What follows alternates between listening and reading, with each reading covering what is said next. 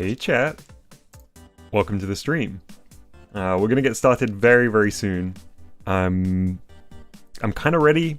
I should probably grab a drink though, so I'll be back very soon. But I just thought I'd say hi because I was getting the last pieces of the stream prepped. I'm eating a piece of chewing gum. Not eating a piece of chewing gum. I'm chewing a piece of chewing gum. But hey, I'll go grab a drink so you're not waiting with the stream starting screen up for a prolonged period of time. Alright, back in a sec.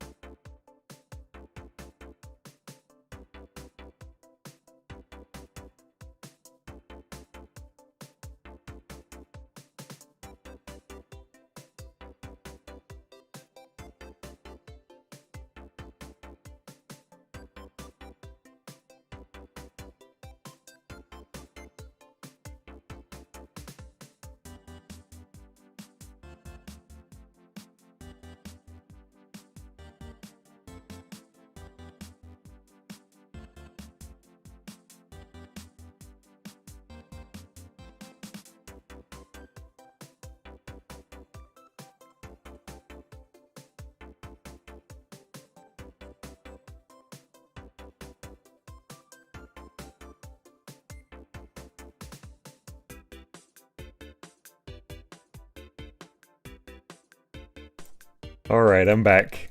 I've got my water. I don't really know what I'm gonna do today. So you might have seen my post on Discord. I've like been slowly chipping away at some work on the spring clean update for my Polter-Guy that I promised back in the Dojo Direct a few months back. And when I say slowly, I mean really slowly. Like, I've been doing a sprite or something every day. And I was like, well, it's almost spring. Officially spring starts in like 3 days. So I should probably make a concerted effort to get some more done. And I was like, okay, I'm gonna be working on this tonight anyway. I wonder whether people will find it interesting to see this progress. I guess after Mousie's dev days, I was a little hesitant to do dev of this on stream, because this is not going to be, well, maybe these words will come back to bite me, but this is not going to be a complex build, I don't think. So I didn't know whether it would be super interesting or not, but I just kind of wanted to hang out. And like I say, I was going to be doing this anyway, so I may as well do it on stream. Let me jump in. I'll show you what I've done so far. It's very little. But I have been making great use of Scrubs and Borry's tools. So right off the bat, this is like a placeholder sprite on the character. I was never happy with how the character looked. And I'm still not happy with how the character looked, but I'm just trying something out. So here's my plan, like in a broad sense for the 2.0 update. New map, in addition to the bedroom location. Now it's worth saying, this game never really worked. If you don't know, this originated from Jazz Halloween Jam, the Halloween J Jam, and as usual, I barely made something functional. But I like it. I do like it, and I have to say a big thank you to everybody. I mean, you know, this is classic. This is a tale as old as time. But everybody who made it get to as close as functional as they did. Ah, Voxy's not familiar with the Polter-Guy stuff. Okay, it's basically what is it called? The Wario, the Game and Wario minigame.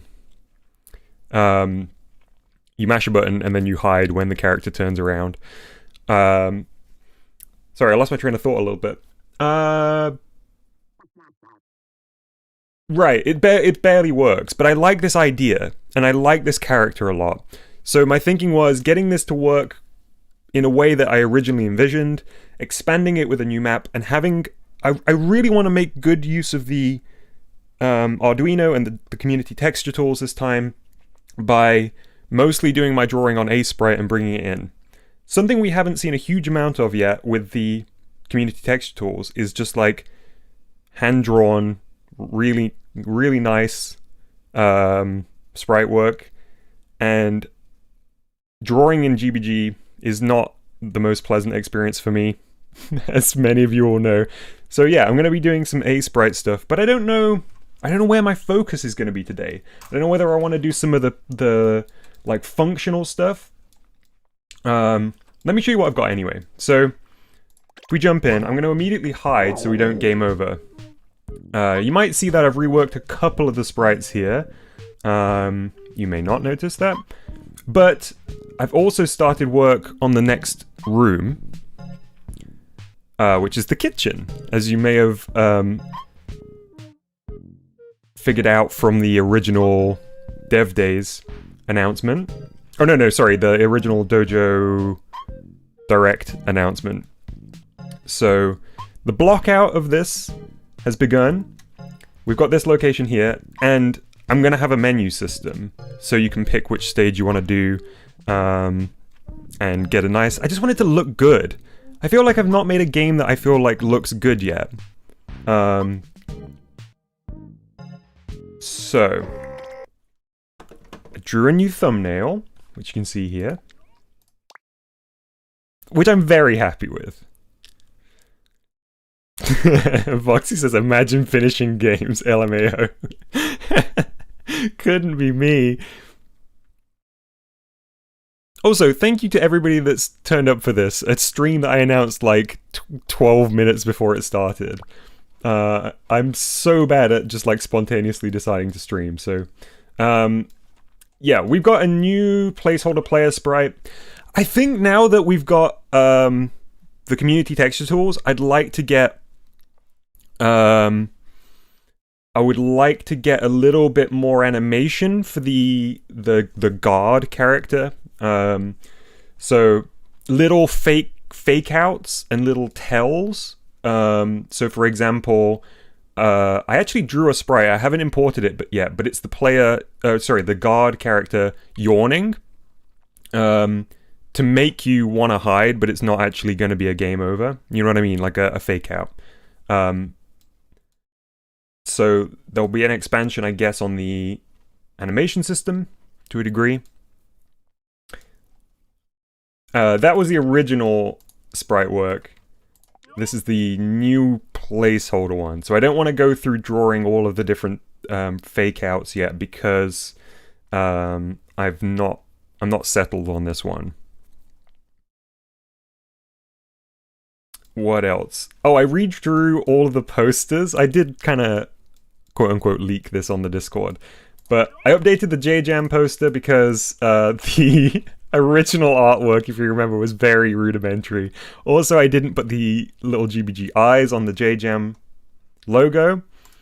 I redid the Polaroids on the back wall. So none of the artwork is... like, none of the featured characters are different. We've got Lario hanging out here on a Polaroid. We got Deep Space Adventures poster here. We've got Mousie's mum and dad in their youth. So those were all the original posters, or, you know, images, but they were just so sketchy before. And this is the image that I quote-unquote leaked. In the kitchen, there is a Persimmon's family, or Persimmon's brothers, Polaroid. So yeah, where do I want to begin? Oh, here's the old... Oh no, that's the new JJM poster. Arch coming in clutch at the end of the Halloween jam to fix some stuff that was so fundamentally broken. Yeah. I think I want to work out the menu system a little bit.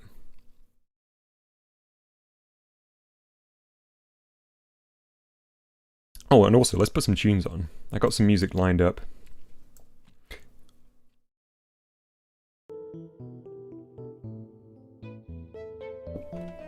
Hashtag Ratty Gang, of course. How was everybody's day, by the way? I feel like I've been so tired out by stuff lately. I think maybe just because like the season's changing and the weather's changing. Like I found at the end of the day, like I don't know, kind of exhausted, but in a way that's like I don't actually have any real reason to be exhausted. Do you know what I mean? Just like a general kind of fatigue. Alright, let me refresh myself on how anything here works. So we've got randomization. Look at this, Voxy also learning some of his talents to this. So X is coming from here. Y coming from here.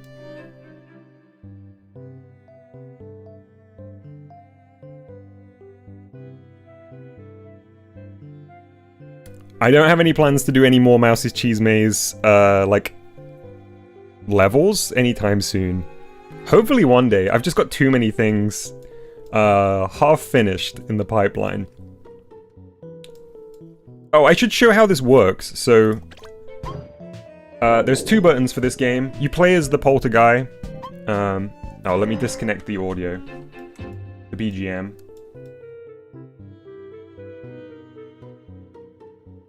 Where is it? Here it is. Oh no, no, no, no.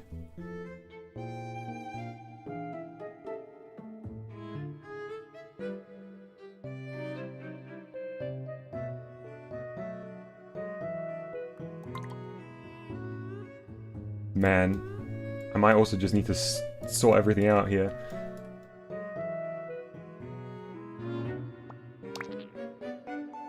I was like, we've got so many Node on that I was actually commenting stuff.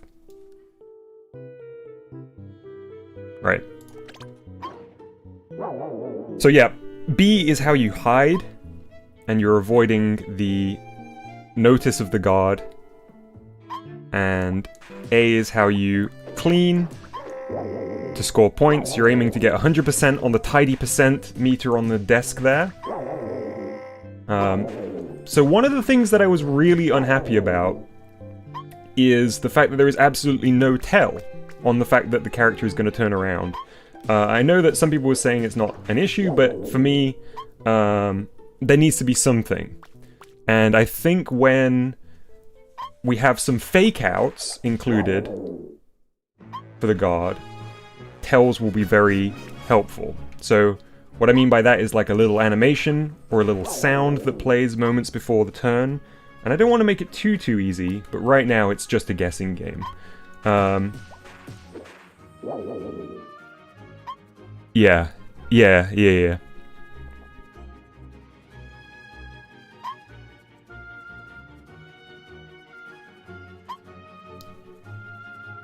Oh, yeah. Mercury Angel just spotted the red ghost. So if you don't know, obviously this was part of the Halloween J-Jam, and I was working up this, and I saw my nephew making some really cute decorations. Making some really cute decorations, and I decided that I would try to include one of the designs in it. So there's a little red ghost Easter egg. Boxy says the tidiness meter feels kind of weird. In what sense? Like the representation of it or the concept of it?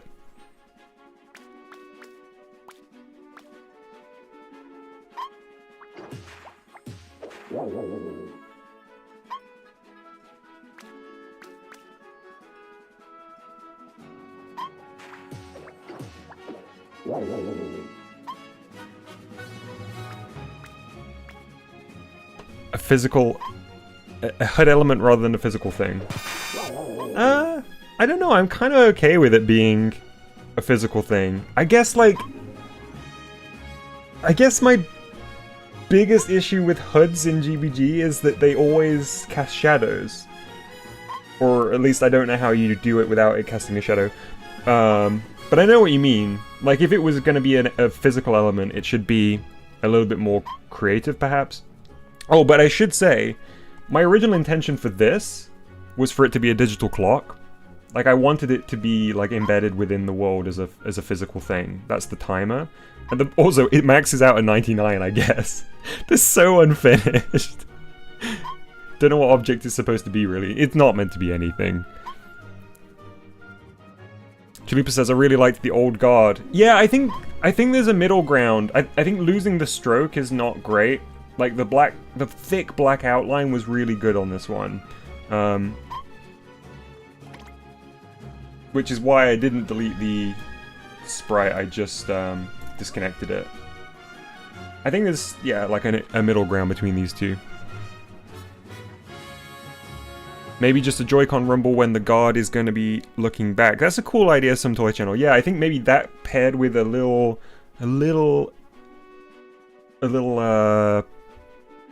animation. I also really want to redraw the Polter-Guy sprites to give them a little bit more flair too.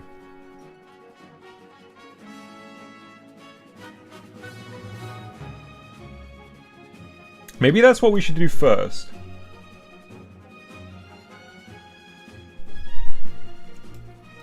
I will head over to A Sprite. Because I wanted to keep the sort of crayon feeling.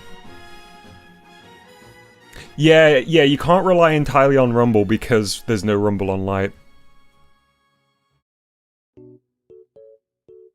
Shadow might not be a problem in an enclosed place. Yeah, let's see. Make the Polter-Guy photo realistic. I'm gonna wait till it's finished so Disco can make the Polter-Guy photo realistic.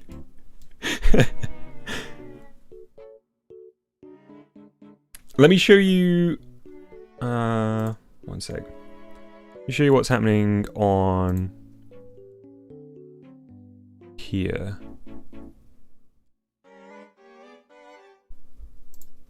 So, these are all of the original sprites that I grabbed with Scrubs's import from GBG tool, which is so useful. If you've not tried it and you've got an Arduino set up and you're working on something that you originally drew in GBG, it is absolutely the definitive way to grab that stuff without having to redraw it. So I showed you the Mousie's parents as I drew it in the new one. Hang on, let me compare and contrast a second. Let's bring this down here so I can switch. So, original compared with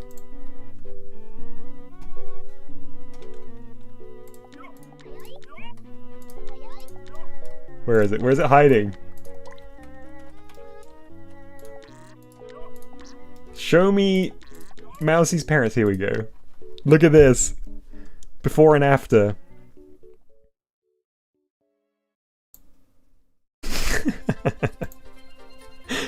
I remember I was like so low on time, and I did do that classic thing of drawing artwork before finishing the functional parts of the game. I know, an absolute glow up. So I was remastering some of the sprites. Wow, this audio is a bit loud now. Hang on.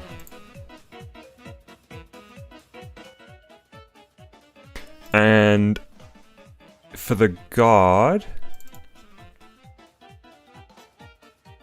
let's give it a second. A Sprite takes a long time to open a new project, I find.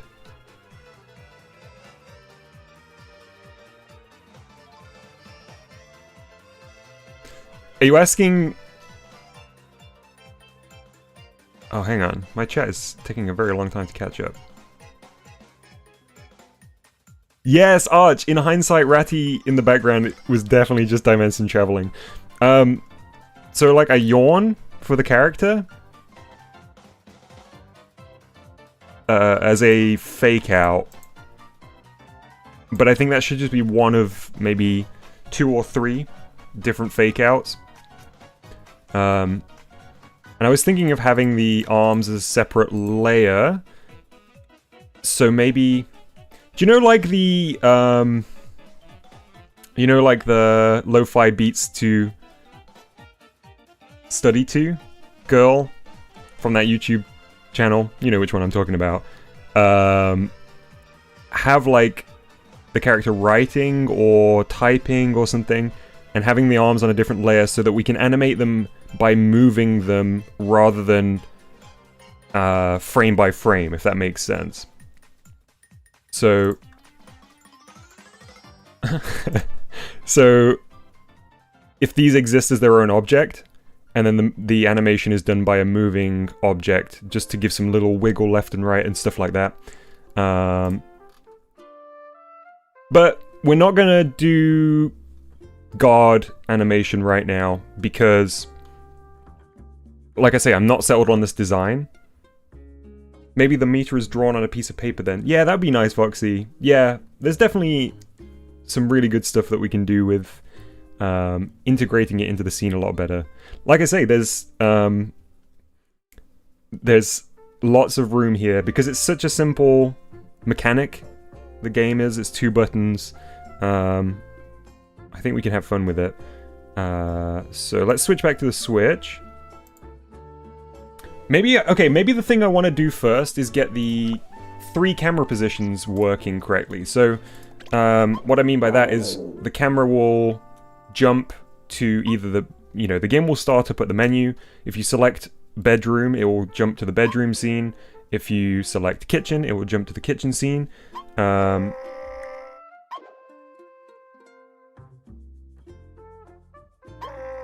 I going to get Windows 11? I can't. I've got that message that says, like, your PC's not ready for this.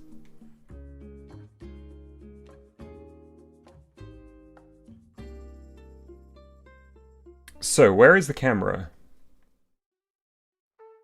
Oh, it's here. So right now the camera is a... Is it just a game screen? Probably a game screen will do us, honestly.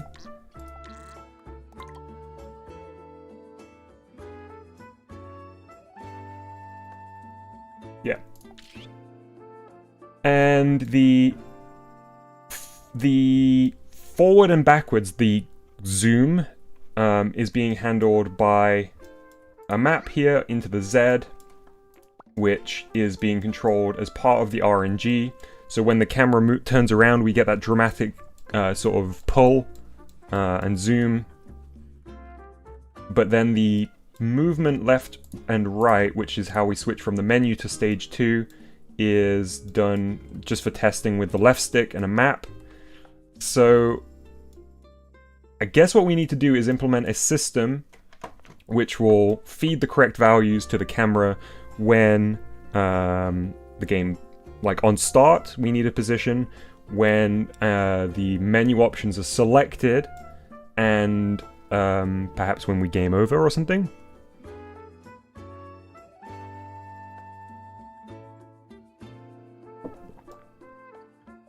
So, the camera position is here. Let's see how much we're moving the camera by.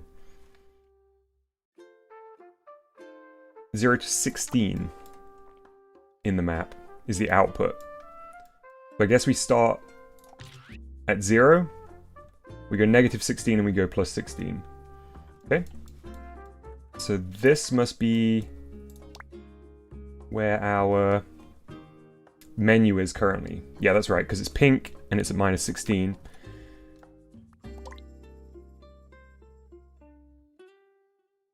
Dev days don't die. Yes. Yes, JD. That may be what this becomes.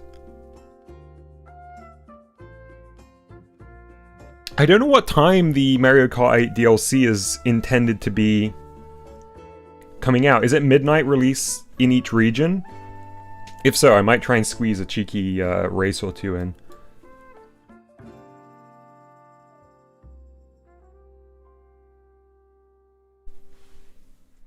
Oh yes, dev days don't bad day. Doesn't have the same ring.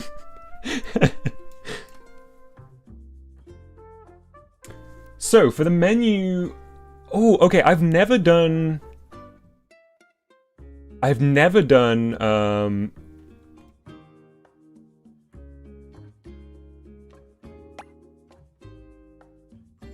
like, menus before.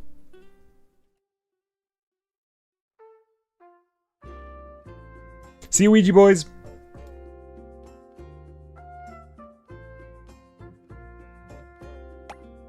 So let's get a constant in here.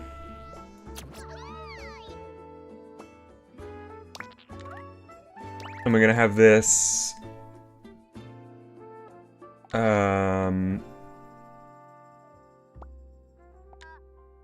Wait, can we feed this a constant -1? I forget. Yeah, okay. So that should always be on the menu. Cool. And the other thing we need to do is put in something that will prevent the function, like the turn and everything, from kicking in until we select an option in the menu. So we're going to have to basically say don't do any of this until a button is pressed. So let's say when the A button is pressed, then this will kick into action, I guess. So where is the very start of it? It's on start here. So I guess we just need to replace the on start with on A press. Let's see if that's right. I feel like my GBG brain is so atrophied. It's been so long since I did anything in GBG like this. Okay, is this gonna work?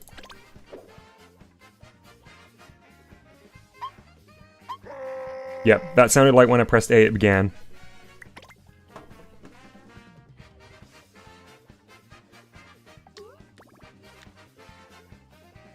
Yeah, movies. I also didn't expect to be doing this today. I knew I was going to be doing something on this, but then I was like, oh, maybe I should stream this. Marcus and Bullseyes are our friends.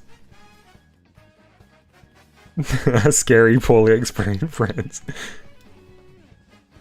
I think there are some Marcus and Bullseyes in here. Little bit.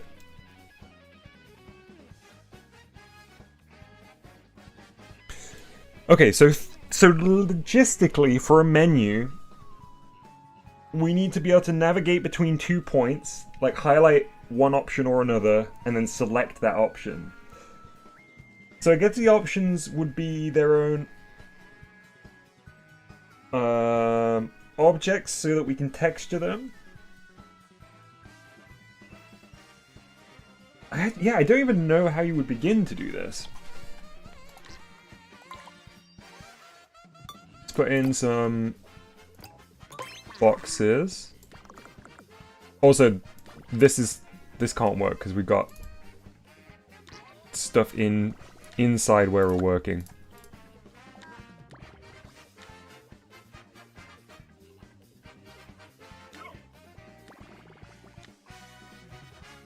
What am I looking to do? I kind of want to get the menu functional. So when the game boots, you'll see a menu. There'll be let's say two options, bedroom and kitchen, that you can select between. And once you press that option, it will jump to that stage. And by jump to that stage, what I mean is it will change the value that goes into the camera on the X axis and drop you into that stage. And that will also start the logic for the gameplay. Maybe draw your menu out on paper first. Or even better, I can open it up in a sprite. I mean, for now, all we need is... Let's say this is our game screen here. You know, we'd have some cute and nice whoops, stuff going on each side. Maybe my Polter-Guy peeking in. What is this? Who is this? Who is this? Something else happening over here. The logo, and then you would have the options.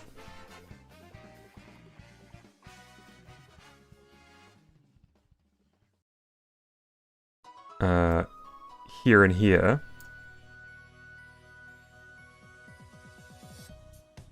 And then you just use like the stick or the D-pad to select between the options, and A to... My poultry dude definitely looks like a cooked chicken or a raw chicken with a face drawn on it. You could build the menu next to the bedroom and the kitchen and move the camera where it needs to go. Yes, yes. Yeah, totally, Voxy. That was my understanding.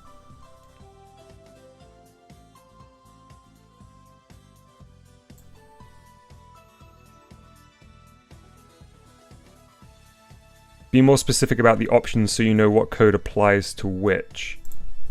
Okay. So it would be bedroom.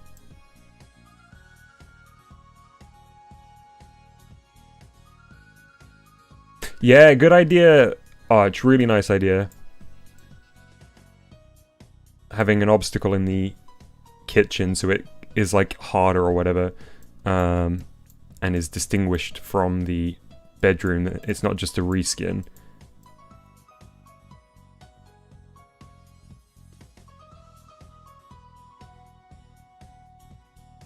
Oh, that's a really nice idea. Mr. says, look how they massacred my boy. JD says, put the menu on a door as a poster, then open the door as you start the game. That could look so cool. That is a nice idea. Switch back to the Switch. I'm just gonna move this stuff out of the way, because this is where our menu is currently. Not really set up for this expanse right now, and I'll just get into a mess later if I don't do this now.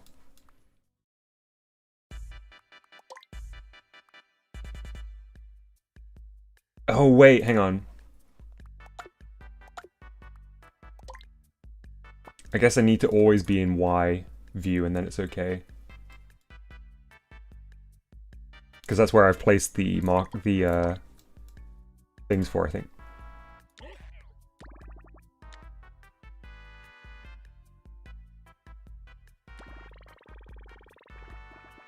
Let's center the logic that applies to the actual game.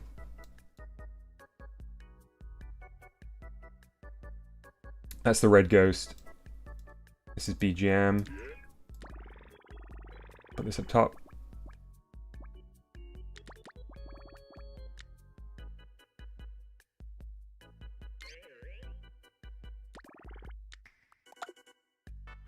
Is the game over comment locked?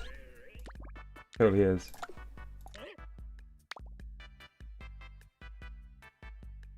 I do have the SD card attachment for my Arduino. Hang on, let me show you. I'm very proud of how I got it all looking.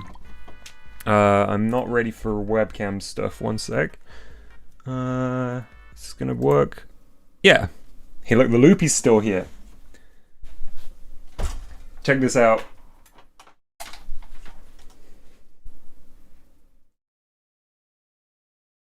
It's my Arduino setup, SD card attachment,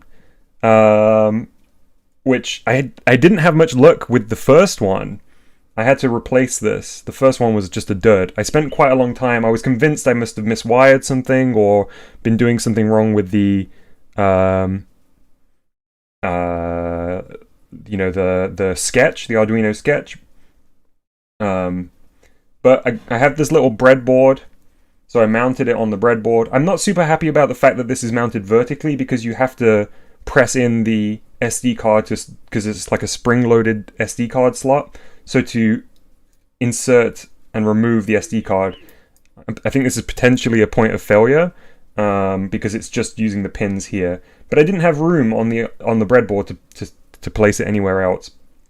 I got my button here, so I'm not having to do the stuff with the ground wire. And I have some paper or card between the breadboard and the Arduino, so I don't end up accidentally... You know how on the Arduino the soldered joints are like protruding on the underside? If you've got an Arduino, you'll know what I mean. And I didn't want to risk accidentally touching one of those into a part of the breadboard. So just some sticky back tape and some card there. Yeah, and it works fantastic. It's really good. So if you don't know, the SD card attachment will allow you to import more than 5 textures at once, because the basic mode uses the SRAM on the Arduino, meaning it tops out at 5 textures. Whereas, yeah, you could theoretically put 128 or however many is the max textures in GBG.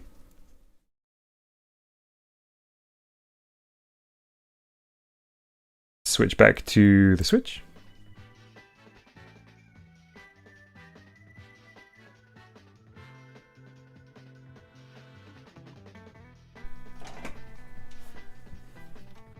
Okay, let's get the basic menu going. I'm just gonna do a menu like I drew here for today, because I just want to work out the logic of it. I'm less interested in how it looks right now. But I do love the idea of, if we're doing integrated UI elements, that the menu too should be an integrated element.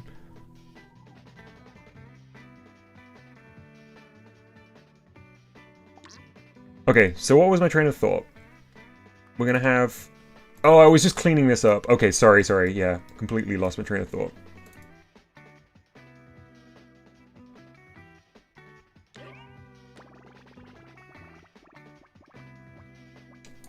Because the layout of all this was not positioned for multiple stages at all.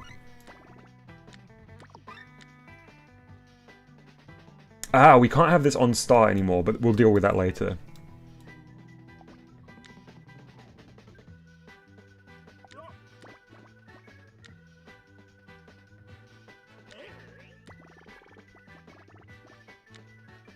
What is this? If whatever's happening here is not happening, then send a signal to Y, which is when it's...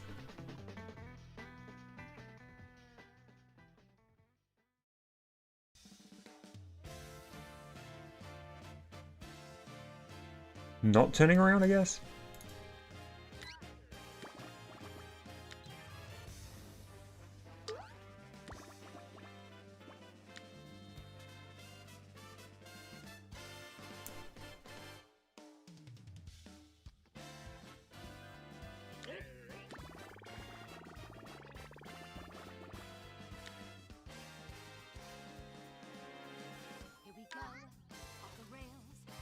Better have Takeshi's Castle on ready when you import textures. Yes. Just a little 20-minute Takeshi's Castle break.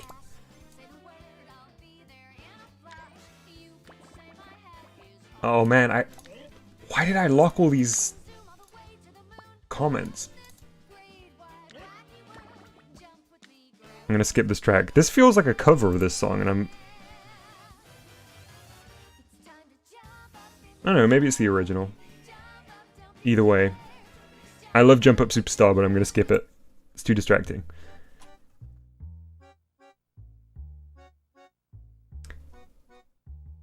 Hey Alia. If the menu uses the door idea, you could immediately shift the camera as you pick your options, since the door would cover it. Would cover the camera move? Arch, I actually meant to ask you recently whether you were working on anything in GBG. This was prompted by the fact that Arch just wrote a comment saying, the code for my current GBG project is a mess. always exciting to know there's an Arch project in the works.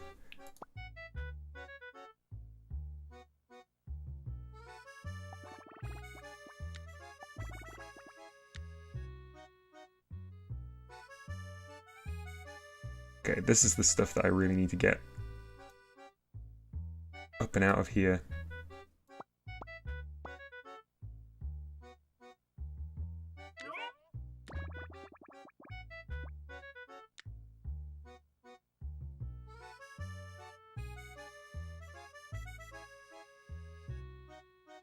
Because the door opening animation would need to show what's behind it. Right. Mr. Ray says, all my code would make an Italian proud.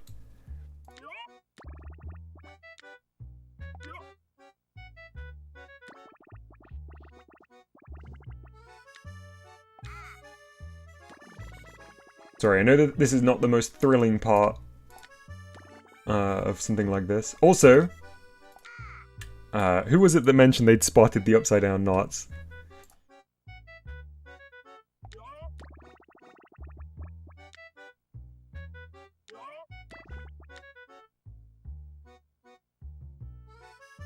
What are you... Oh, this is handling the animation for the TV hiding spot.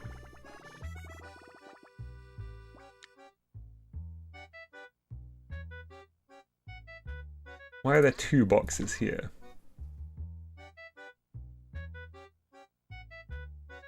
Okay, we've now cleared a space. It took a little bit of time. I was clearly spending most of the jam just locking text or comment node-ons. Great use. Great use of time.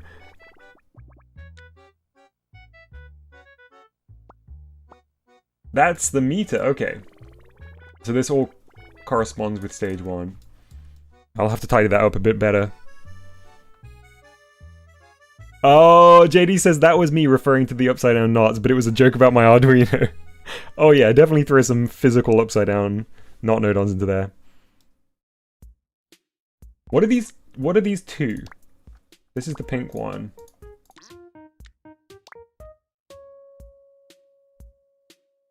This is movable. This can't be doing anything.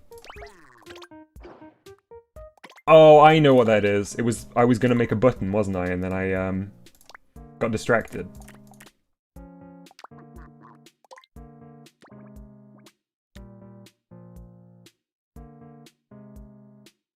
Not node-on, definitely in the top 10 node-on. Is that for usefulness or for design or charm?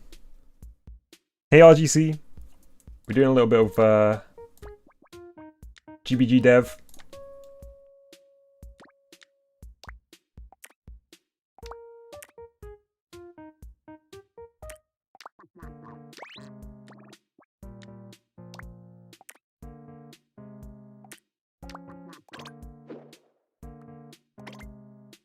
Okay.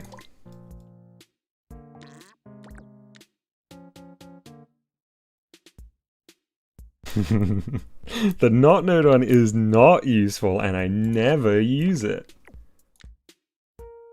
Hey, Mustard! How you doing?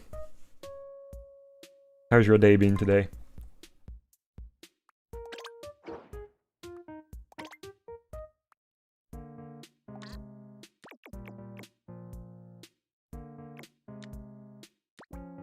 It's always so nice to see the warm welcome chat has for Mustard.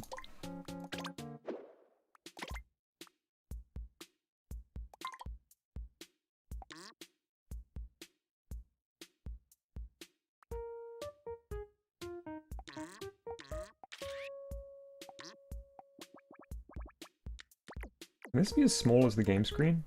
There's actually something very weird about the way that I set up the camera field of view on this. I don't know why I set it all the way up to 120, but everything is built around the fact that the game screen is at 120. Okay.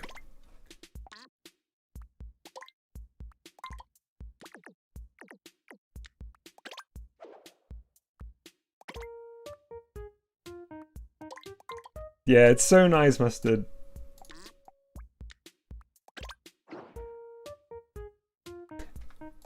It's so funny going back to stuff that I made, like, even... Like, it could just be a week ago, and I've already forgotten why I, like, made decisions that I did. Ah, so... Is that the camera zoom? Yeah, that's the camera zoom going. So that must be on a separate trigger.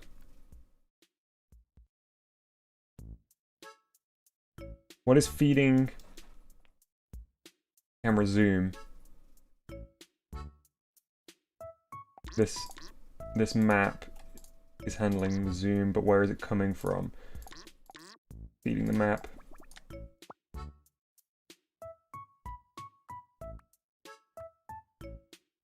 This stuff.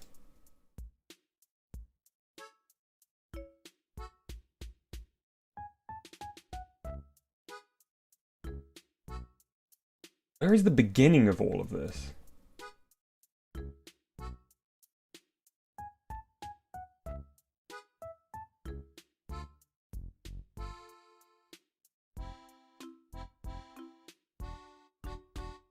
Mr. O says, Dom, I don't know if you mind, but you can make extending object thinner on Z2 for make them a little bit more plain. Just need to add minus 0.9 on the Z.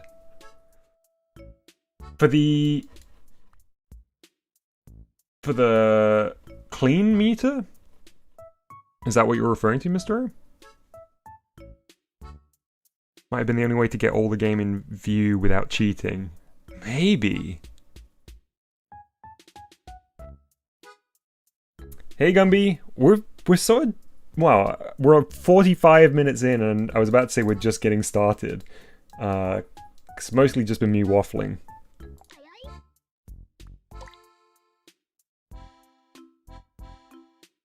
Okay, I think I need to kind of stop everything from happening up here, first of all, so it doesn't trigger until we're ready. Fud became a channel member. Hey! I don't know why I just called you Fud, which is very funny. JD Fud, thank you very much for becoming a Video Dojo Plus member. I really appreciate your support. Or as the text-to-speech said, Fud.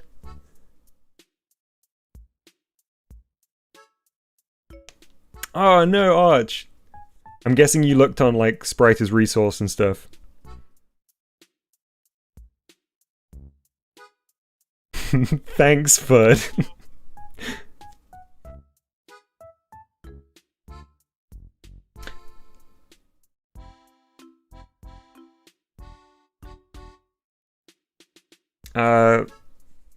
I feel like I always get so scatterbrained at the start of these because there's like 9 things I could be getting started on, and I can never decide which is the best place to start.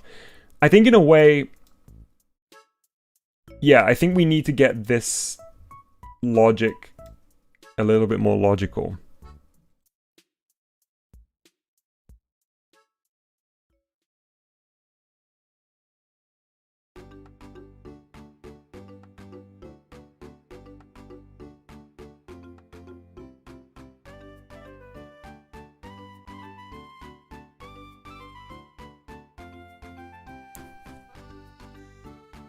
Ah, Barmatone. Yeah, Unity is one that I think you need to spend a lot of time working through not very interesting tutorials.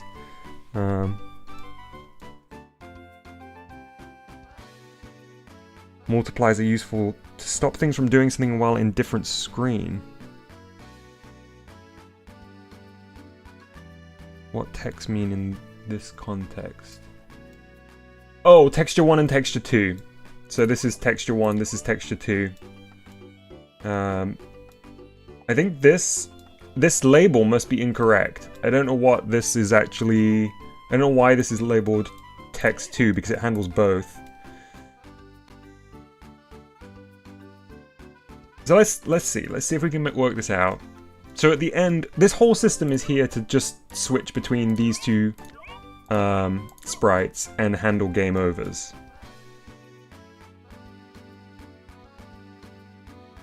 I think this is the bit that Arch fixed. Switching between the different positions on the A press without the position repeating once after another.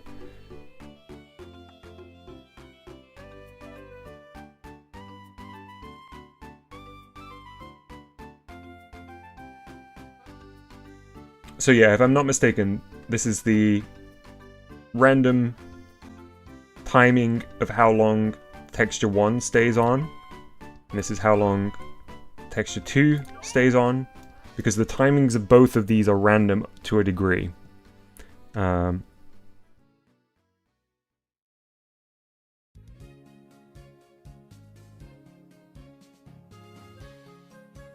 guess I should make a thread. If we're getting into the thing I learned last time from Mousy stuff is that people post very useful things in chat. I'm not able to keep up with it, or it might be stuff that's like more relevant 20 minutes down the line. So I guess I'll make a thread in GBG General.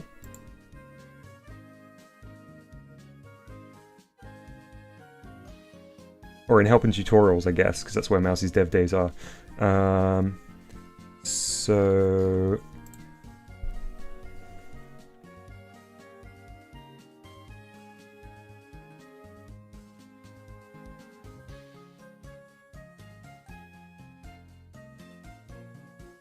Just call it Polter-Guy dev for now.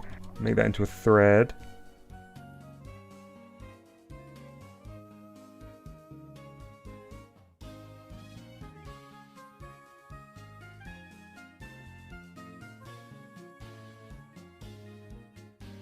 There we go.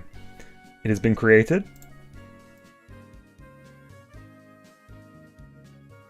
So if you want to send stuff that I may miss in chat otherwise, send it there.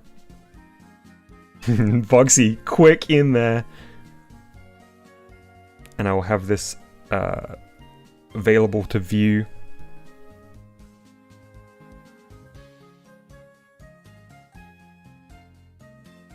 Don't worry about it, Voxy. I guess what I should say is, like, when I decided I was going to do this, if I get one thing done, that could be a sprite, that could be a little bit of logic, that could be, like, for example, the menu here, then I'll feel good. I don't want this to be, like, I don't want anyone watching to feel any stress, because like I say, I was just going to do a little bit on this today, and I thought it would be nice to stream it as well, I suppose. So we can take it easy and take it slow. That's why I called it chill stream. The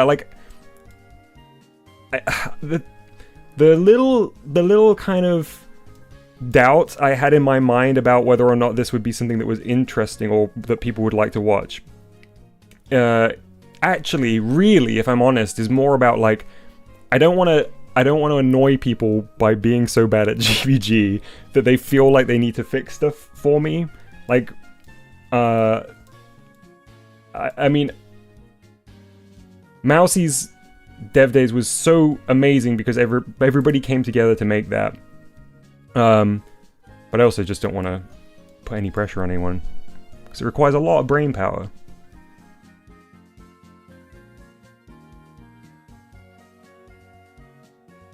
Okay, getting started here. So we need to turn this all off until an A press is pressed, and I added this here. In fact, we should change this to Y for testing because we already have something on A. But that doesn't stop everything because this just goes off all the time. Because of this constant, I think. So we also need to put a and, right? So if the constant and the A is pressed, or the Y. Is that working now? Hard to tell because they're on random intervals. I'm watching to see if this changes.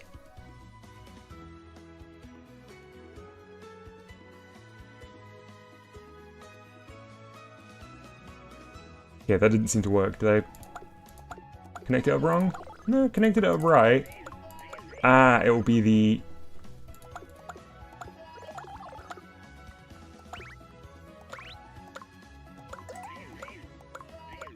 It'll be that this needs to be on press.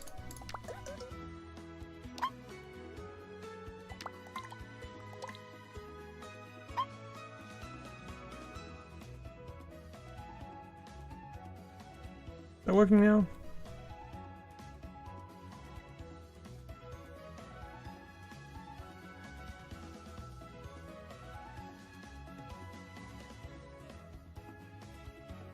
No, it doesn't seem to be.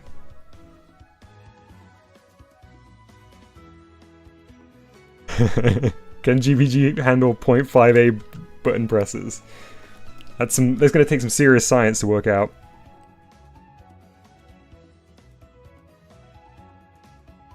Run the button into a map. One maps it to 0.5.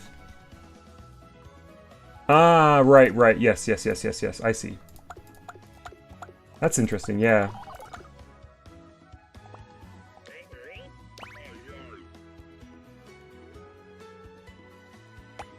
What is this track? It sounds like Sims music.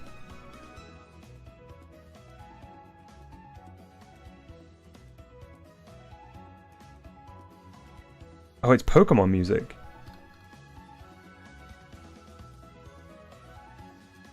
It's fine like how I had it?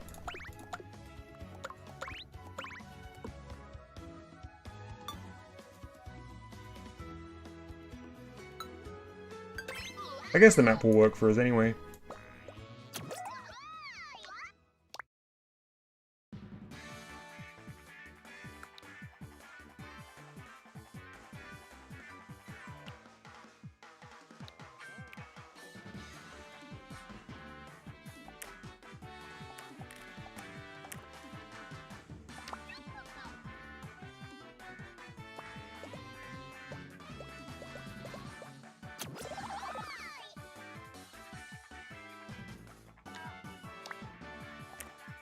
Like this?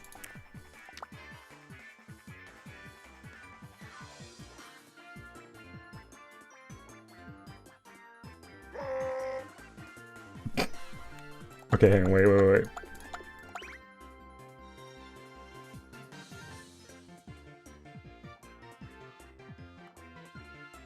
Okay, my and was fine, I think.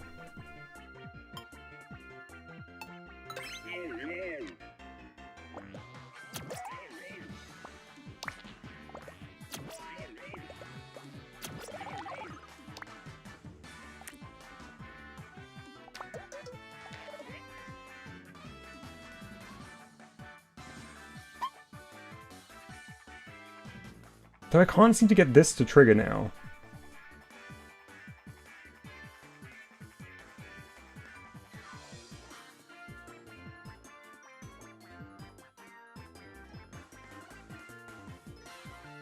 Oh, there we go. Yeah, it did. Oh, wait, no, that's just me scrolling, I guess, that's resetting it. Whatever, at least it's not going to trigger for now. Arch is still traumatized from the cowboy bear ghost. I know, it was like such a brief haunting that we had, but it was truly shocking.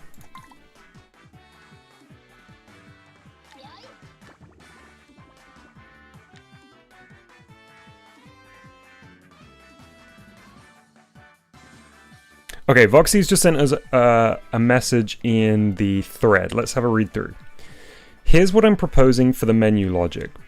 For the stage choice, a counter set to bounce with a range of 0 to 1, since there are only two options, and a flag turned on when the player presses the A button. The value of 0 would be assigned to one stage, and the value of 1 to the other stage. Okay, makes sense so far. Then you could multiply the flag by not counter, which gives you a constant signal of 1 if the A button is pressed, and the counter is on 0, which corresponds to the first stage being selected. You could send that signal to the logic that's specific to this stage. Then you can create another operation with the flag being multiplied by the counter output. That way, it'll constantly output 1 if A is pressed, and the counter was set to 1, which corresponds to the second stage being selected, which you can use to trigger the second stage's logic. Okay, I was following for the first part. I'm going to read through again, and let's plot some logic down so it will make a bit more visual sense as well. For the stage choice, a counter set to bounce. Well, let's get the counter down.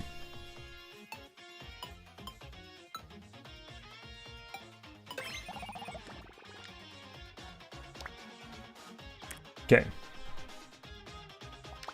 With a range of 0 to 1, because there's 2 options.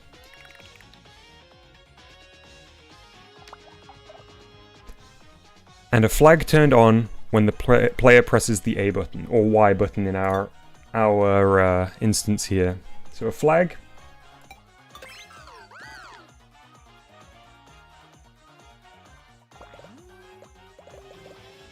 Turned on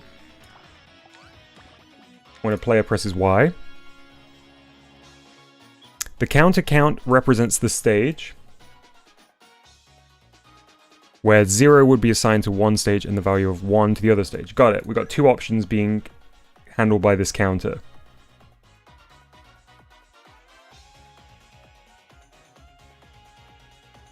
Then you could multiply the flag by not counter. You could multiply the flag by not counter. So not, and multiply. Multiplying the flag by not counter? Would that be that? By the way, I'm asking, these are hypothetical questions as I work this out. I'm not expecting answers. Which gives you a constant signal of 1 if the A button is pressed. Or Y button is pressed.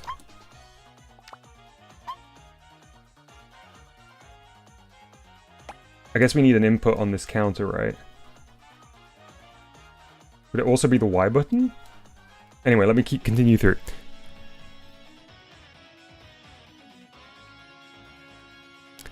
Then you would multiply the flag by the not counter.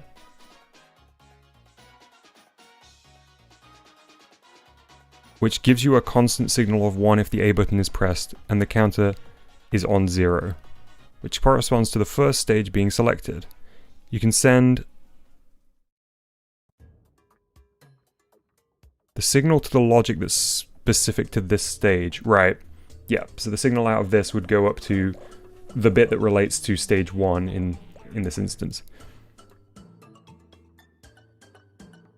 Try stick up and down on the countdown of the counter. That's probably the control scheme you'd want for the menu. Yeah, okay, yeah, I see.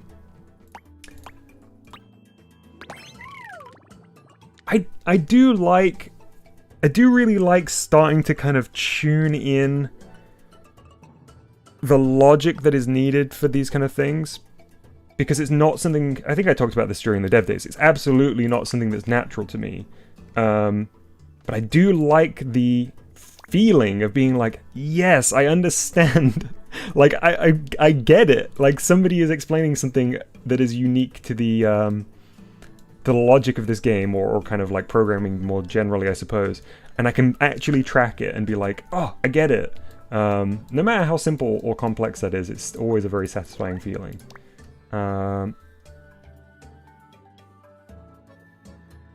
So we'd want one that is only up and one that is only down, right?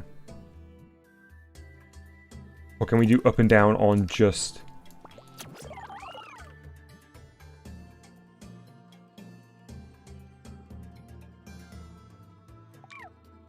I guess we'd want that to be digital, right? Actually, for the test, let's maybe do it on...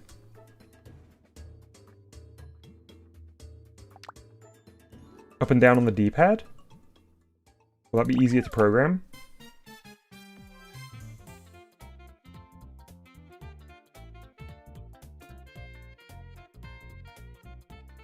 Anyway, let's continue reading what Voxy put here, because there's like a bit that I haven't read at all.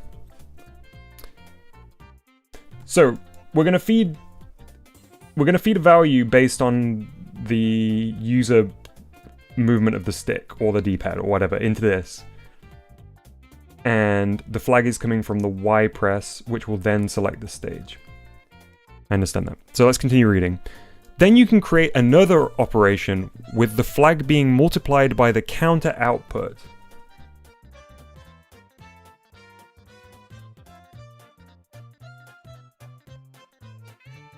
That way it will constantly output 1 if A is pressed and the counter was set to 1, which corresponds to the second stage being selected, which you could use to trigger the second stage's logic. Right, so we need to replicate this for the other half. Oh, the counter will bounce right now, so it will just toggle on and off no matter what you do going up and down. Right, that's why we were seeing that number fluctuate.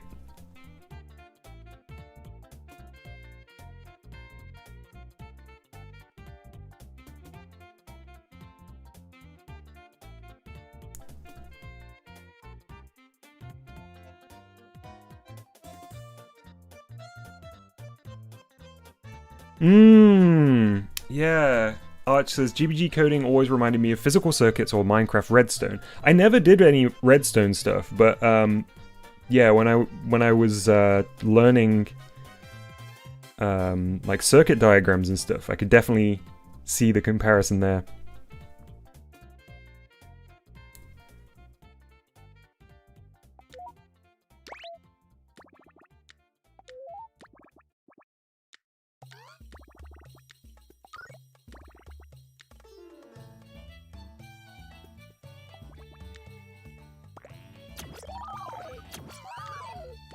Yeah, we got one of these dealies. Guess.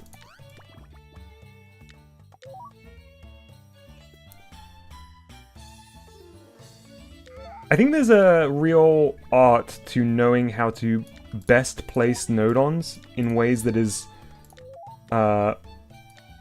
decipherable, and also there is some kind of flow to it.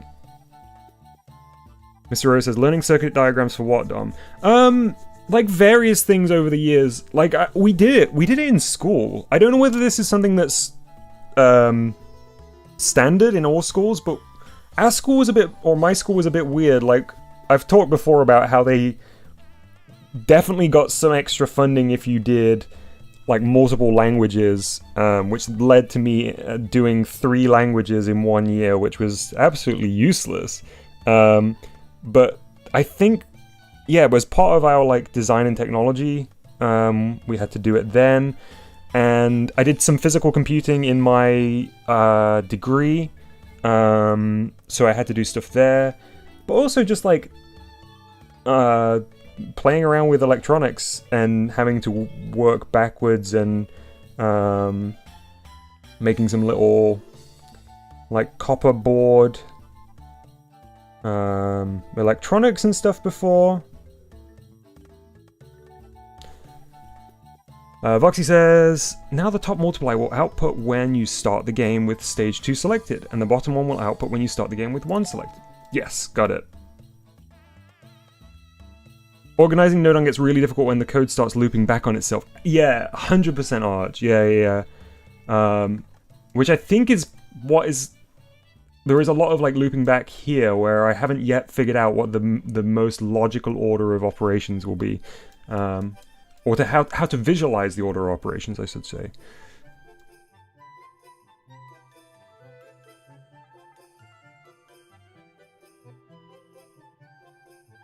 You did do circuit diagrams in your physics class, Foxy. Nice. Okay, yeah. I guess it must be part of some of the curriculum then. Yeah, that's the other thing. It's stuff that you can forget.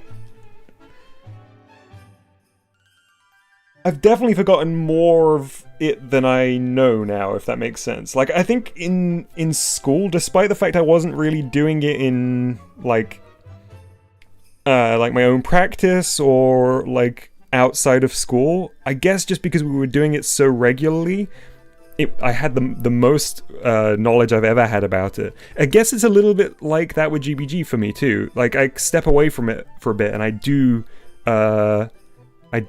have like step backwards in terms of my ability pretty rapidly. Parallel and series circuits, yeah.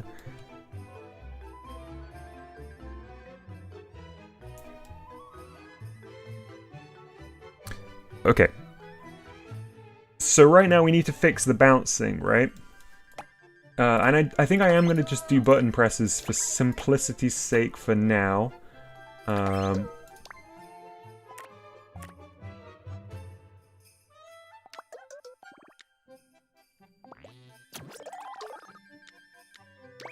So there'll be no physical, or sorry, not physical, there'll be no visual representation of the menu select thing happening yet. But if we wire it into the map here, I think that'll be enough to give us a...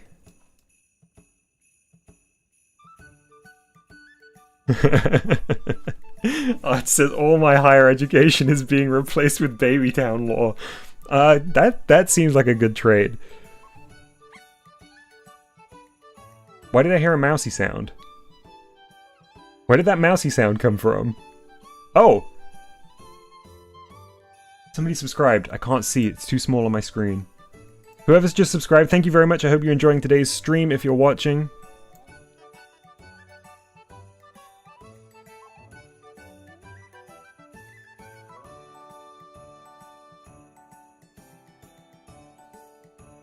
Count as a range.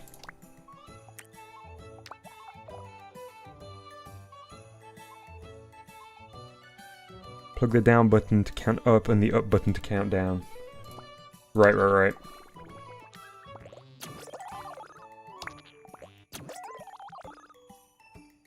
Not very intuitive, but that's because 0 would be the top option and 1 would be the bottom option. Right. They're both up currently, by the way.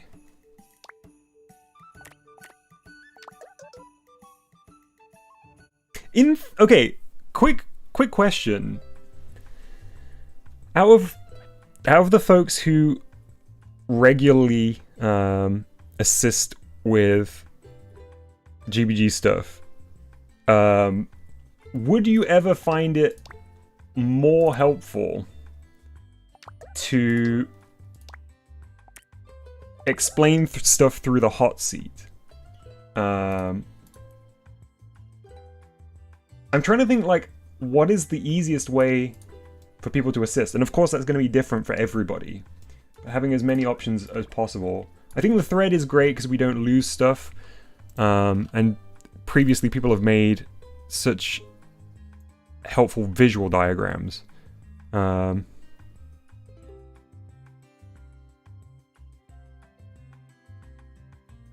it's on range... on press doesn't matter much. Interesting. There we go. It is working.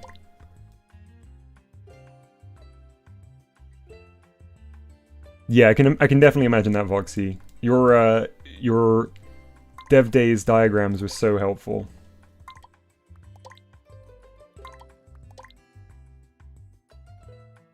There we go. If I hold like the mouse button, the middle mouse button to scroll, it won't keep flicking between X and... or Y and Z, excuse me. Great. Got a little, Yeah, I guess I would share my screen, Mr. O. Give Voxy a webcam and a whiteboard. And a lab coat. And a big pointer.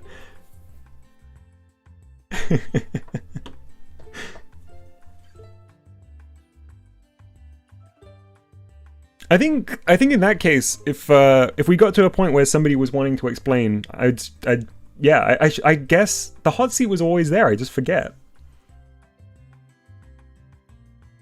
Oh yeah, sharing your screen in a stage channel. Yeah, Voxy, that would also really work. Just at any point, people can shout those things out to me. I guess I'm just kind of floating the idea because I hadn't considered that there are other ways that people can can communicate this stuff more efficiently. Coding GBG 101 lecture recording. I'm gonna turn up with my notebook. Can't wait for Professor Voxy to tell us all the secrets of the Nodon.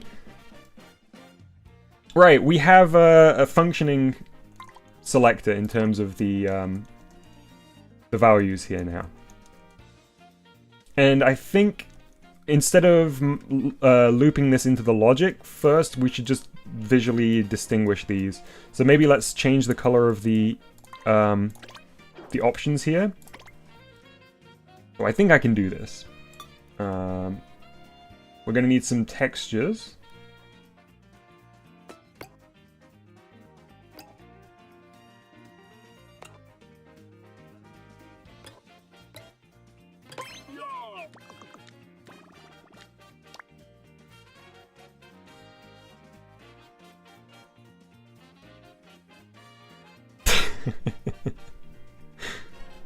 Chalupa says, not gonna lie, I'd be so tempted to hop into the hot seat, Dom politely answering and letting me speak, only for me to say something dumb and immediately leave.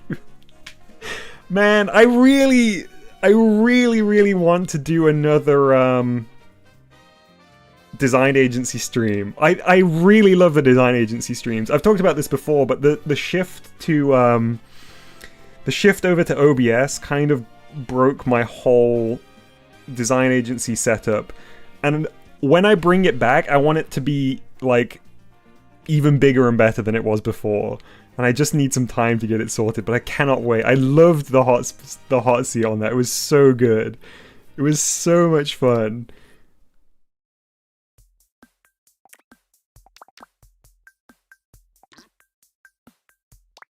No, JD.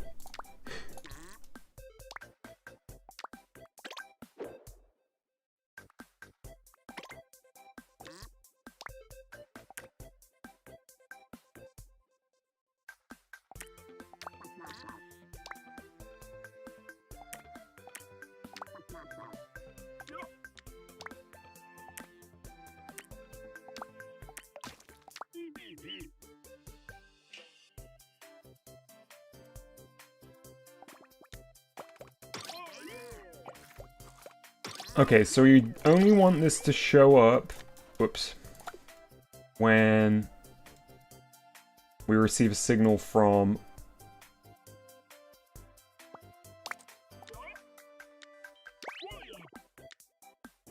one of these.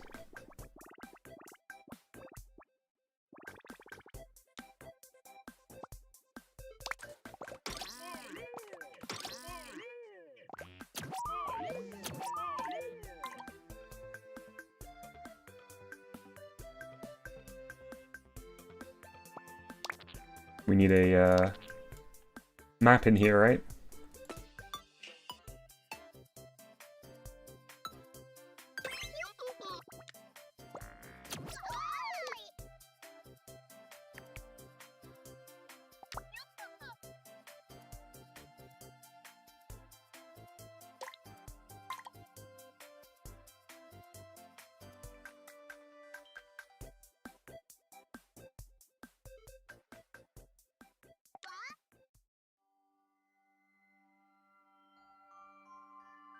Alright, I wasn't pressing Y, that's why that wasn't working.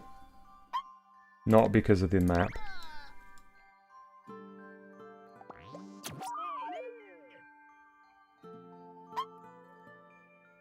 Yep, okay.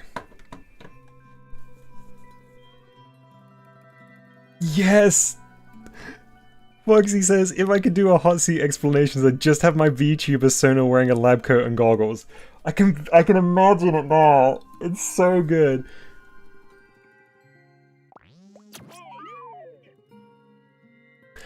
Wait, no, what we would need here is we'd need a color to show that you're highlighting that option, not that you're pressing it, right? Because right now this would apply to...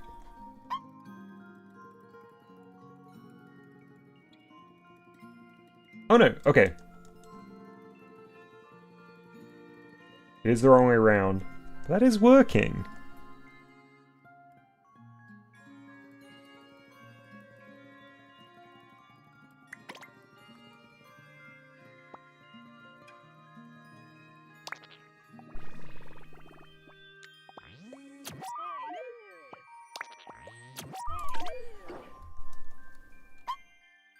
Nice.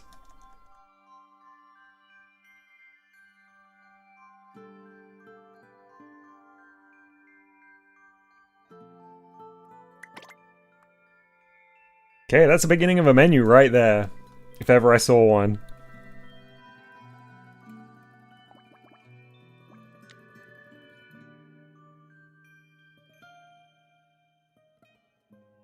Don't use the multiplier, use the output from the counter and the not instead. Okay.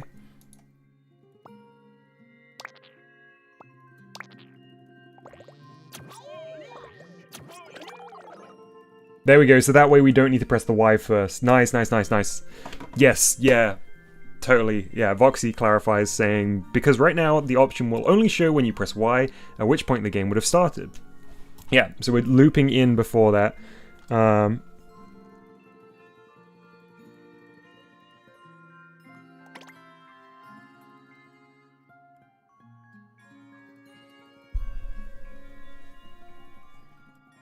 Flag is for the menu being on. Yeah, yeah. Thank you, JD, that's exactly right. Cool, and then we are going to hook that into the logic.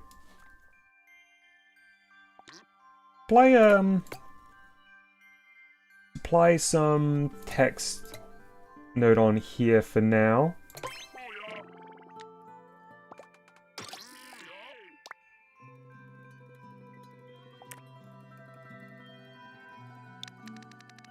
I think I would like to do these as textures once we actually get to that stage of things. Oh wait, if I'm doing that, I text you this, right?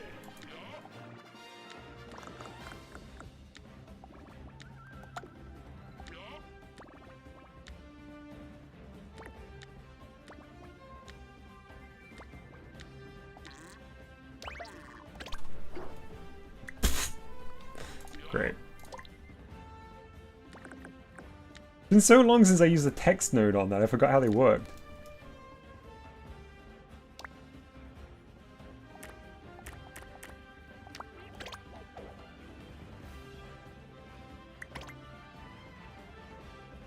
Yes! Voxy's gonna start drawing lab coat Voxy as soon as I'm at my computer. Can't wait. You know what? I might just open the hot seat anyway. If people want to chat, we'll try this out. I'll leave it open.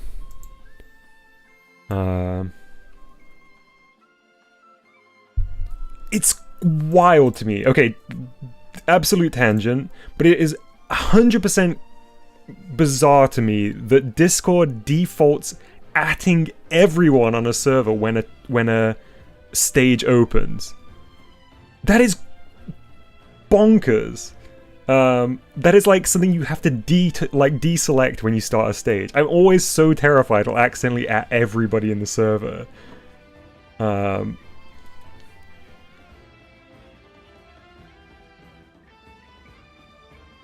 Hey boy.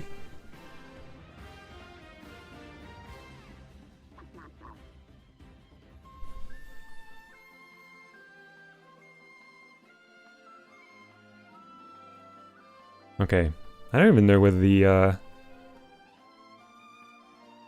don't even know whether the audio setting is right. Chalupa, don't feel any pressure to do anything. I know exactly how it is. I guess I'm just kind of interested to start reminding myself how these things work too, and integrating them into streams a little bit, as and when it's appropriate.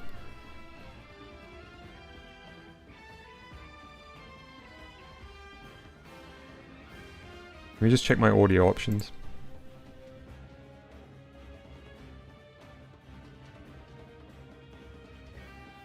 One sec, you might hear me twice while I just test my audio here. Test. Okay, cool.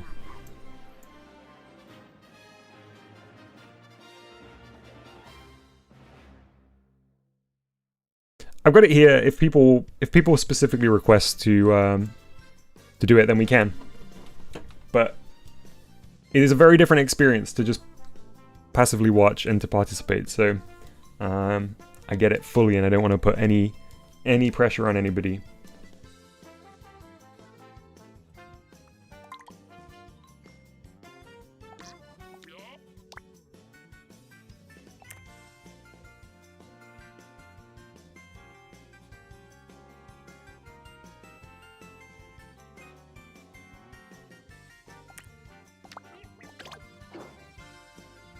Nice.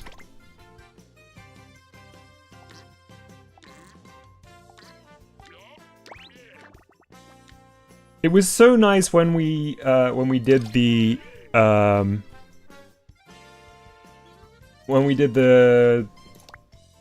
design agency stream, because it was quite like an event, and I feel like people were very, very enthusiastic and brave too. It does take a lot of bravery, and also it's very different when you're playing a character.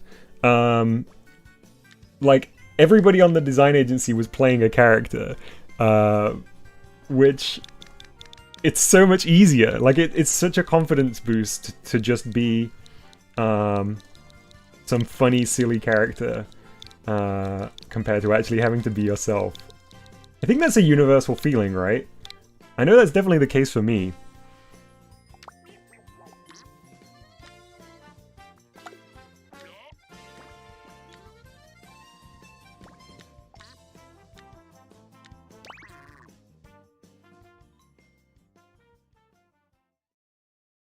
Oh yeah, Voxy, I forget, you were having... When we did the games night, you were having some mic issues. It didn't sound too bad on my end, but I remember you mentioning. It was a little robot-y, right? Disco's bits was so good. Disco, it was great on the games night. Everyone was. It was so lovely. Ooh, Lucian says, that being said, I have designed games imagining I'd be in the hot seat while it's played. Oh, what? Like a host? Yeah, exactly. Chalupa, yeah, 100%. It's a completely different ballgame. Can't wait to hear your new mic at some point, Voxy. It's so nice to like have an upgrade on something like that, because it does make a huge difference. Okay, this is an incredibly ugly commentary or behind the scenes. That's cool.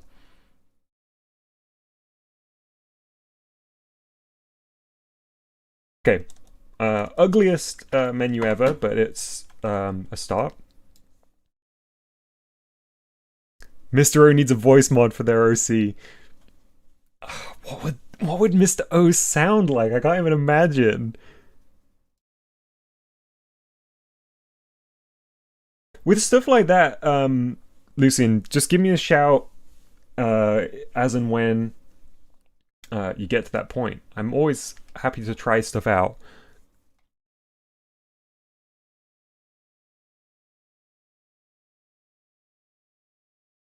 Did we hit the end of this track already?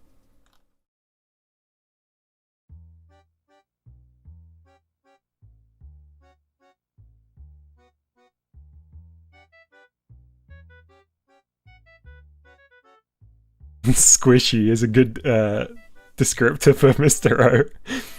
Mr. O says Mr. O talks telepathically, so I need a voice with some echo. Yeah, really, really reverby.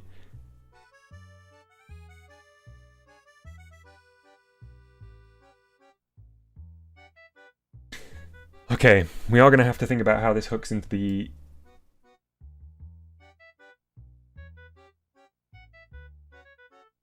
camera here.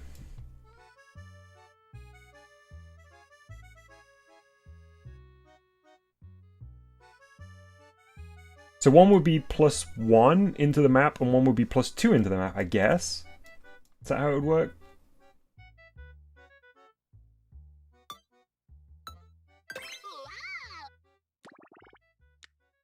Got a map into the map? No. Maybe.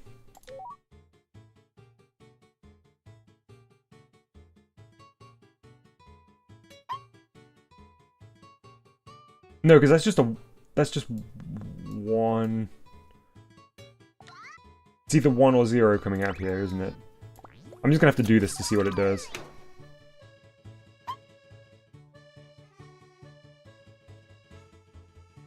Oh.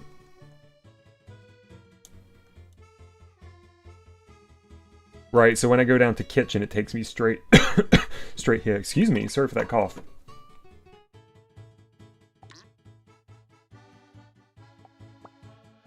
So if I press it here, is it going to take me straight to bedroom when I'm selected on bedroom?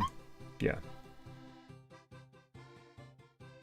When I go off it, switches back, so we need this to be like a trigger.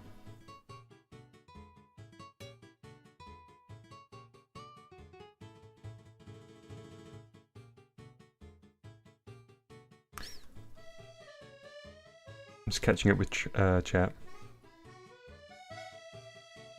Sorry, Mercury. I can't remember whether I read your comment or if I just read it in my head. Mercury says, somebody doing Mouse's Cheese High voices for a stream. That would be so great.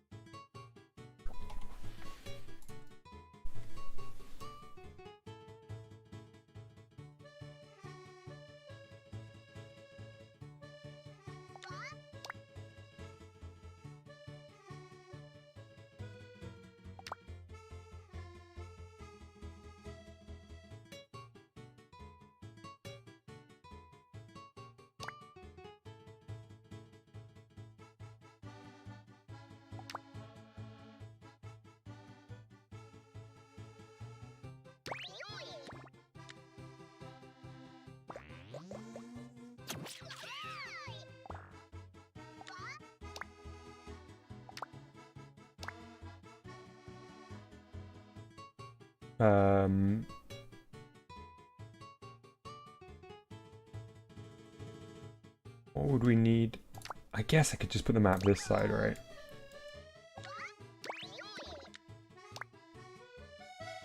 Oh wait, no. We need to go...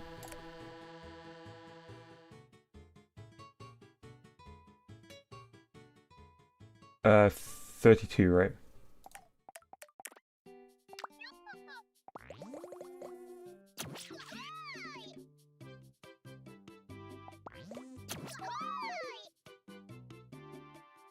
Yeah, Mustard absolutely should do a voice for Mouse's Cheese High.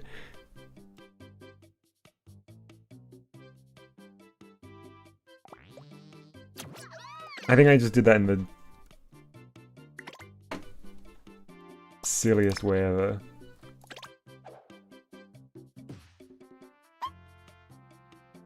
Okay, it's functional though.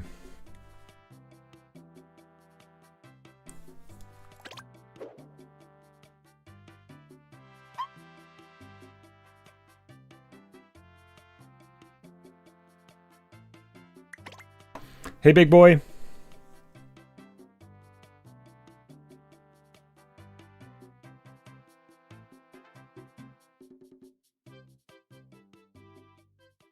So how do I make it so that once Y is pressed, you can't change the selection? Let me think.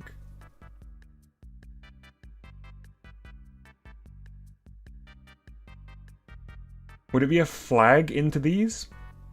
Probably, right?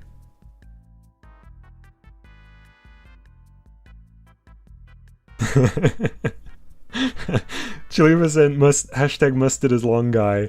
Mr. O followed up by saying, mustard is long guy talking from far away.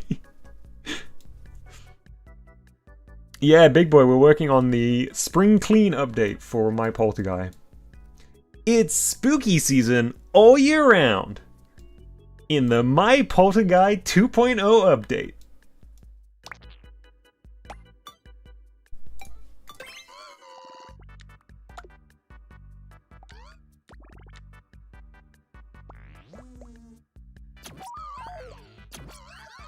Would that be it? No. I'm in the hot seat because we were talking about ways that people could assist with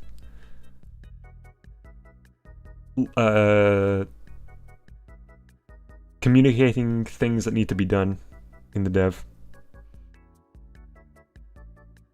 There will definitely be another Video Dojo Direct.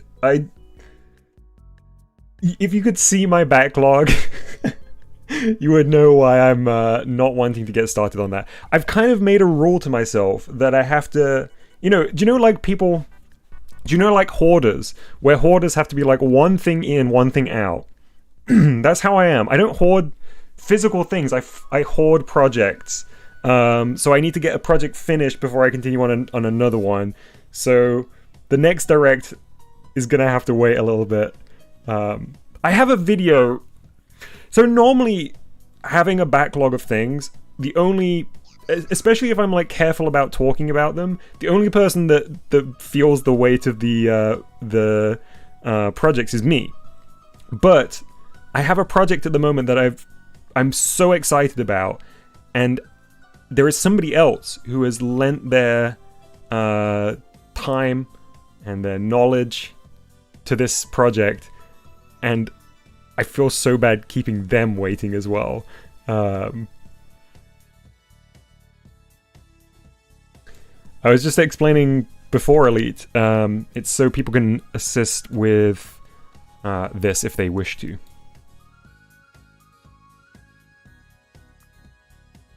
Mr. O, thank you.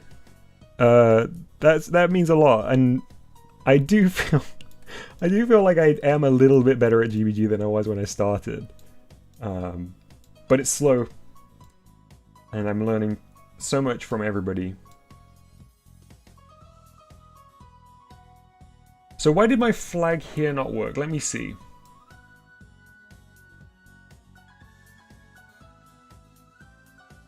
Remove it for now.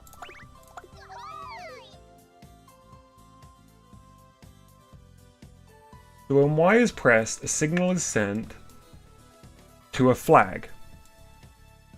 Flag turns on. Oh, we need to then turn the flag off? Is it that?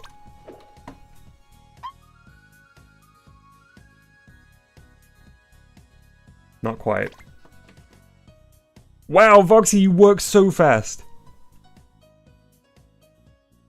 Hey, Squishy, good to see you. How are you doing? We're doing a bit of an impromptu GBG dev stream today. Yeah, there's a new room, big boy. That's the spring clean stage. We go from the bedroom to the kitchen.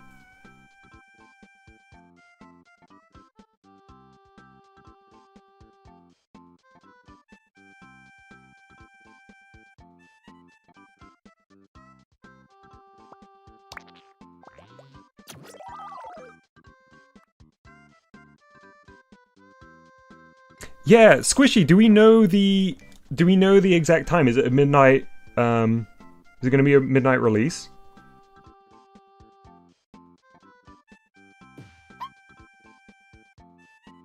Cool. Okay, the flag did work. The flag worked! Fantastic. Okay, so I think I just need to expand this to both.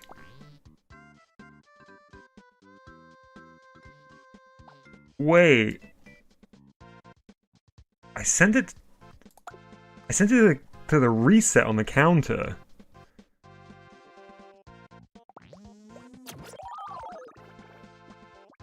Is that gonna mess stuff up?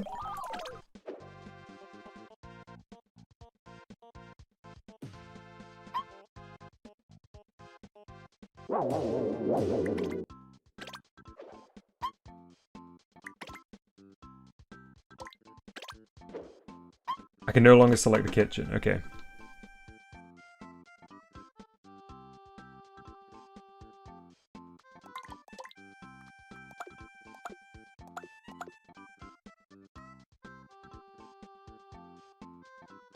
Yeah, I saw that Japanese players have been playing the new DLC already.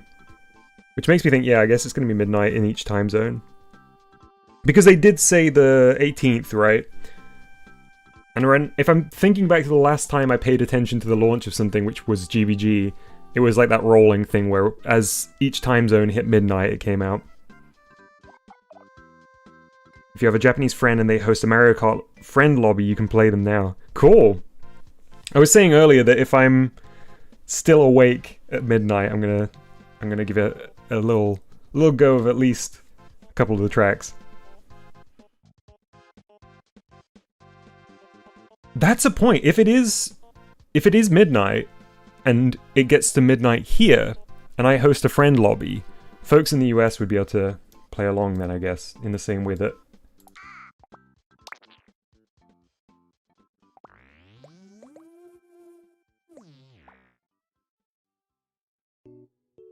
oh, yeah! Places like Australia should have gotten it too then, and I'm guessing they've not. How long till midnight for me? It is 9 PM, currently, 2100 hours. Yeah, Chalupa, if it comes out, I definitely will. Hey, Scraptrap, yeah, I recognized you from your profile picture.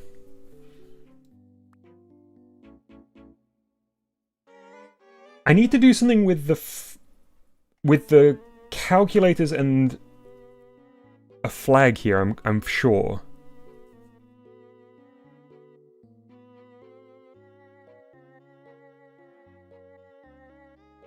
Dom, do you know there's a way that you don't have to use the teleport node on? In what context, big boy?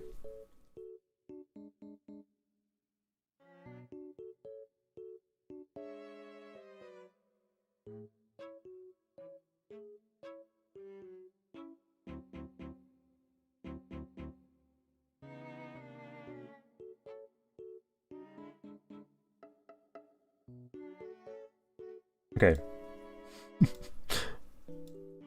Why? To flag on. Which sends a signal to both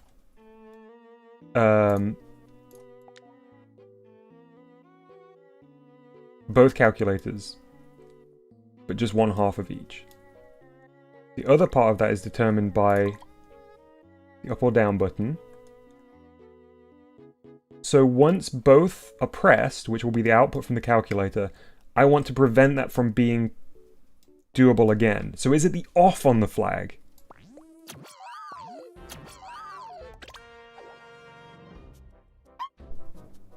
Nope. It's immediately resetting me.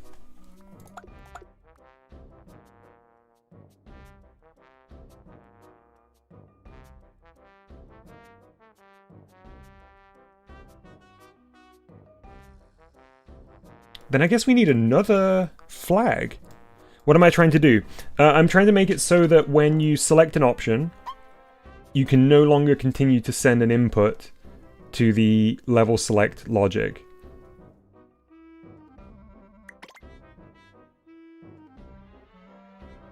And I thought it would be by sending the output from calculator to either the flag or the reset here, but it doesn't seem to be, unless I was doing it wrong.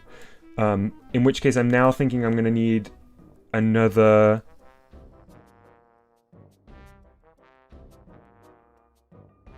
Multiply the button node-ons by the not flag. Oh! Multiply the button node-ons by the not flag.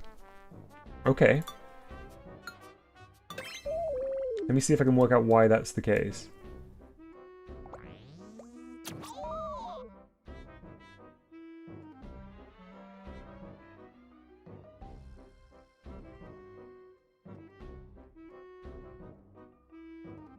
Oh, Scraptrap, that sounds really, really upsetting. I'm sorry to hear that.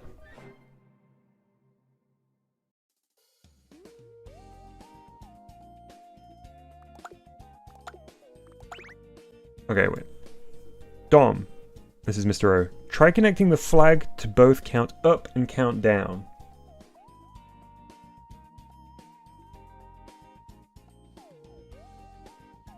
Haha! Okay, let's try this.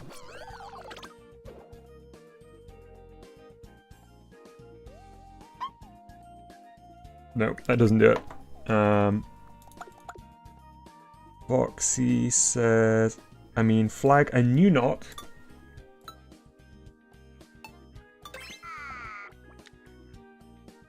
To multiply.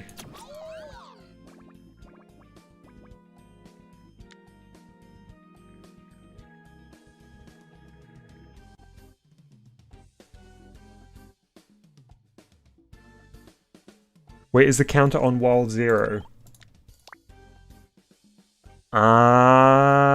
So if I was to do on change from 0 and then I was to send the...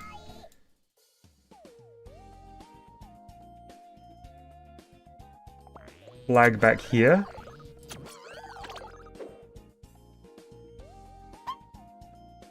There we go. There we go.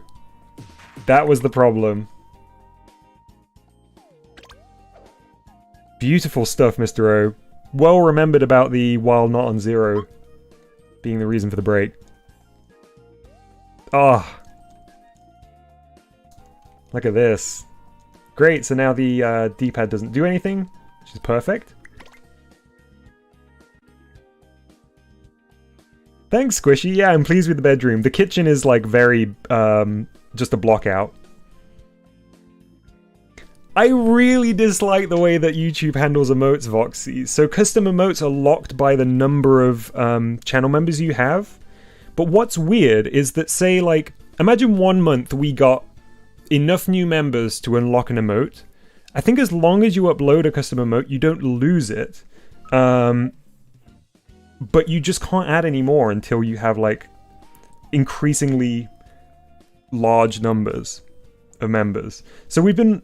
I like promised Curb ages ago that the next emote I would add would be a Baby Mayor emote.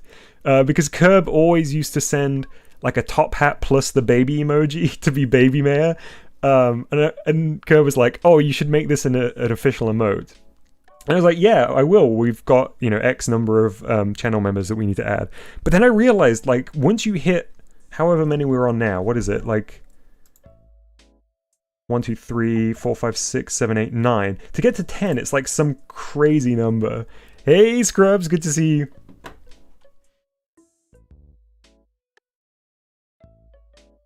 Really happy with the menu. I mean, it looks so bad right now, but it functions in terms of letting us select. And right now we would have to press... Wait, yeah, the logic is definitely broken for the guard.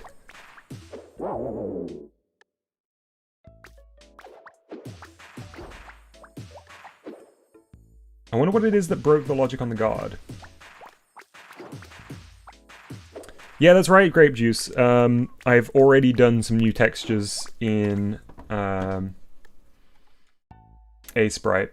So I was showing them off earlier in the stream. You should go back and check them out if you want to see them all, but the contrast between the old sprites and the new are pretty significant.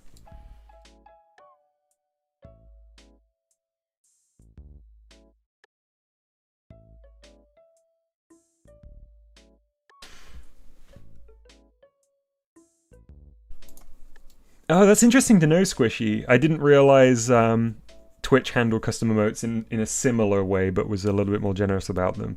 I haven't used Twitch as a platform in such a long time.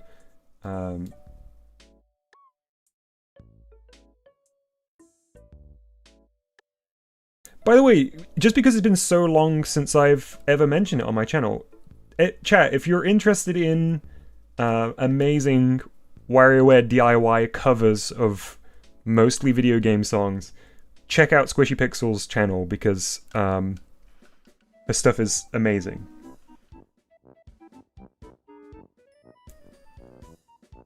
Yeah, JD, you've got access to the custom emotes now. Make good use of them.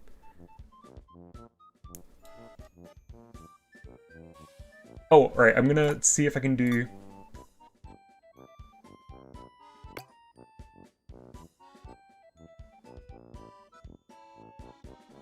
In fact, I'm also... Sorry, I'm so scatterbrained right now.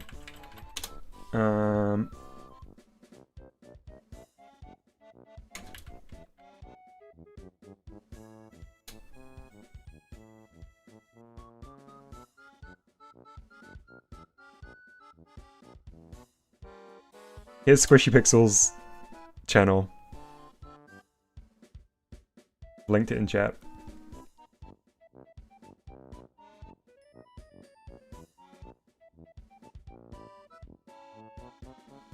Okay, let's also do stick controls now. Let's see how hard these are going to be to implement. So do you think, can I just do this? I can, but it's inverted, so I guess we just need to invert the signal.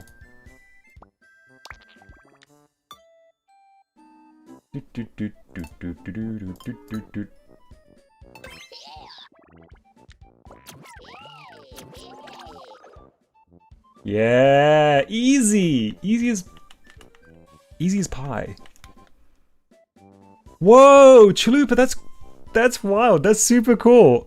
I didn't realize you were subscribed to Squishy before you were active on this channel. That's really cool.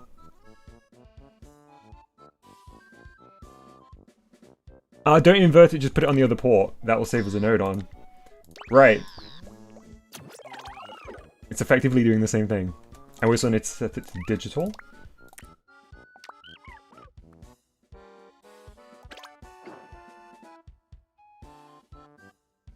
I should make it... Is it going to be really hard to make it so you can wrap around?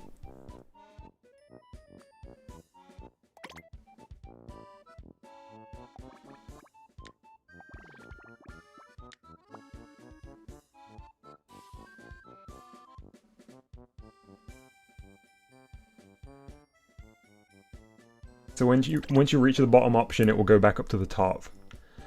How would that work?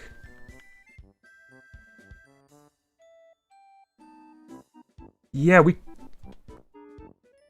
make it 0 to 2 and have it loop. Ho ho ho! What is that? I forget. I was talking to Mustard recently, and Mustard kept doing a ho ho ho sound, and it was definitely from a game, and I can't remember what it was from. Look at this. This is beautiful.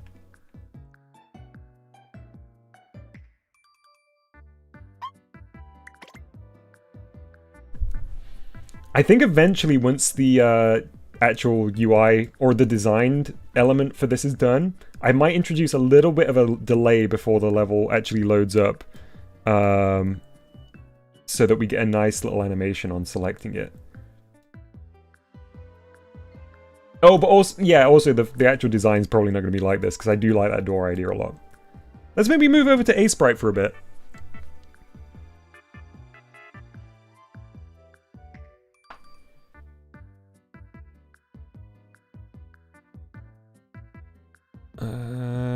Hang on. See Mercury, thanks for hanging out. Okay. It might be a Clash of Clans thing. I don't think so.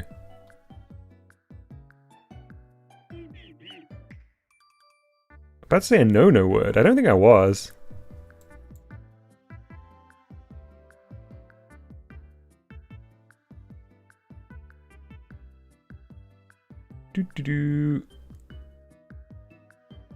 Maybe the Christmas collab. I don't know why you're asking that, Dallas. Because of ho ho ho? Perhaps. Not for improved menu textures, Lucian. I think what I'm going to do... I'll do that eventually, but I think for now I want to work on the Polter-Guy textures. So I've got them here, the original ones. So let's start with the classics.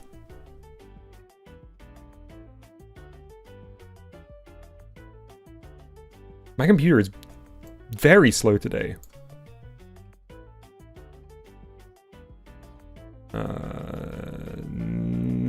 No, not as animation. Okay. Also, where is my YouTube window? There we go. That's right, Inferno, it's Polter-Guy. Okay, so I'm looking at my Switch now. Oh, in fact, I don't need to do it on the Switch because I've got the texture here in the remastered folder. So I want to use this one as our reference image.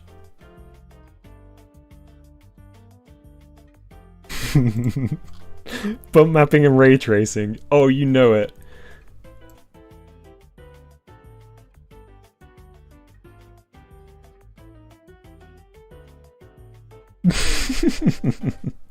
Mr. O says, Dom, don't lie to us, don't lie to yourself, you're gonna end up making another character by accident.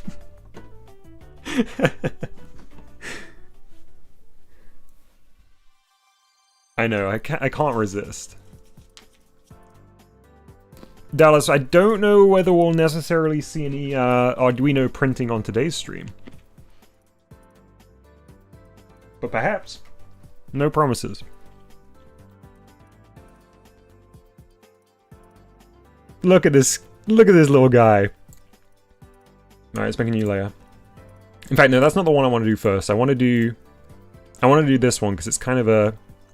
This is like a hero art. Oh, I also need to get my Wacom out. Wacom out.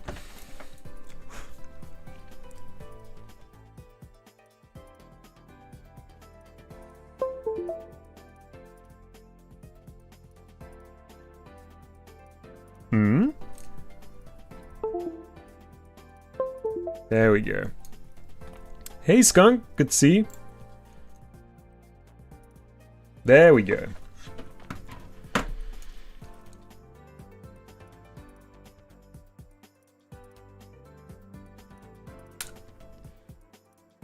I have to say again, I have to say, Arch, thank you so much for introducing me to a Sprite.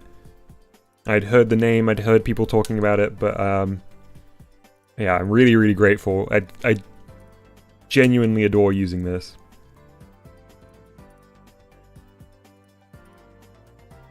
Nice, Mr. O. I was kind of wondering what your progress on the poison cheese creation was. Riego, I will almost certainly sneak a Mousy. Wait, no, there's already Mousy in this game. Let me show you. Mousy's already here. If we go to bedroom, look who's here on the desk.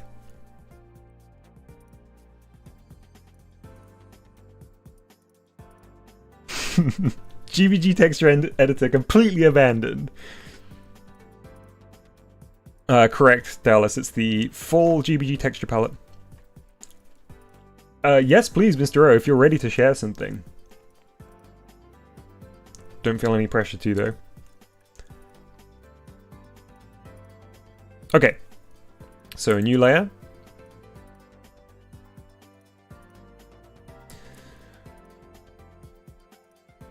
Not says, Dom, do you think your art is good? I personally like it. So I always joke about, like, I find the joke of being like, oh, it's perfect, it's, you know, I'm a professional artist, very funny. But I have talked about on stream about the fact that I think I certainly never felt like I could really draw. Like, all the way through school and stuff. And I was really bad, in my, like, art classes. When it was like technical drawing or anything like that. But I love making drawings, and so my answer would be yes. I think it is good because it makes me happy, and I'd sort of not done it for a long time until getting back into doing stuff on YouTube, where suddenly I found myself doing it very often and finding it easier to do and finding it even more pleasurable to do. I genuinely, I tweeted, I kind of started using Twitter again for the channel, and I tweeted about how the fact that, like, using the loopy yesterday was genuinely, like, a very pure, joyful experience. And I think that's true often about drawing. Like, As long as I don't find myself getting too caught up in the technicalities of things, and I just enjoy it and don't worry about whether or not it's good, then I think it ends up being good, if you know what I mean. I guess generally I just don't think there's such a thing as being bad at drawing.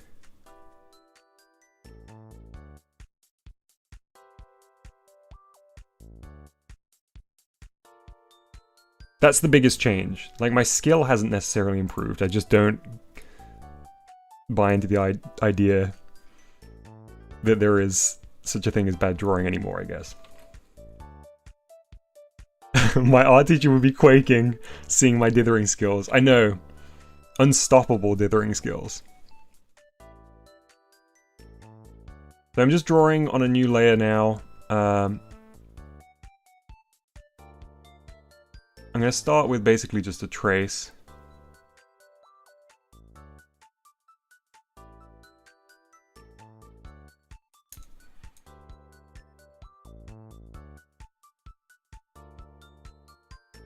And then I'll turn this layer off. So I don't know whether I actually want to go for quite a literal translation of the original sprite, or if I want to do something a bit different with this.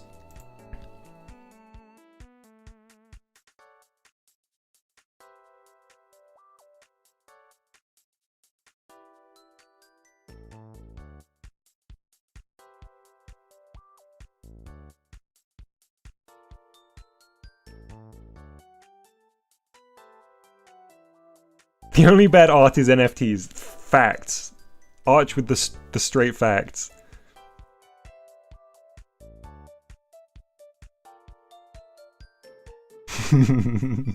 Squishy says it's similar with music. My high school music teacher would kill me for how I use my skills now. It was such a treat to watch your process the other day, Squishy. So, chat, Squishy was streaming their process in Warrior DIY, making some new covers, and I said in the chat, like, for somebody who doesn't use that side of DIY very often, and when I do, it's for the most kind of basic purpose. It was really, really fascinating to watch somebody who's super familiar with that tool set working their magic.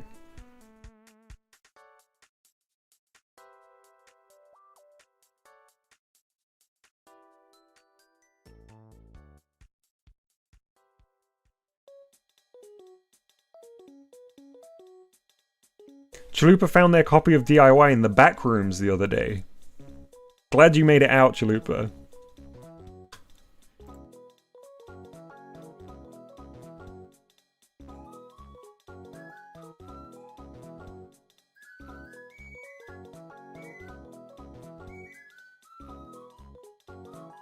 Yeah, you did an excellent job, Squishy.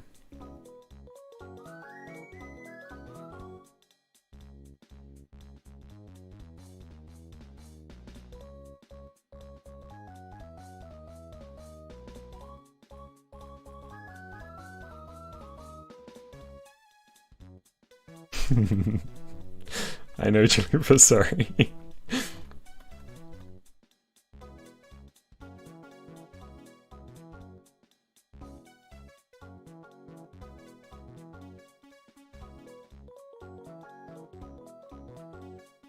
Yeah, I feel like Backrooms stuff has really blown up again after that new series, that YouTube series.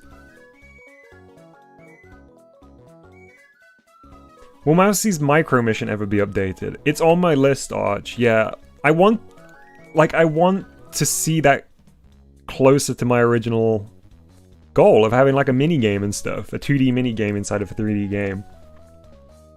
Also, I really love making detailed interior environments, and I haven't had a chance to do that in anything else that I've made. Because it's either like level based. Actually, what am I talking about? That's basically exactly what my Polter-Guy is. It's all just a big stage. But maybe just what I mean is like a different vibe to what Polter-Guy is. Yes, I'll be putting this into GBG. Big boy.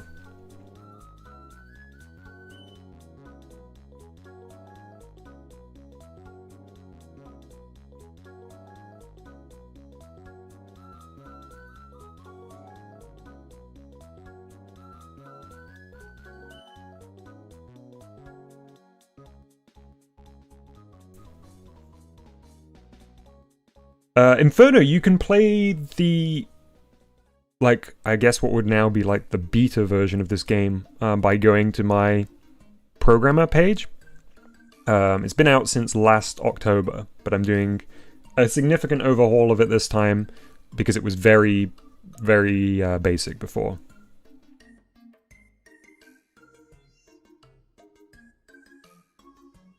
%, Arch. Yeah, there'll be like the lore implications of Micro Mission have altered so massively. Or altered it so massively.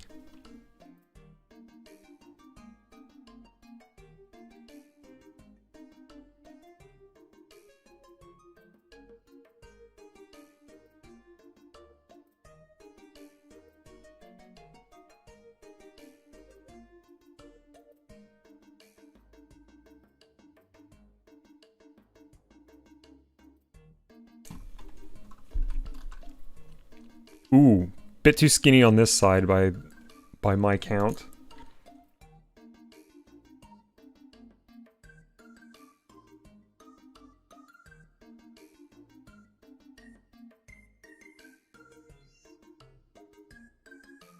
If I get one of these finished, maybe we'll import it so folks can see the Arduino doing its thing.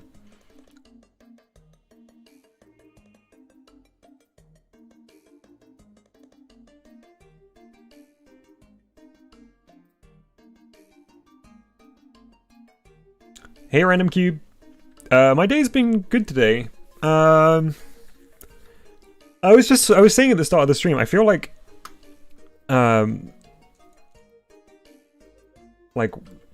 work-related things have been kind of exhausting me lately.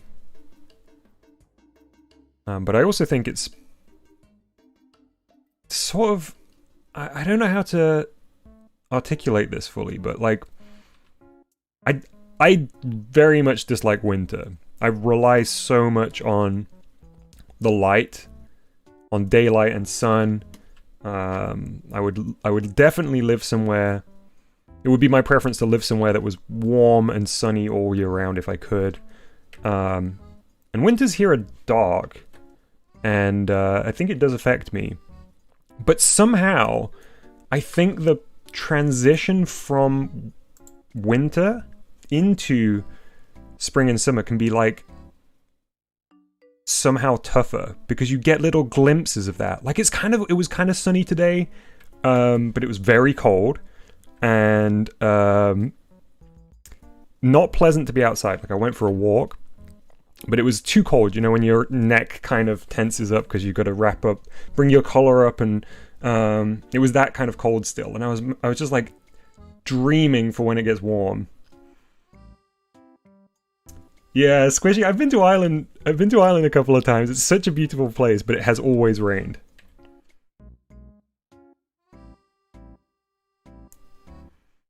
Skunktronic says, sometimes I'll hear a catchy beat while my Arduino draws if I have the TV volume up. Yeah, it'll produce its own little music.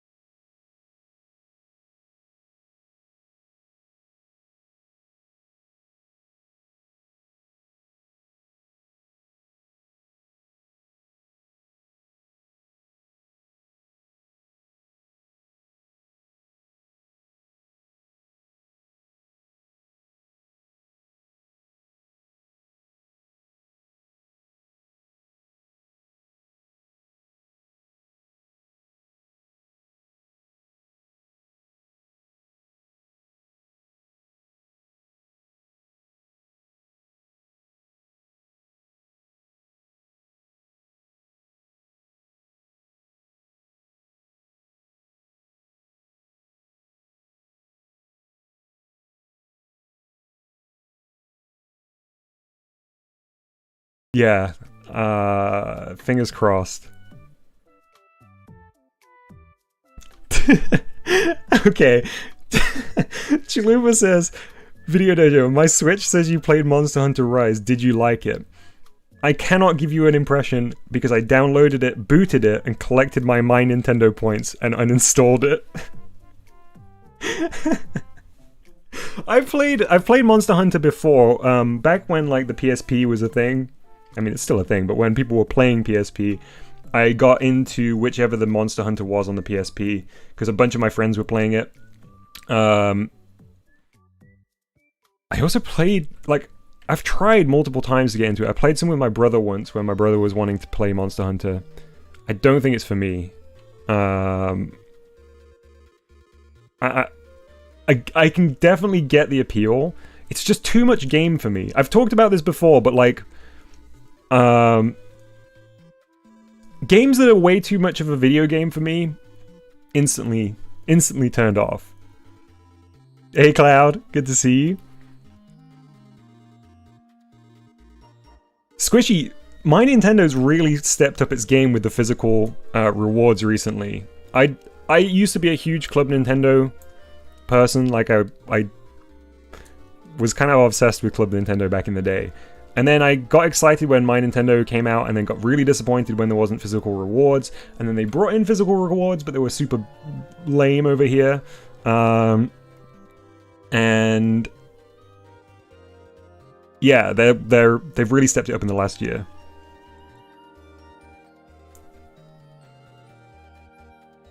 Monster Hunter has changed a lot, says Mr. O. I should give it another try.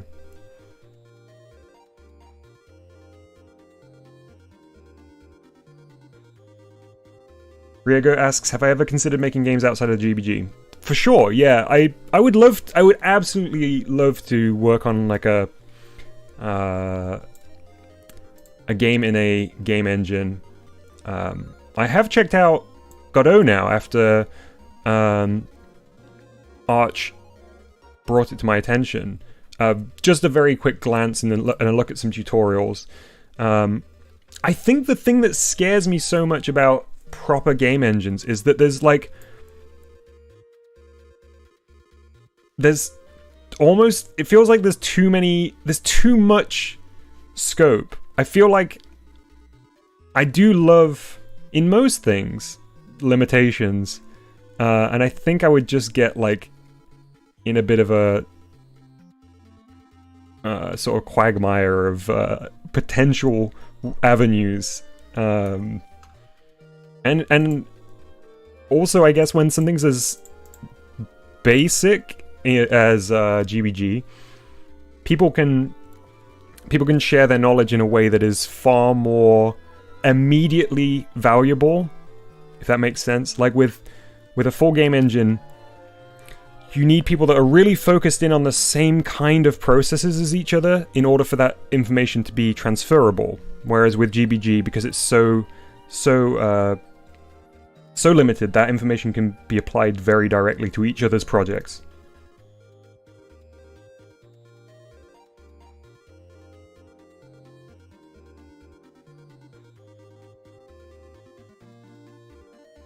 Oh, nice, Scrubs. I'd love to see what people do in other stuff. I know we got people in the community that work in all different game engines. Wait, did I pronounce it wrong, Arch? What did I say, and what is the correct spelling?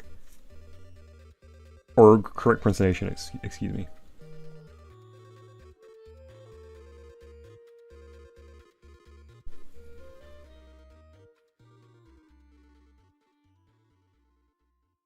Mr. O posted some things in work in progress. Okay, I'm gonna check it out.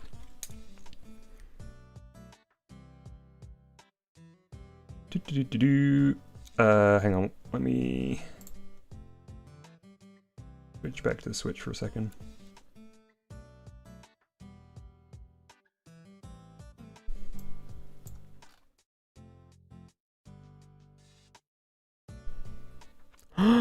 Okay, I'm downloading both of these to check out. Mr. O, you've done so much! You've done so much since last time you showed us a status update.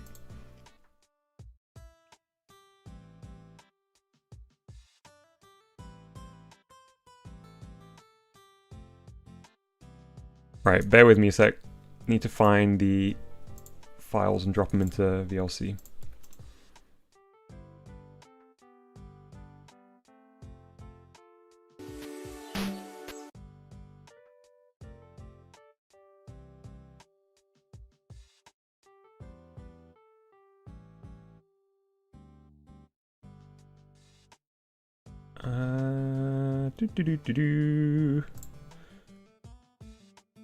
Alright, let's take a look. Wow! Okay, so for those that don't know, this is some footage that Mr. Rose just sent. The character here, if you don't recognize them, is Poison from Mercury Angel's Mousie's Cheese High, which I then made in Polygon Studio, and we had Poison ride a little bike. Mr. O has now recreated that in GBG, and there should be a second video. Where is it?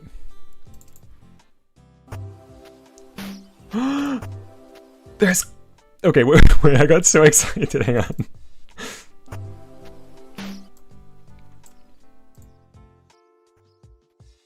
Man, we got houses, we got cars at the roundabout. Watch out, Poison. Very irresponsible to stop on a roundabout.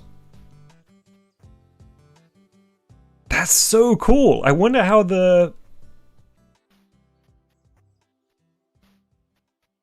car path, the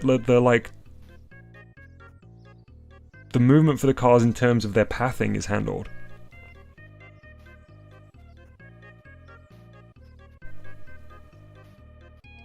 I love the little cylinder wheels for the cars, and the fact that they're rotating too. Oh, so nice!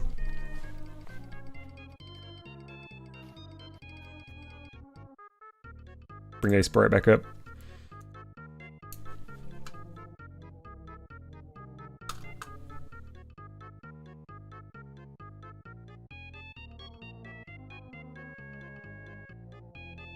Amazing progress.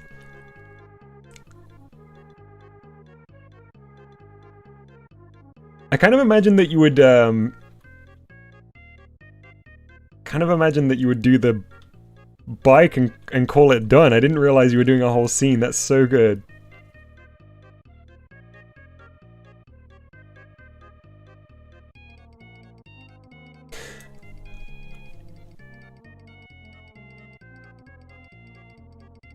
Correct, Mustard. Yeah, sorry. We're making our sprites in Sprite, and we're transferring them into the game. I can show you actually the stuff that we've already transferred. I did a little comparison before, but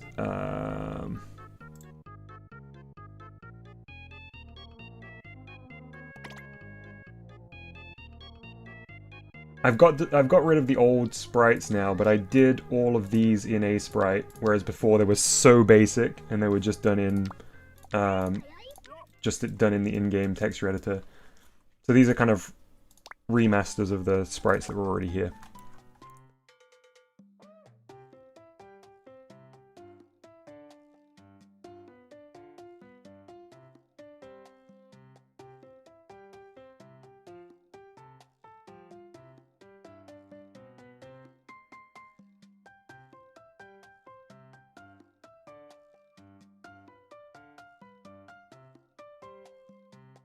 Put an Arduino on the desk. That is a good shout, Arch.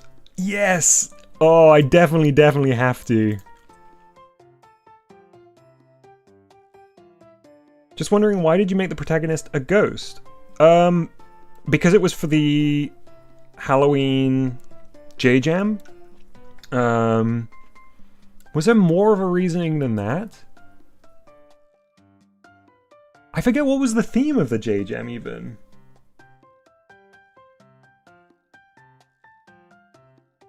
Was it? I think it might have been linked to the theme, but I can't remember what the theme was now.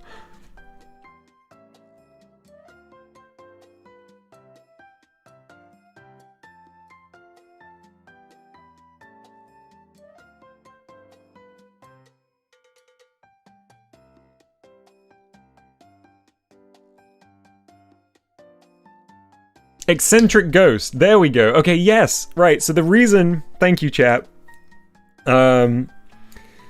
The logic was that a poltergeist usually makes... Or like in horror films and stuff, a poltergeist makes a mess of a room, right? But this is an eccentric ghost, so they tidy a room.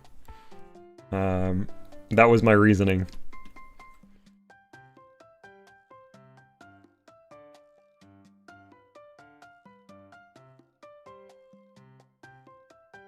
Ah, the handle was much thinner. Okay, yeah, that makes sense.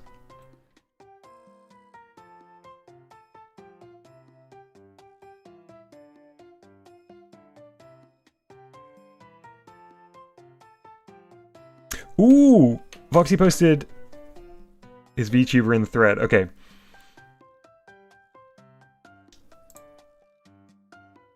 One sec.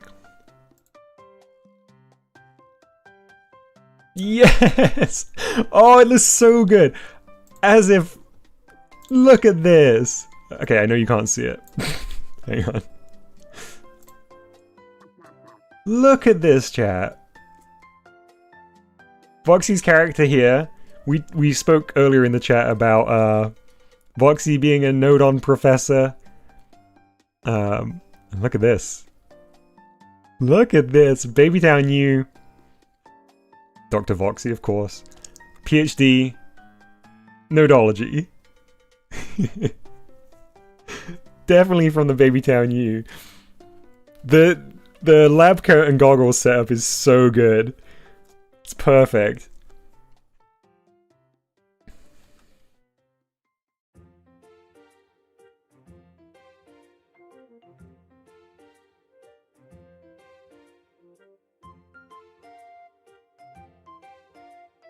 I can't believe how quick you did it too, Voxy. That's amazing.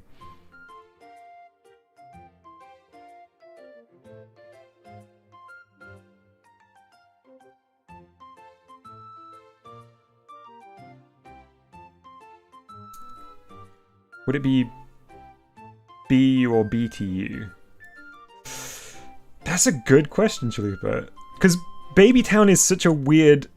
It's so weird because it's like camel case. It's like B and T are both capitalized, but it's technically one word.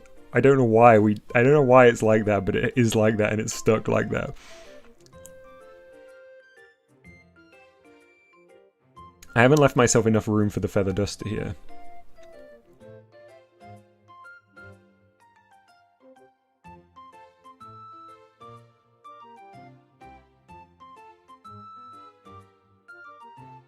BTU sounds more like a university acronym, for sure.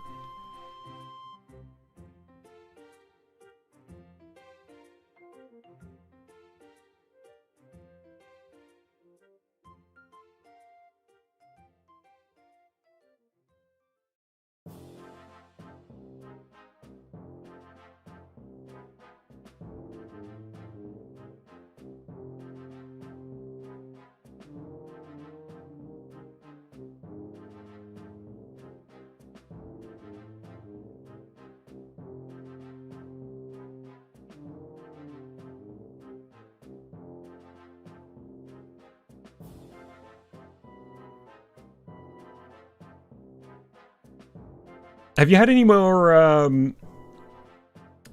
you done anything more with, Veado Tube, Voxy? I know you had a little play with it a while back. Or I believe that's the case. I may be misremembering. Hey, Renz! Yeah, we're doing a little bit of, GBG dev. Although right now I'm in a Sprite.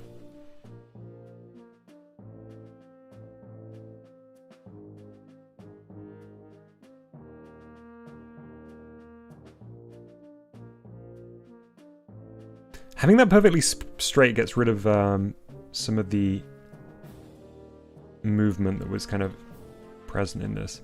I also haven't decided whether I want like 2-frame animations for... Oh, no. Okay, I decided against animations for Polter-Guy because Polter-Guy's position moves every time you press A, so you wouldn't see the animation.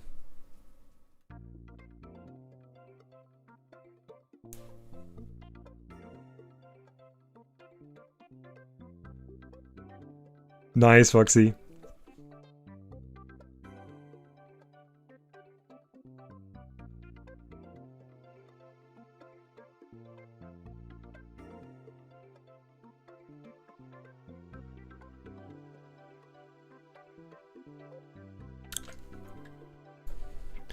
By the way, Arch, sorry to belabor the point. Did I not say Godot, like waiting for Godot? I've always thought that was the pronunciation. But I feel like I must have said something else. But I don't remember what I said now.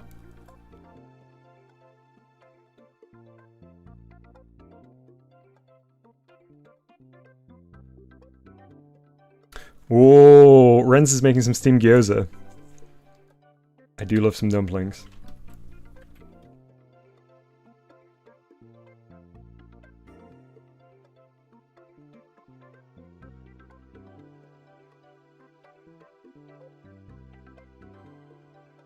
Random Cube says, have you ever thought of going to Super Nintendo World next year when it releases in the States? I think if I was going to do that, I would have to go to the one in Japan. Because I think it would cost me about the same amount to go to either one. And I think I would... I think I'd rather go to Japan.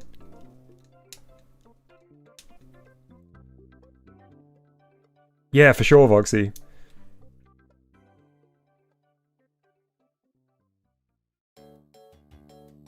Cool, good to know I got it right, Arch. I genuinely couldn't remember how I pronounced it. Pronounced it before. And I wanted to make sure I got it right.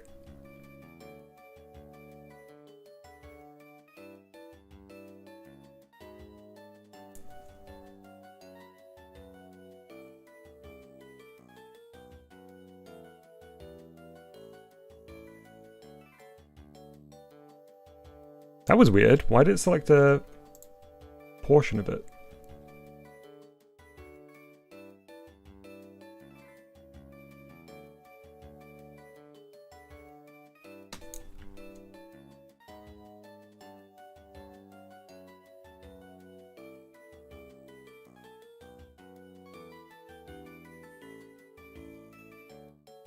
What other games do you plan on working on? So I've got 2 other games like that I'm actively working on at the moment. One of them is like a full game, which you may have heard of. It's called Project... The working title right now, this won't be the actual game name, but the like work in progress title is Project Barbican. And then I have another thing which is actually just a little sample game for a tutorial that I intend on doing eventually, which is called Project Radar. Both those names indicate something about the games. But I don't want to give anything away until I'm ready. And my strict rule is going to be that I have to get Poltergeist, or my Polter-Guy, 2.0 update out before I launch into properly like full-on working on Project Barbican. But I'm very excited for Project Barbican. It is such a departure from other stuff that I've done in GBG. Oh, Squishy, see ya! Sorry I missed your message. Thank you so much for hanging out. It's always so nice to see you in the chat.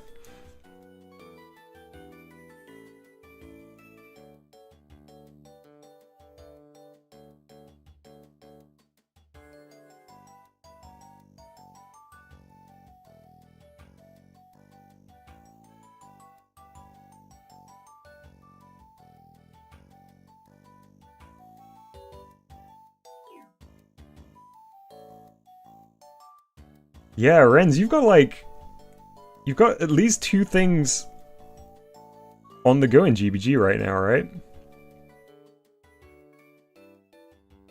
Or at least 2 things that I'm aware of. I think it is a good idea to sometimes pause I think it is a good idea sometimes to pause a project if you're like busy outside of GBG stuff, because it can be hard to. It was like when I was trying to put Mousy Dev Days stuff at the end of like regular GBG streams. You just don't. It takes like an hour for me to get into the flow of things, and then it was time to be done. And that's when I've kind of set aside time for this sort of stuff.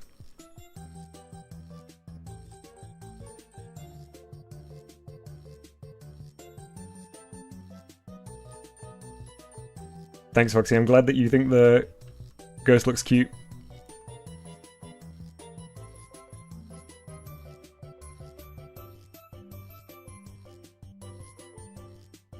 Not happy with this new duster at all. What is it missing? I love this one. I might just steal it. It was mostly... The reason I wanted to do this was to get the body shape of the ghost right anyway.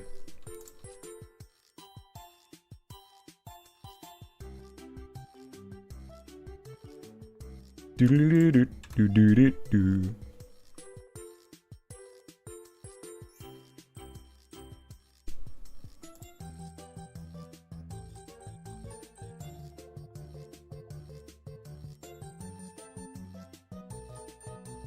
What is happening here? Why can I not...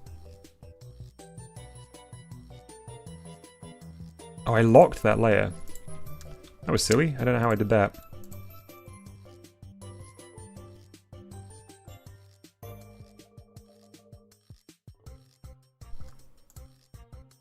Finally, okay.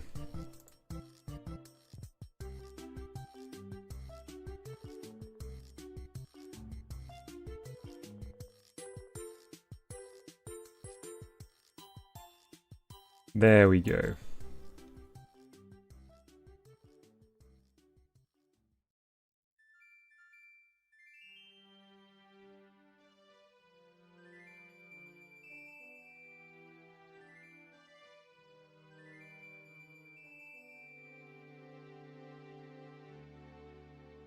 There we go. That's more like it. And I'll have to fix the handle. Can we get some Polter-Guy lore? I'll be honest. I've never thought about Polter-Guy lore. Other than the fact that Polter-Guy is canonically Dom's flatmate. But obviously Dom doesn't know that.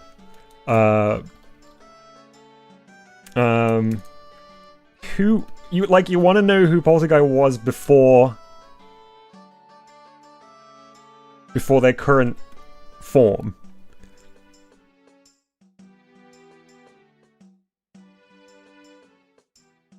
I don't know. Maybe they were... Maybe they were always a ghost. That's such a cop-out.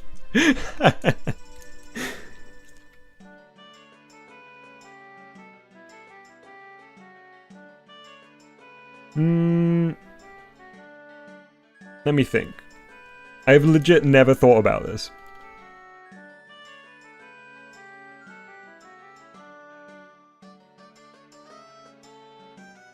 Oh yeah, Mr. I'm definitely curious to see how the cars work.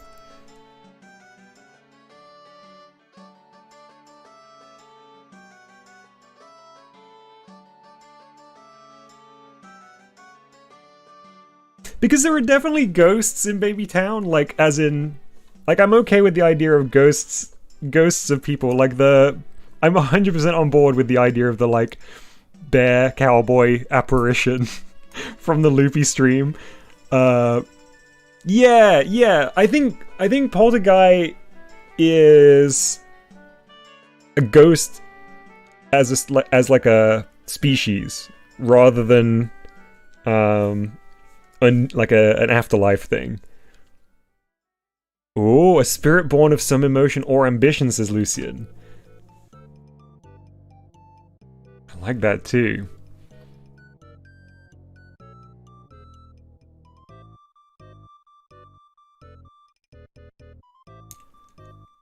Yeah, ghosts and skeletons are typical species in Babytown, for sure. We've talked about before how, like, Babytown Fields definitely got, like, more classic sort of monsters out there, but they're not very monstrous. They just fit that genre.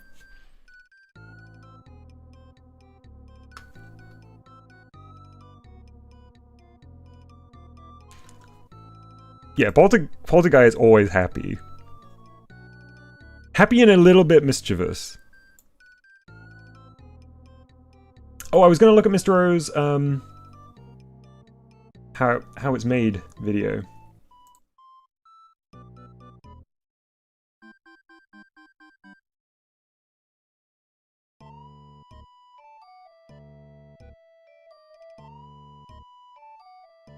Man, I think my computer's a little bit sick. It is struggling to do some very basic stuff whenever I have OBS open. I think it's just like maxing out maybe the CPU. Okay, so let's switch back to OBS, switch over to desktop. Okay, so let's play this, and I'm gonna read Mr. O's little description as well.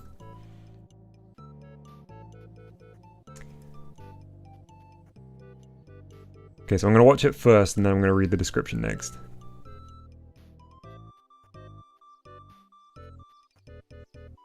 Huh.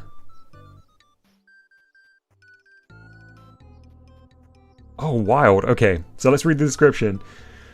The first car teleport is going forward. Then touch the touch sensor and start following the golf ball.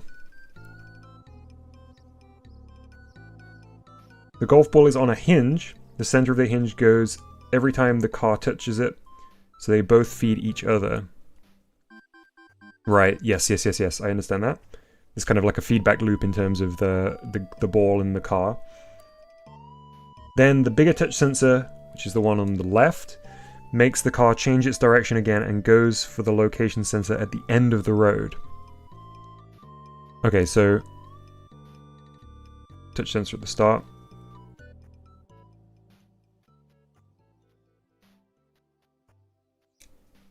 And start following the golf ball.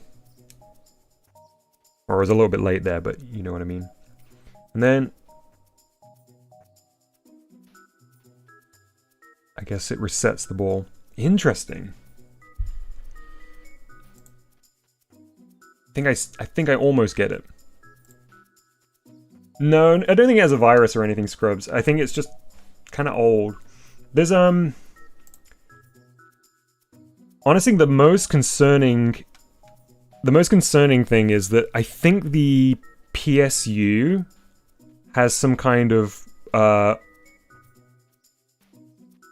like the PSU fan or something has a problem, so it whines occasionally. I initially thought it was like a coil whine off the GPU, but it's not. It's coming from the PSU. So I need to at least replace that.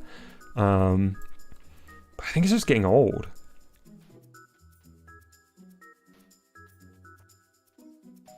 Why is the video twitching lights like that? I think it's because of the textures and how far away the camera was, possibly.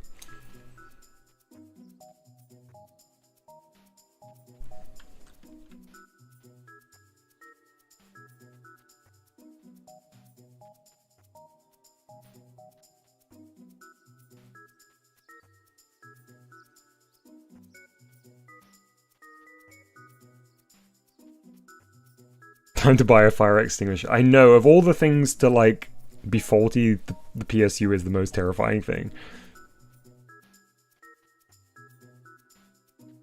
Maybe, do I want to try and do some kind of drop shadow on this? Let's see.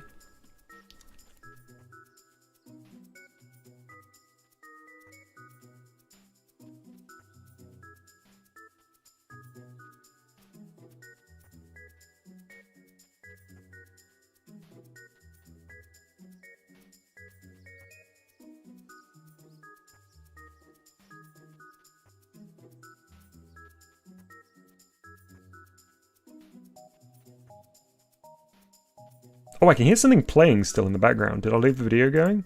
I did. My bad.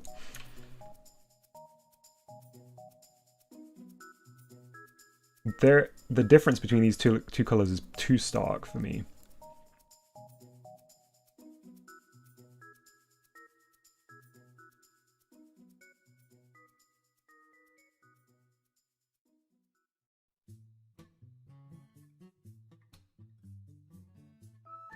It's quite nice.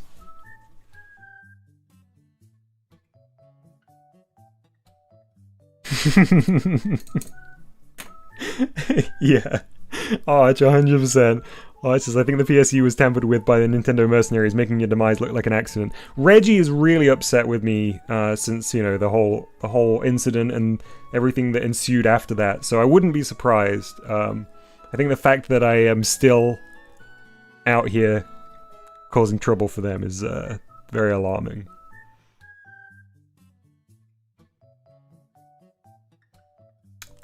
I wasn't able to hear the audio very clearly, Mr. O, because my monitor for VLC is very low compared to what goes out to stream, so I'll have to have a listen after the stream and I'll feedback to you then.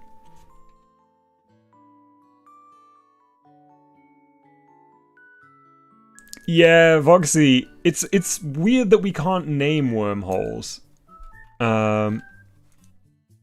Because yeah, I always have that challenge of like, which way should I name a wormhole? I kind of typically just go alphabetically, and then maybe if I was going to be very fancy, I'd probably use a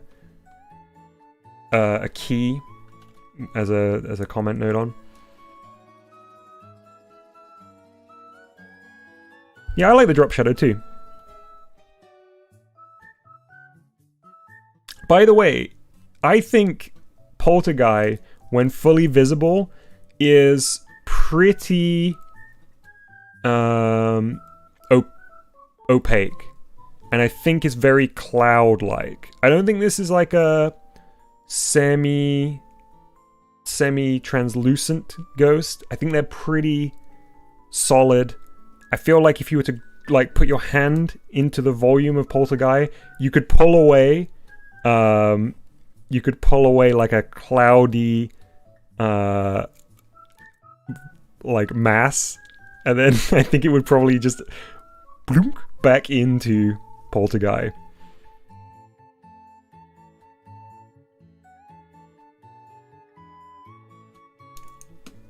Okay, I think we're almost done on this sprite.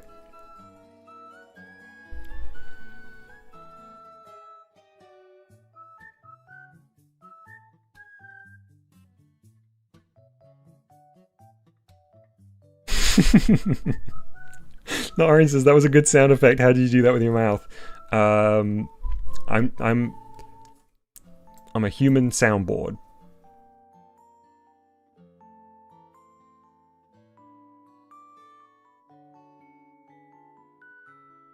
Just seeing what it looks like at scale. I think we need to pull that section in just a tiny bit. Taper it in a little bit.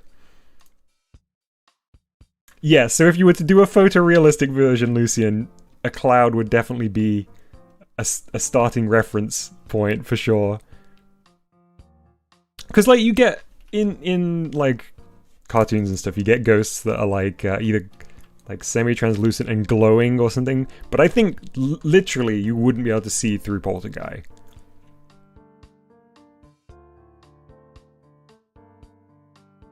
Great! I'm very happy with this new sprite. Simple, but I don't want to overcomplicate these. So let's save this out. Polter-Guy textures remaster. Port 4. Okay. I don't want to tweak this one too much because it's so good. Oh, I love all the different expressions.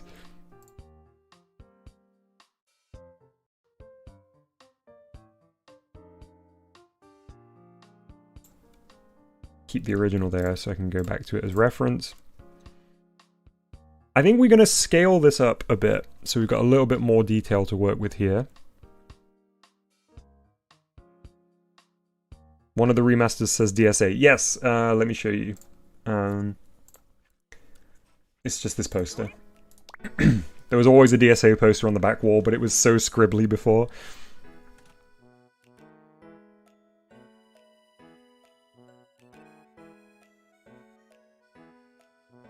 Okay, so let's scale up.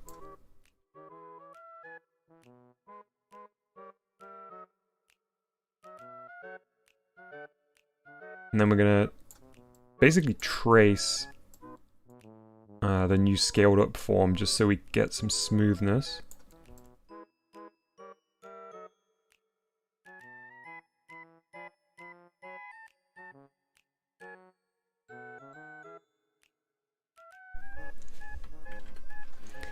I think I said this before when the Street Pass music came on, but 3DS was such a good system.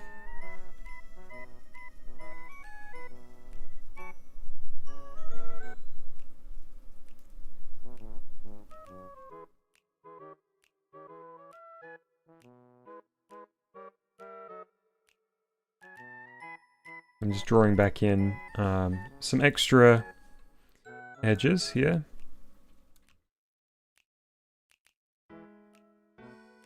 It's not too blocky. After scaling it up.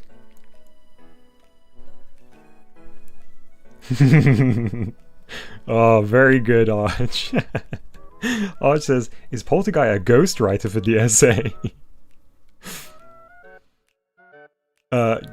Well, definitely. It's a good pun, so it's gonna be canon. If a pun is good enough, it's automatically canon. I think we talked about this before, possibly, but in my headcanon, DSA is a show within the Babytown universe. Because we can't start mixing DSA lore and Babytown lore. They're incompatible.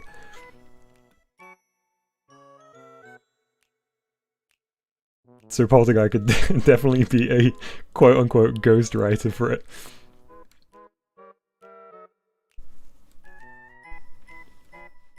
Ooh, Lucien says, will the kitchen level feature different characters other than Dom? Maybe Mustard and his apples. That is a great idea. I hadn't considered that, but I love it.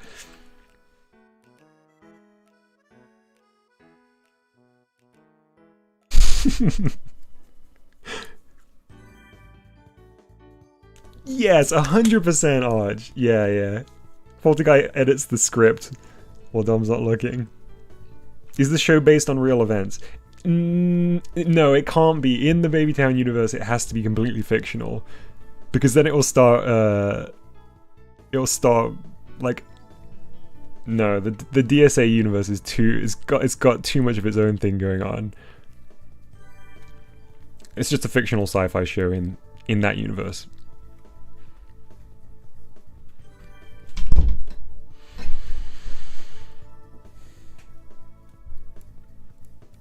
I have played Cuphead before a random cube, but not very much of it. No surprises, I wasn't very good. It looks great. DSA is based on in real life events that haven't happened yet. True, it's a speculative fiction.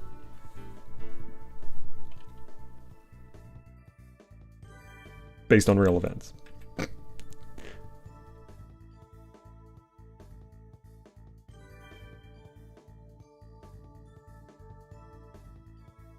What a glow up. I've not seen the Cuphead show. I don't have a Netflix subscription. Hey DS Presnell? Hope I pronounced that correctly. Welcome to the stream. Glad to know you've been watching the tutorials when GBG started.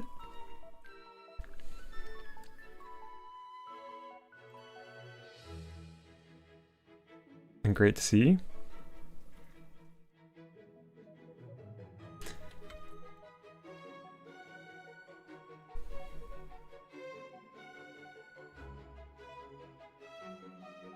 I really like how simple Polter-Guy is. I think Polter-Guy might be my favorite character to draw because I think they can be very, very expressive, but there's like, it's very simple.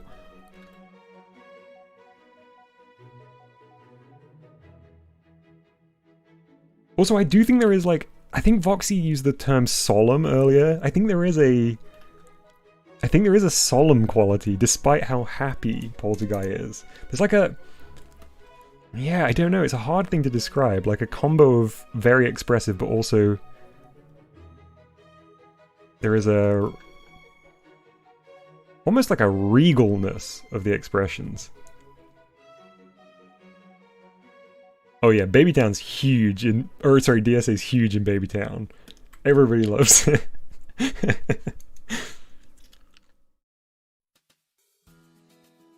That was a very short Galaxy track, wasn't it?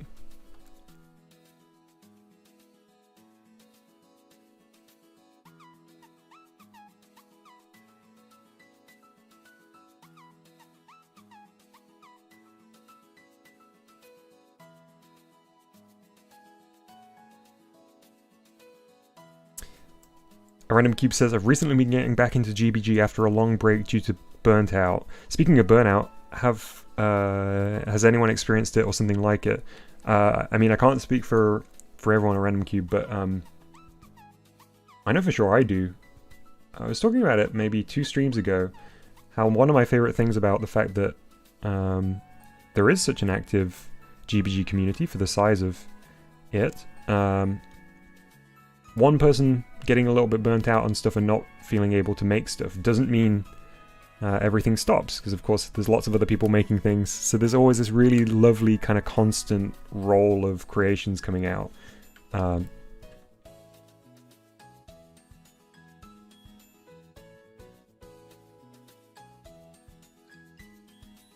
think with stuff like that you just gotta wait it out. You'll know when you're ready to come back to something.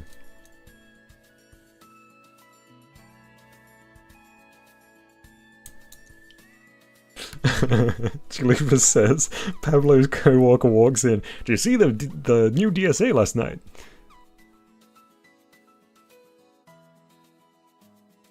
Oh, I think I'm overworking that tail. I don't know what I'm doing with it. Need a little bit more of a curve here. This is too straight.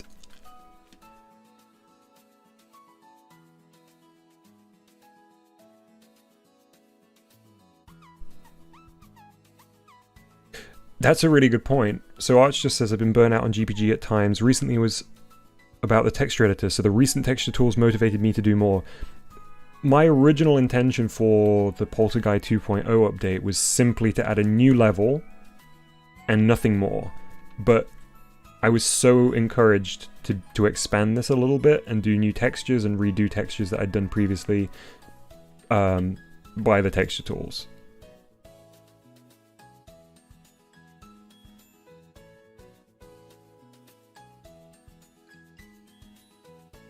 It's so amazing that the community are making things that straight up makes GBG better. Yeah.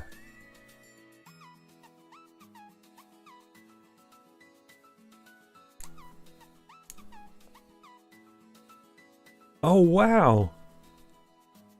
Somebody modded one of Scrubs' non-GBG games. That must be a great feeling.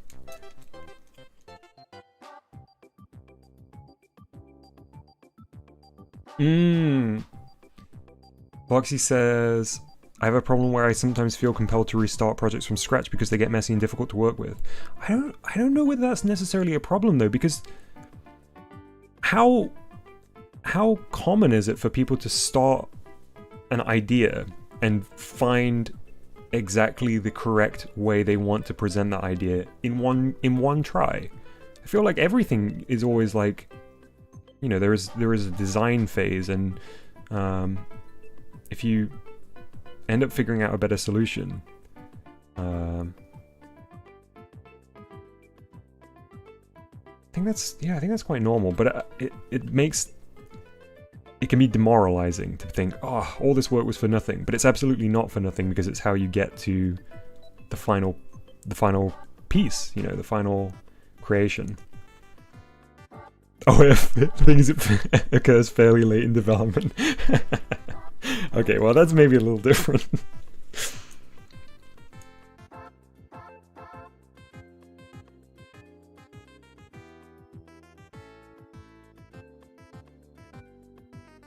%, Renz. Renz says, I still envy people who can make amazing games in a week and then send games every week. It literally takes at least months. Yeah. I think making games fast is its own very unique skill. And it is amazing how quick people can produce games. And how varied those games can be. You know, it's not just a new level, for example, for an existing game. Sometimes people make completely different genres of games 1 week apart.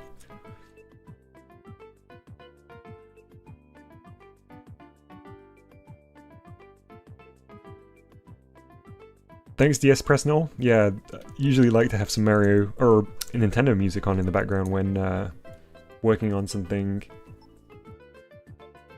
on my PC.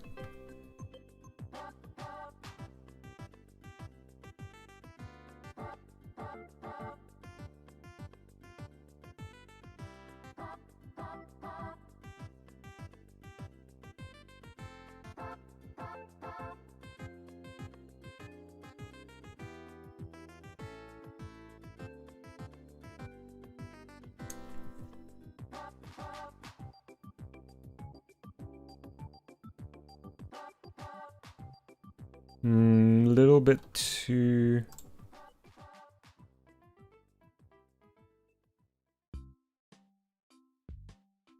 Yeah, that's the way to go here.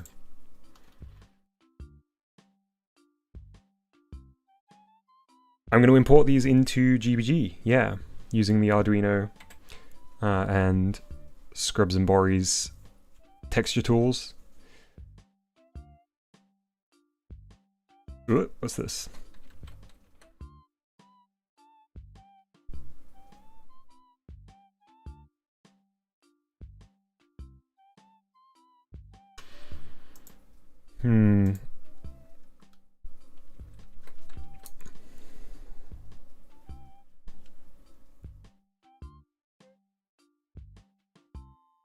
That'll do.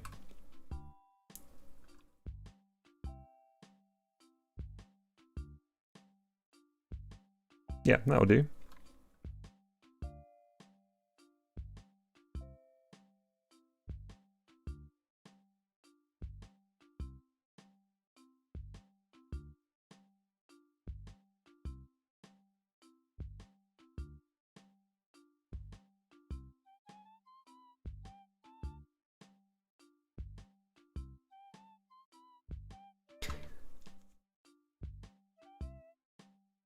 Enjoy your dinner, JD, and thanks again for becoming a channel member. I really appreciate it. Hope to see you soon.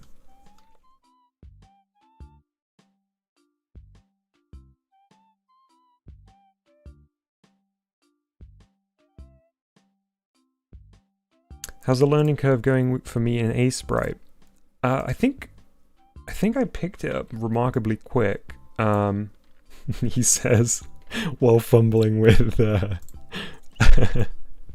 with moving something. Yeah, the big thing was that I'm so used to Photoshop shortcuts. These are different from Photoshop shortcuts. I know I could swap the shortcuts so they match the ones in Photoshop, but I quite like using default shortcuts as long as I get around to it. And I think it does help me sort of distinguish which piece of software I'm using and behave a little bit different in each one. But I'm getting there.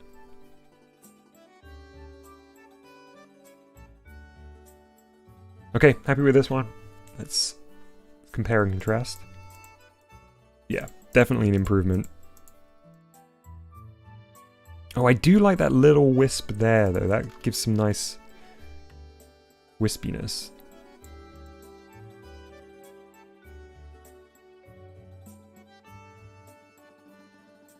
Don't think I know how to replicate it in the new art, though. Let's see the shape again.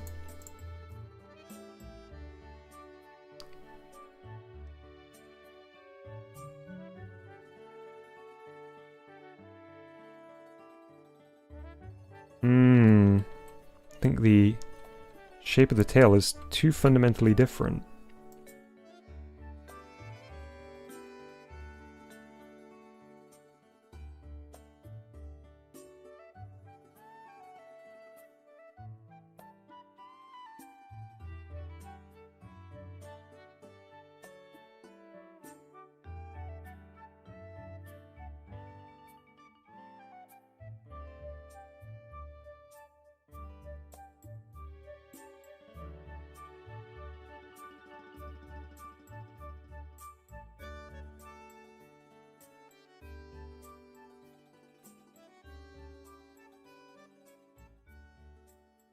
kind of feels now like that's a little too long.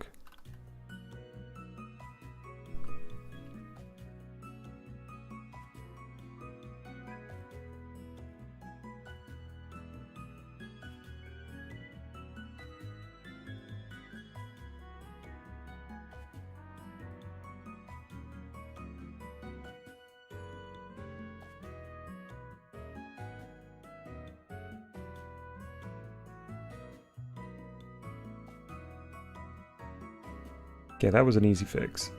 That looks good.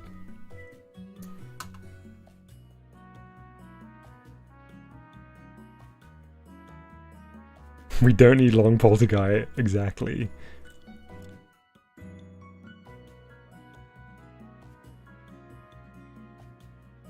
What do I need to do here?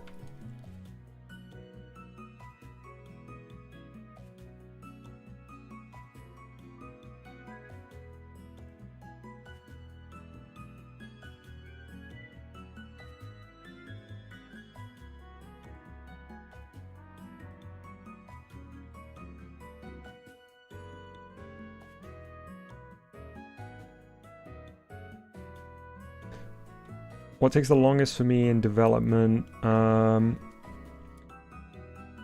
think it's the actual logic of stuff. Or maybe it just feels the longest because it's the thing I struggle with the most.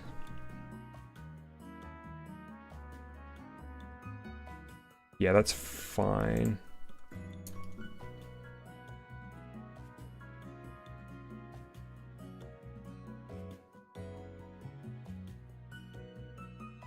But equally, yeah, I think it might just be a bit of a...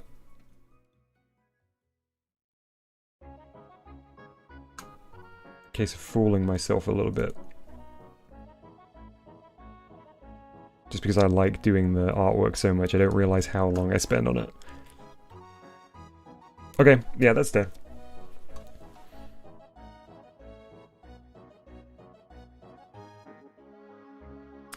And it would be impossible to do, but I'd kind of like to see what a breakdown of my, like, dev time on Mouse's Cheese Maze was if you split between art and gameplay. I really don't know, because there's not actually that much unique artwork in Mouse's, but I was just so slow at it. So I think it would take up a disproportionate amount of the development time.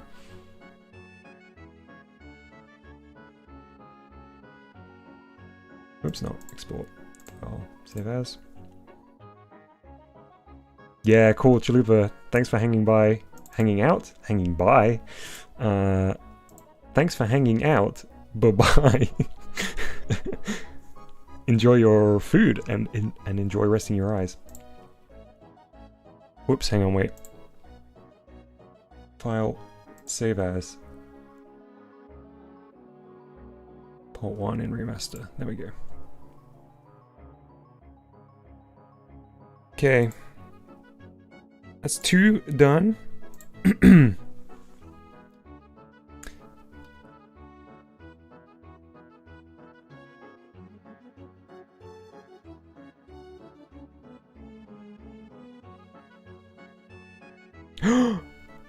100% Mr. O. Yes, yes, yes. Adding a little something to your room. A little Eli fun toy. 100%. Words are hard sometimes, Scrubs. I seem to be especially... I find it especially tough. This is probably the sprite I'm least happy with. Out of the 4 positions.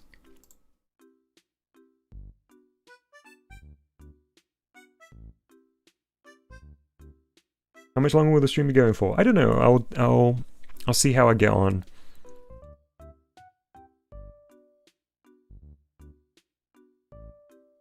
Sorry, I know that's not a super helpful answer.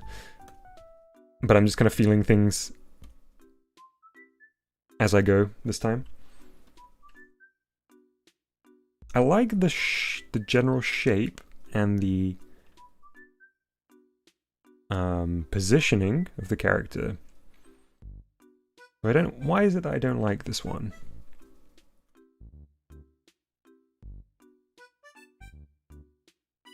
Maybe just because it was too small within the canvas, so it was a bit blocky.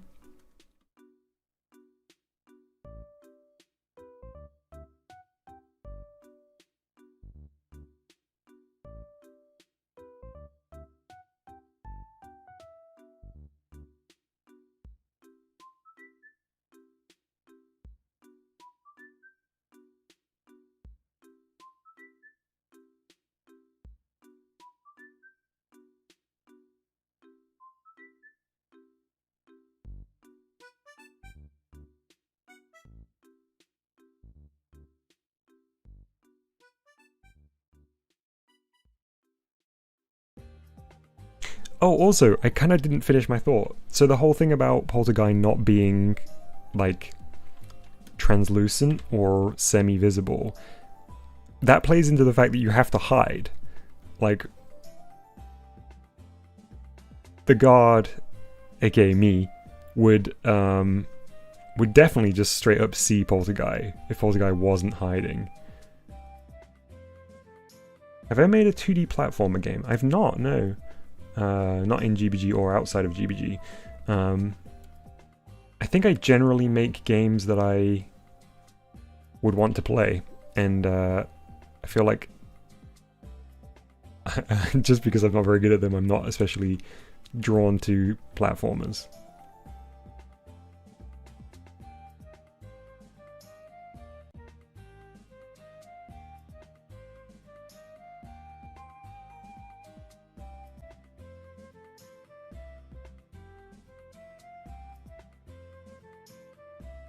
Sorry, Jane, I'm not sure what your question means.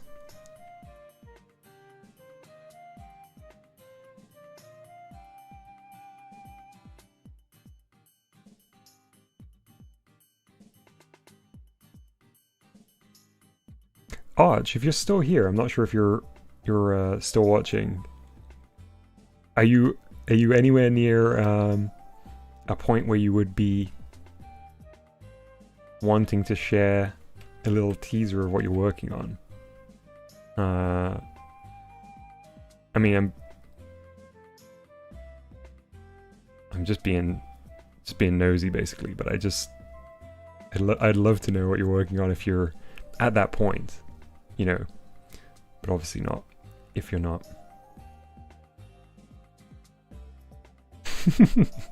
Lucian just posted a picture in Off Topic of a cloud that vaguely looks like Polter-Guy shape. Well, I'm gonna have to look now. Wow. I mean, Arch, if you're ready to screenshot, but also if you want to keep it under wraps, I completely understand too.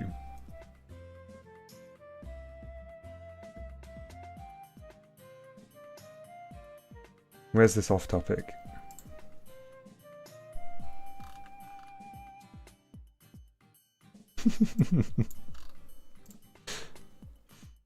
Yes, this cloud this cloud does look like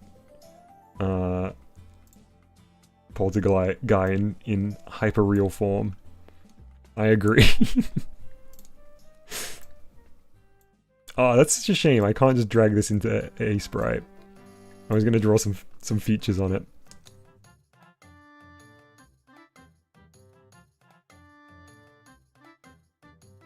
It doesn't show much, but maybe it can give you a clue. Okay, in that case, I would like to see it.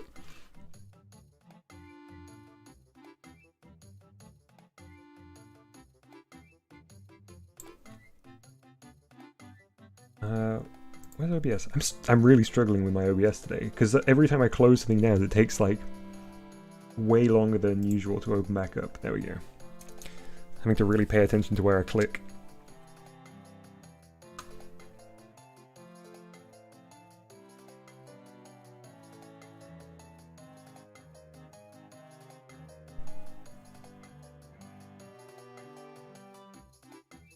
Things are going to look a little funky with the shape of our friend here at first, as while I work out the new outline.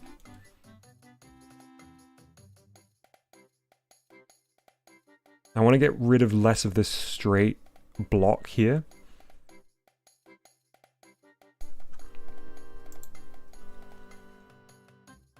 yeah, DS. GBG is a great game for beginner developers, like first-time developers or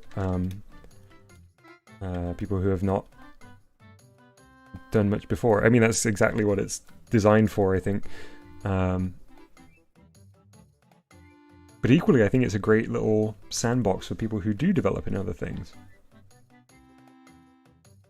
And I think experience with other kinds of programming does help you out in GBG for sure. Because those concepts, no matter how they're presented, whether it's in blocks of code or if it's in node-based stuff or however, it's very much the same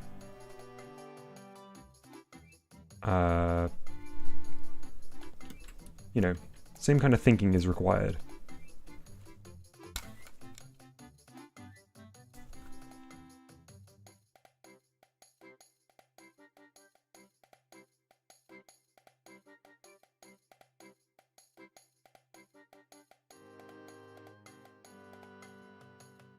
I mean, the name of the game in Japan is literally like my first programming game, right? Or however it translates.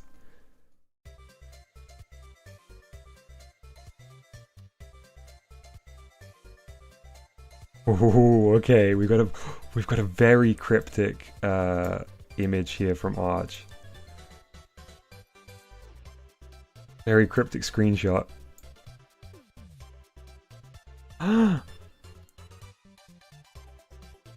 I think I know what it is, and I'm not gonna say. I'm pretty confident I know what it is, actually. Yeah, I saw some little sneaky peeks of some textures there. That's very exciting.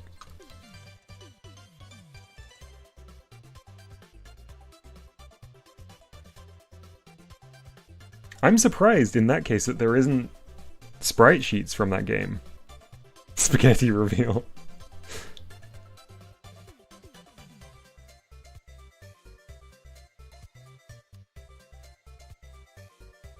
I can say what I'm thinking. It's gotta be a Toho game, right? Has to be.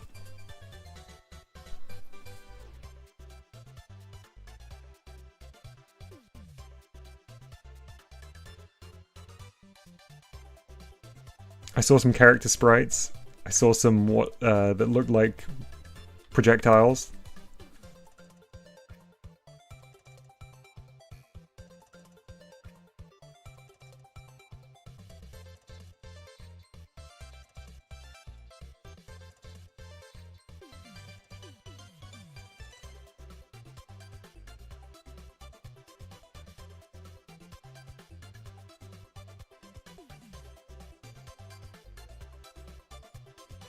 Ah, the game I couldn't find sprites for is an old arcade game featured in Namco Museum.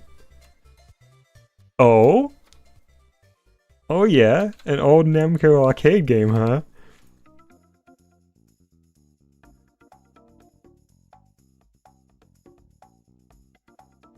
I don't know any of those.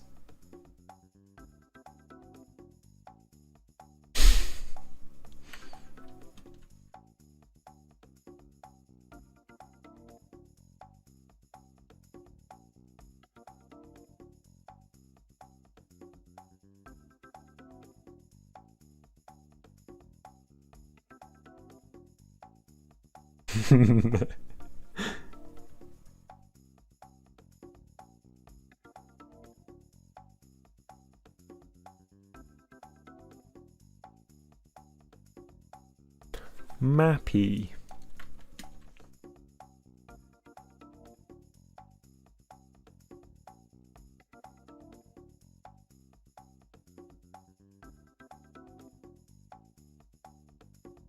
Sometimes when we're chatting, Mustard will just go, Mappy.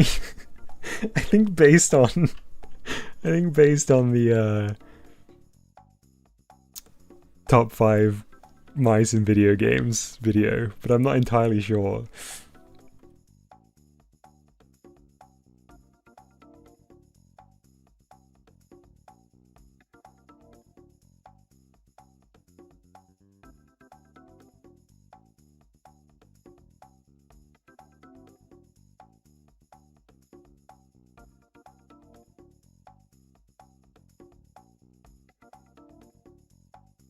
Okay, I think once we've done this one, I'm going to import these into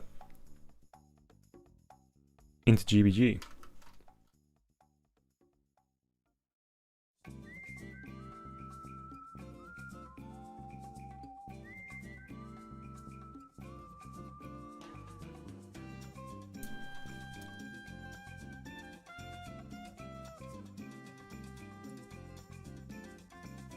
Ever heard of the Genji and the Heike clans? No, is that the title of the arcade game? The Genji and the Heike clans. Not at all. That doesn't ring any bells.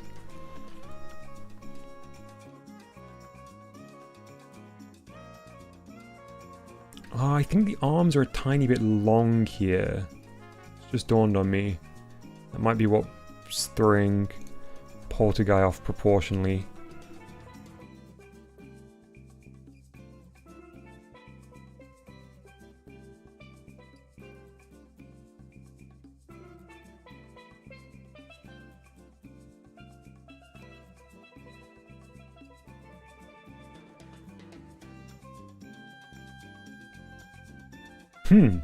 What kind of genre is it, Arch? Like a single screen arcade game? Like late 80s era or more recent than that? Oh yeah, DS, yeah. I guess we had the same thought at the same time. I just saw your message come through. I agree, they are too long comparative to Polter-Guy's arms in other sprites.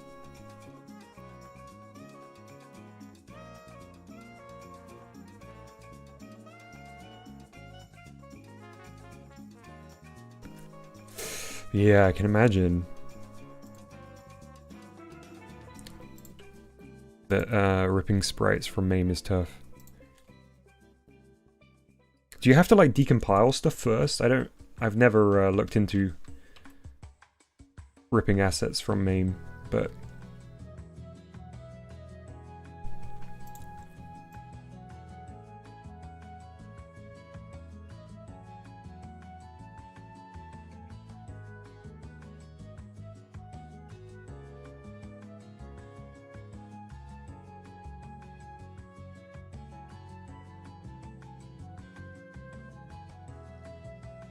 don't worry, Mr. O. We'll definitely get Eli in. We'll do that next.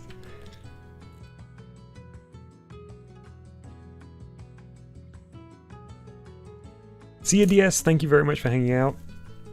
Hope to see you again soon.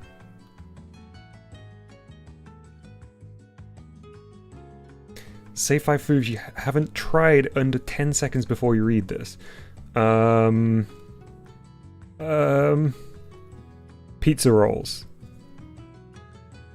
I know this isn't 10 seconds, but I'm not a quick enough thinker. I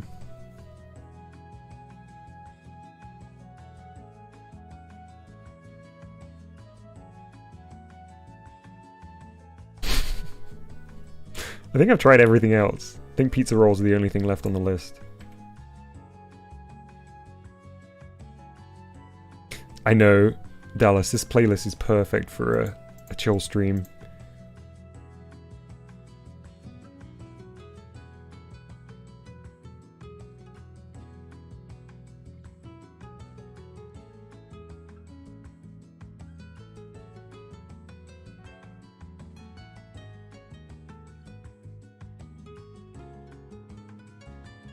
Yeah, I basically enjoy most every kind of sushi. I think in terms of food, I am very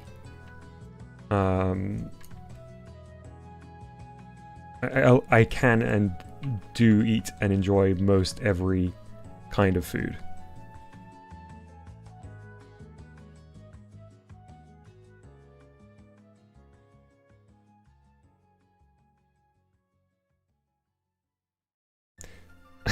I don't think I've ever had a ghost pepper, no. Either like just straight or in a meal.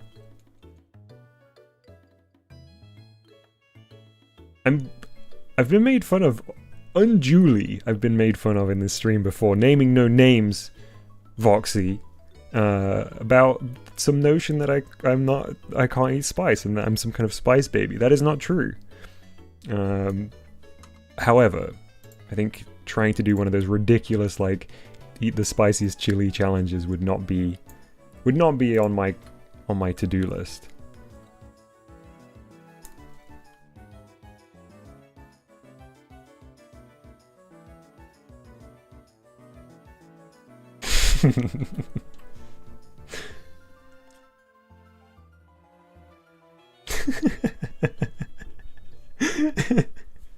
Foxy says I must have cut deep. No, it's fine. It's not like I've ever thought about that comment again after you said it.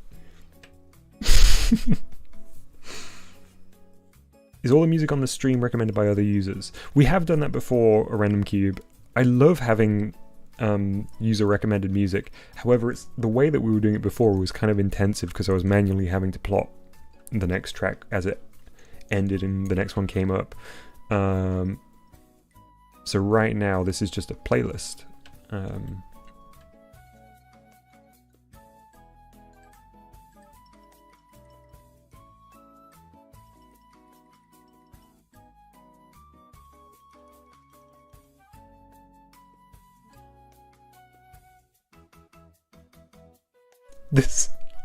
This angle, what are those marshmallow chickens that are like a treat in America? We don't have them here, but I've seen them in things.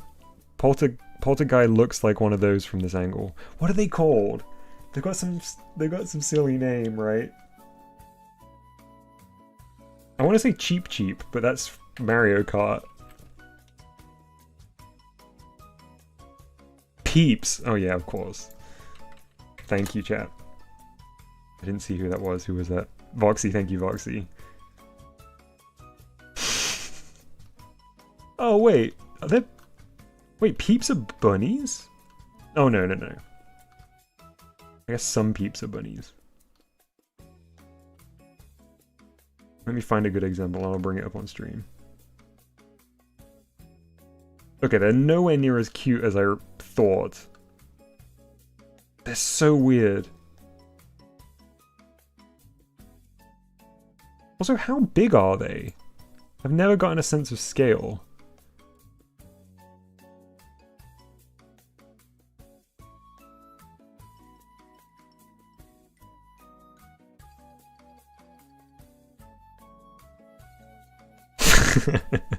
Are we still talking about the hottest food you can handle? Yeah, those Peeps, they're too spicy for me. Oh, that is a really good idea, Scrubs. How do you do a public YouTube playlist?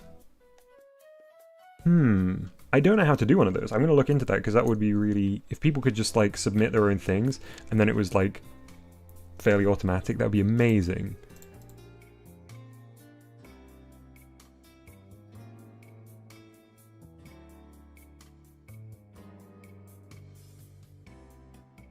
This is like an extra chibified Polter-Guy. Something about the proportions is still so weird. Maybe how bulbous the back of the head is?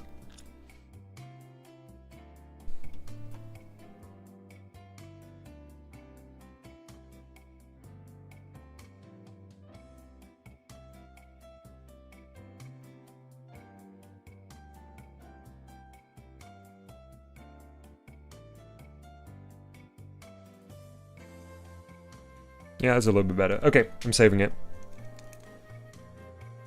Hey, Top Hat. Save as. Port 2 into remaster. That means we got 3 of the 4 sprites done. Which is fantastic. Thanks, Voxy. We'll save you for next time, Port 3. While creating a playlist, there's an option to set it to public. Fantastic. Scrubs, I'll do that right after this. I guess the only thing I'll have to be careful for is that people don't add things that will get the video content matched.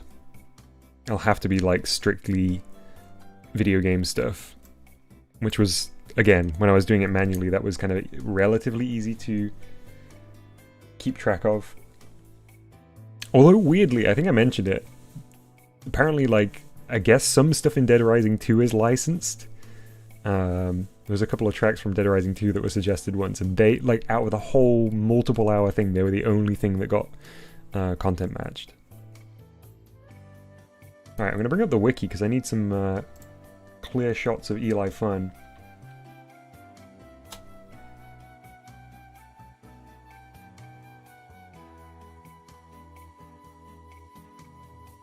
The wiki is so useful. Anybody that's ever submitted anything to the wiki, you are an absolute legend. Wait, is Eli not in the wiki yet? No, that can't be right.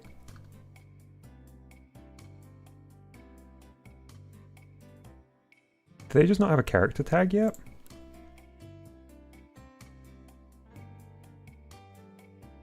There's no Eli in the wiki yet. What am I gonna do? What am I gonna do? I rely on the wiki. I can't remember my own characters.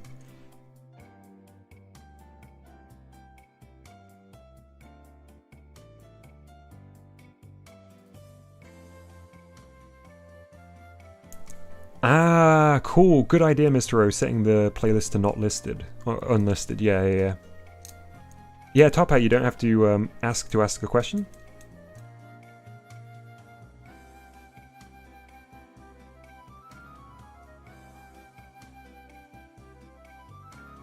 The wiki has been abandoned.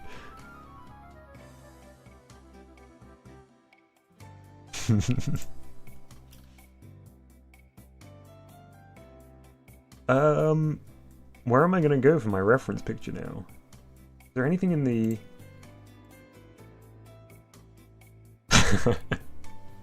Wow, Vari, that's such a good edit. I don't know whether Vari's in the chat right now, but that's such a good edit. In the work in progress in response to Archer's beautiful programming screen. Probably gonna have to get to my own YouTube video. Yeah, another building Baby Town stream. We really do, Arch.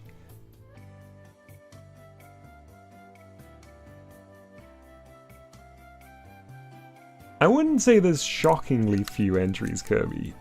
Kirby Super. We've gotten a decent. There's like 76 pages. That's pretty up there. But I'll admit I've been very slow. Out of all of the pickly bumps, I've only added Gherkin so far. Alright, sorry chat, I know you've just been staring at a blank A Sprite screen for probably multiple minutes at this point. I'm gonna go back to the Polygon Studio stream and bring up a screenshot. Oh, I'm gonna go to the 1 hour of Eli driving around Baby Town video. Even better. Also, I can't see chat right now, so sorry if I've missed your message.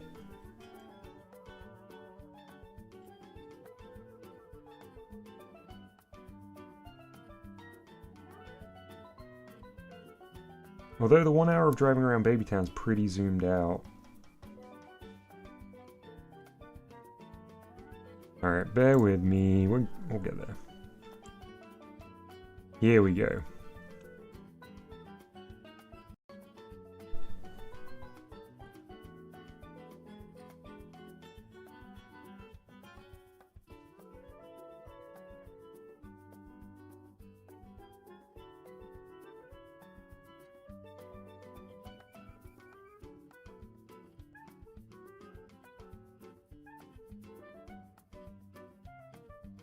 I guess I want a side-on view. But I do want the hat there. The hat is going to be a necessary addition. Okay, that'll do. Bring this back down here.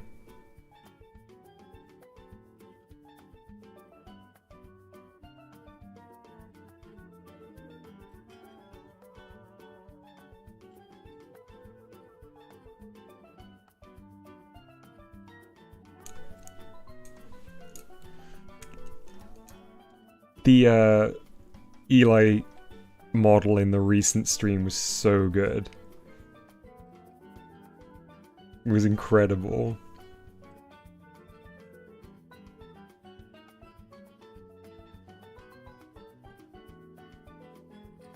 Okay. So we need our big meaty body, first of all. Oh, we gotta get a big meaty body here. Very important.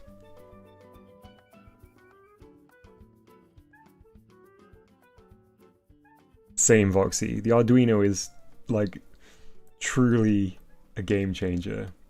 Well, not the Arduino itself, but the community tools built that utilize the Arduino, of course.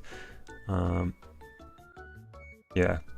Scrubs and Bori, absolute MVPs.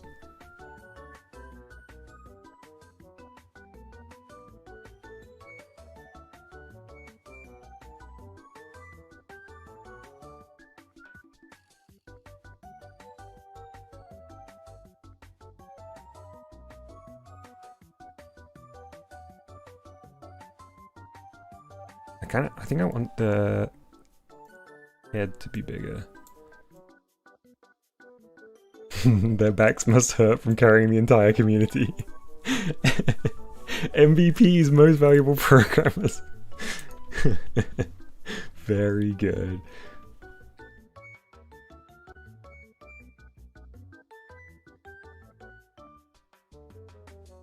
So what is my Polter-Guy Eli gonna look like?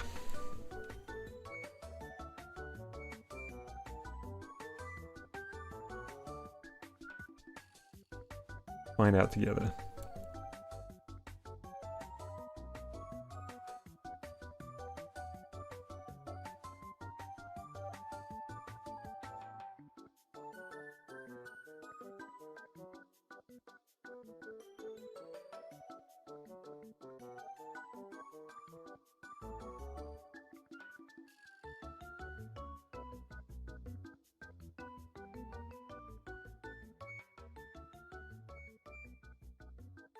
Do, do, do, do, do, do.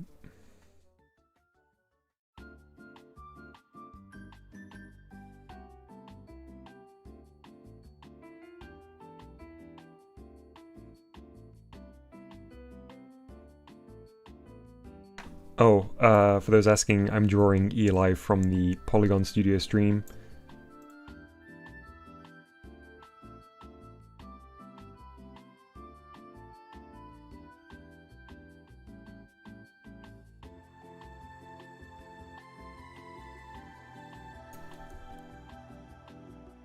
Oh, Top Hat, the hot seat was open today in case anyone wanted to hop in when we were doing some work on the programming here.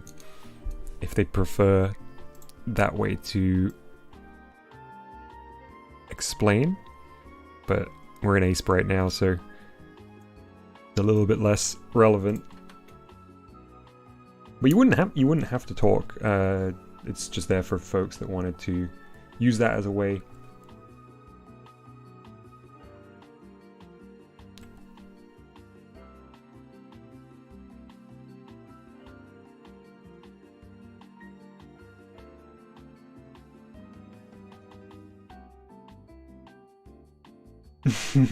Sorry, not orange. I know how weird it can be to hear your name when you're not expecting it.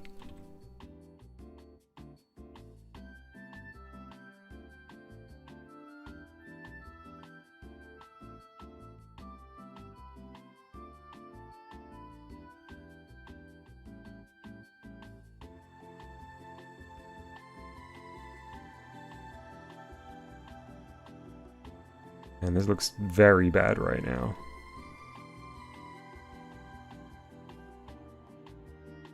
Sorry, I mean, it looks perfect and very, very good.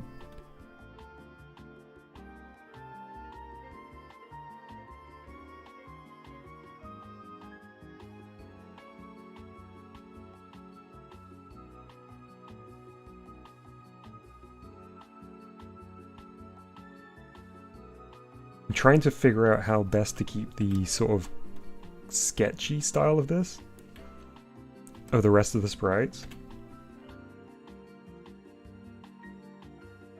Oops.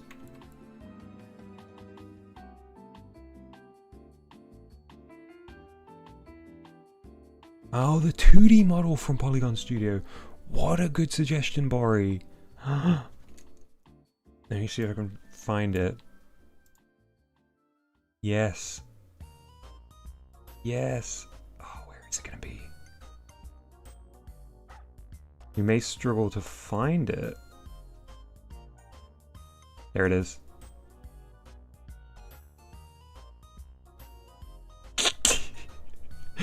Yes. It's pretty blocky here. But it's a better angle for sure. It's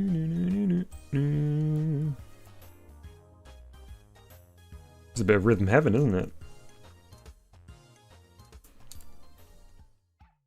1729. 29 as a reference.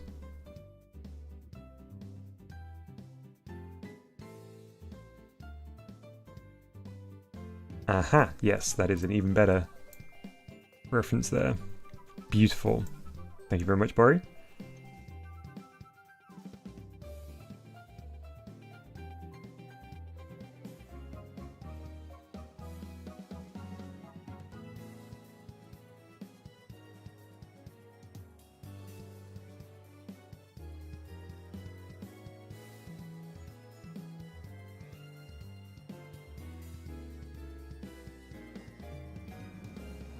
Hey Left, welcome to the stream.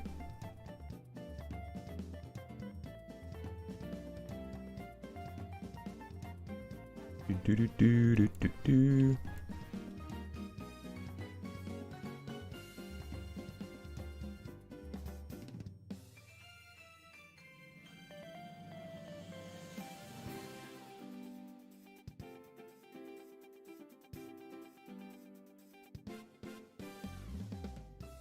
Oh no.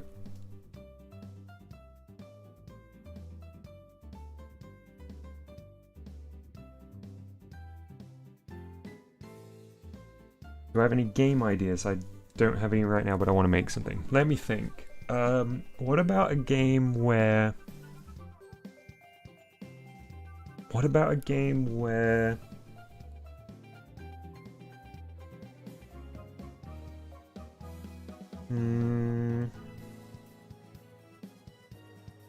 You're a bird, and you have to replace parts in a faulty coffee machine with only your beak. Script says, I really want to play Wii Sports Resort, but my friend has my Motion Plus. No! That's unfortunate.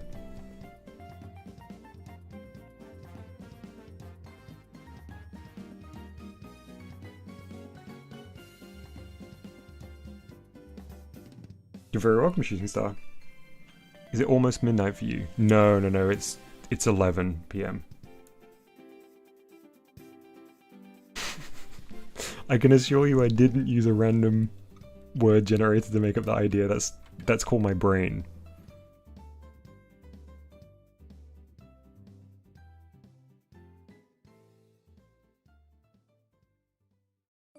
Oh, nice. Arch, yeah, can't wait.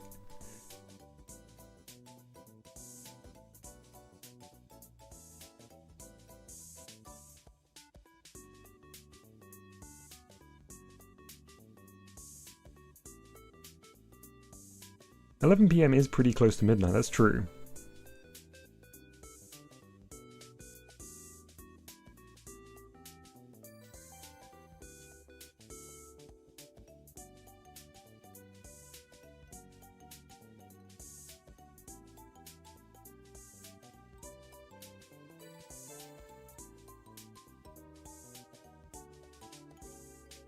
I come up with one more idea for Left.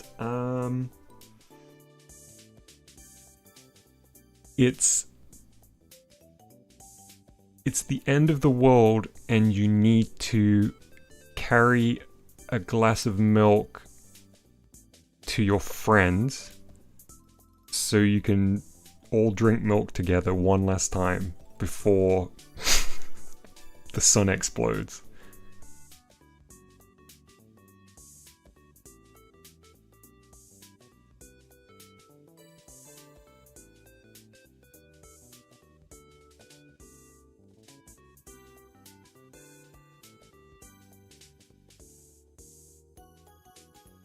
Ginger wants a game idea.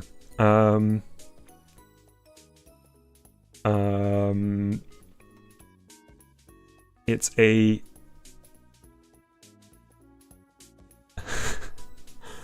it is a turn-based RPG where you have to try very hard not to say thanks you too to a waiter who has just said enjoy your meal.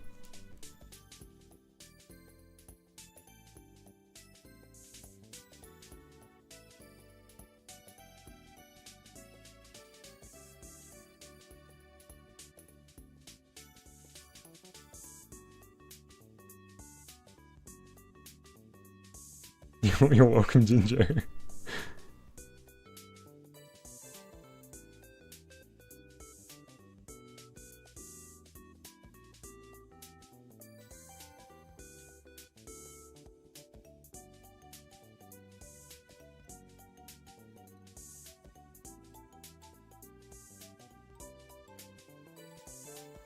Oh man. Who else wanted one? Also, DS, I like the monkey and the golden banana idea a lot. Chalupa wants a game idea. Oh,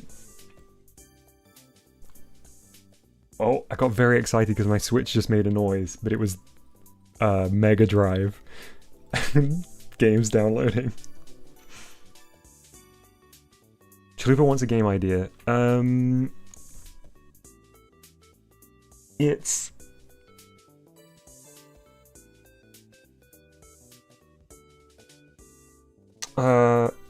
It's a racing game,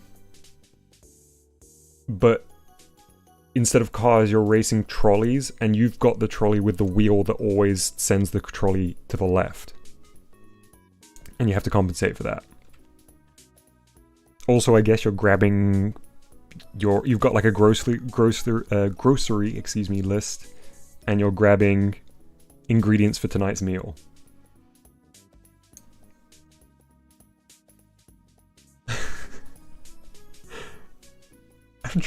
I'm genuinely trying to give a game idea to everybody that's asked for one. Not Orange wants one.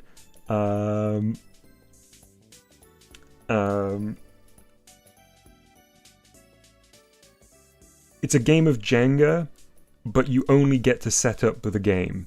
You never get to play it. You're setting it up for somebody else.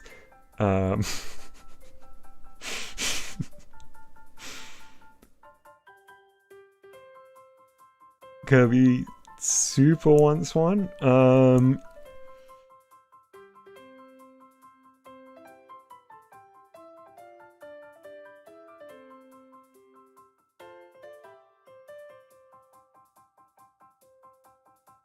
It's a rhythm game where you make mochi, like by smashing the mochi with a big hammer.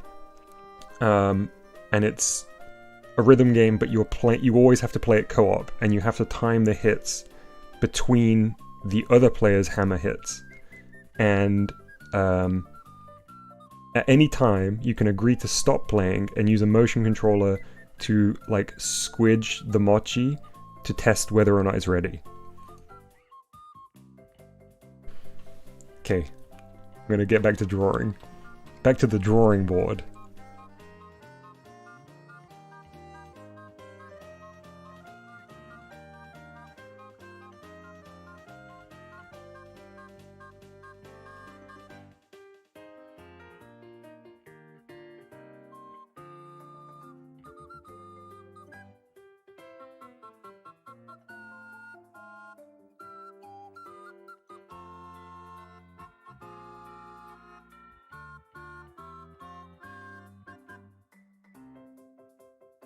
Oh, did I unintentionally steal the mochi thing from something else?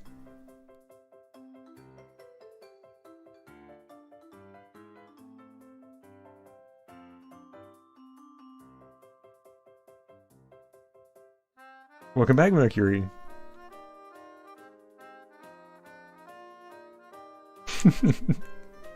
Game jam where you have to make one of my game ideas. Oh, maybe a cooking memo level. Perhaps. I don't know, I suppose making mochi is such a... like... it's such a ripe idea for a game.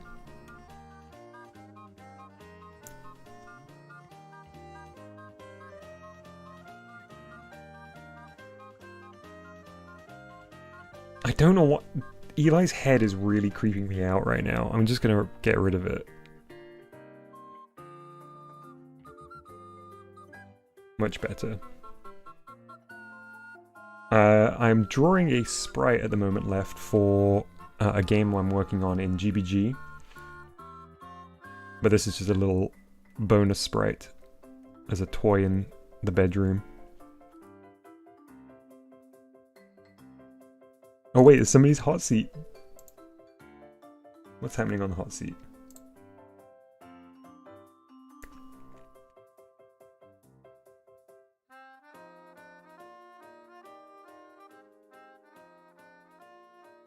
Somebody want to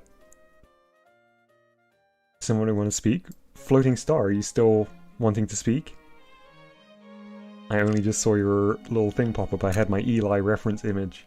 Let me know in the YouTube chat if you would like to still speak. Droopy Peppa Pig.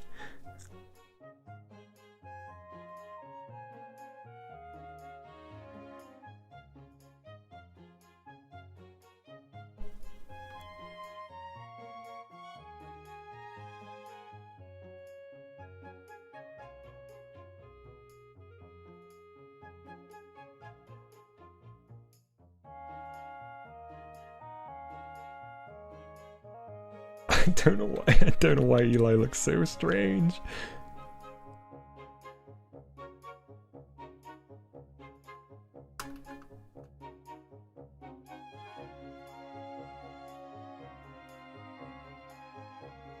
People are just hanging out in the hot seat. Must be, if they're watching the stream, they must be hearing me twice right now.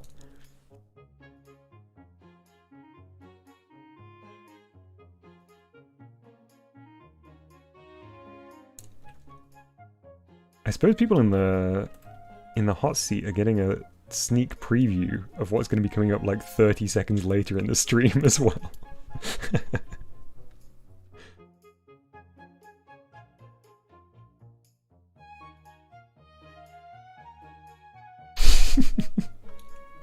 5 people in the hot seat.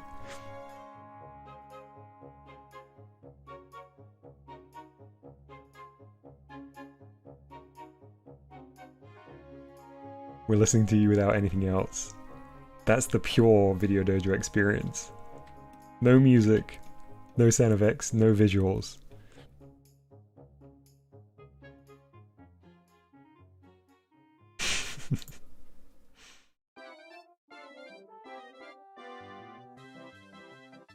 I guess so, Mercury. The whole idea of opening the hot seat was like, if people wanted... I was just like, I'll try out what the hot seat would be like for giving suggestions for like how to fix code in GBG, but then we moved over to A Sprite for quite a while now, but I just forgot that the hot seat was even open.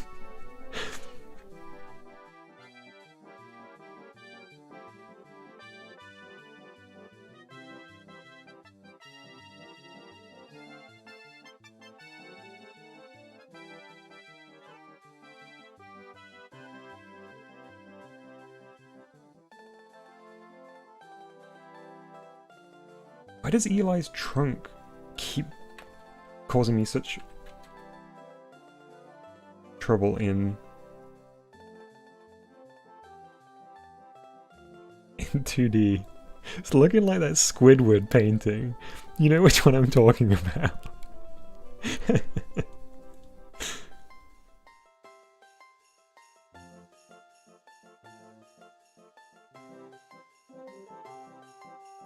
I need to get my reference back. I guess it starts higher up on the head.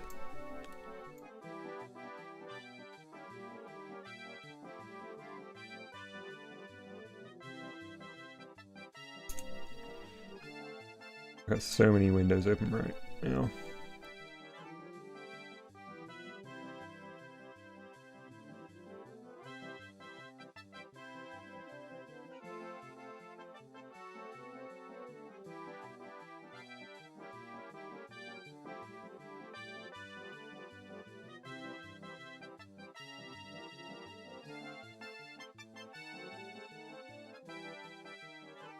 Sure, Mr. O, I'd be happy to share a in-dev build.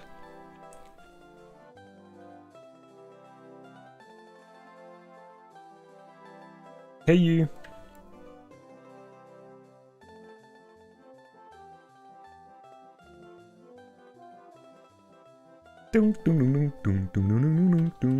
Hi, I'm Eli.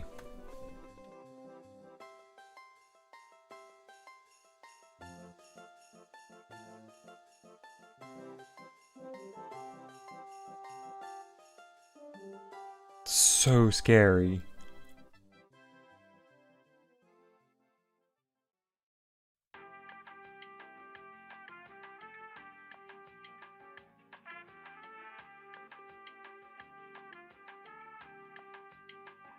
Isn't the trunk a little short? For sure, yeah. We need to expand this a little.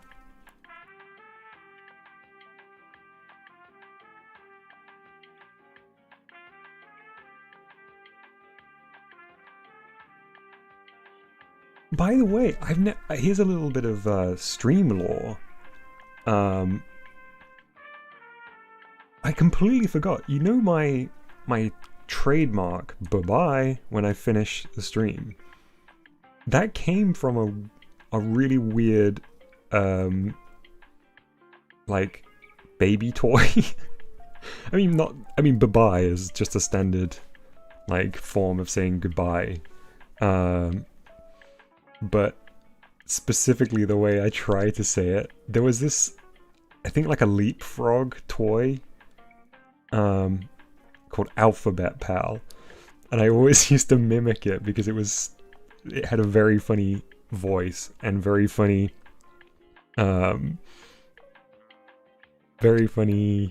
set of phrases. But when you'd press it, it would say, "Hi, I'm Alphabet Pal," and then you'd do like all of the different A, B, C, D, E, F, G thing. It looked like a weird glowworm kind of caterpillar sort of thing, but it had like lots and lots of feet and little boots, multicolored boots on.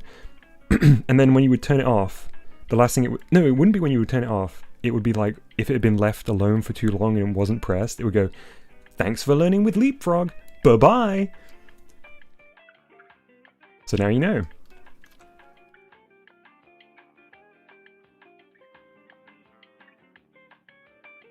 I need to put a hat in here.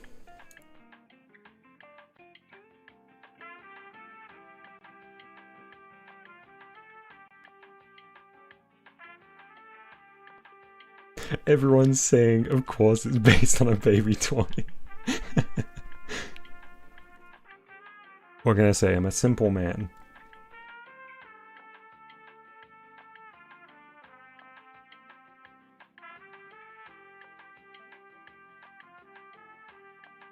Is it the phonics one where you put the letters in?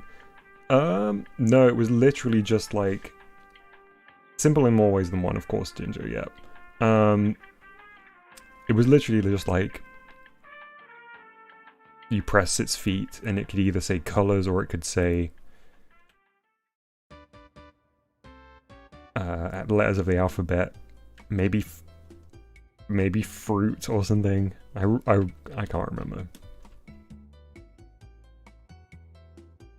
Where's his hands? He has like a weird robot arm. I don't think he has hands.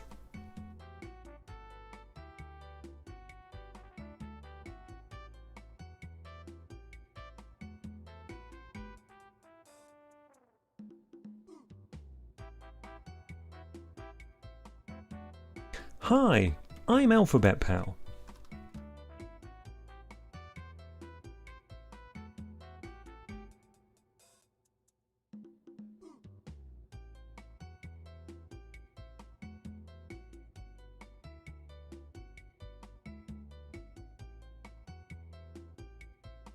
in Babytown, Mustard would definitely have a learn fruit and veg toy. 100%.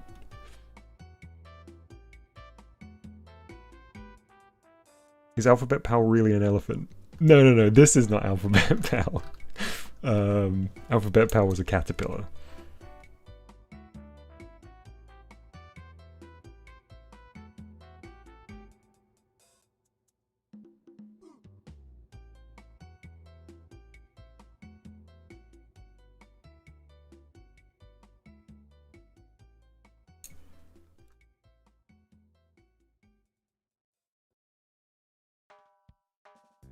Wait, so is the toy just coincidentally going to be facing left? Yeah. Stretch the end of the trunk. It sort of needs thinning out too, doesn't it?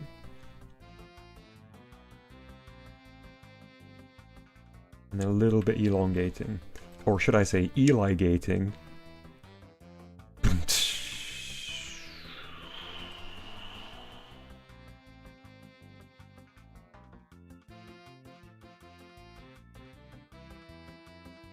I'm using a piece of software called Sprite.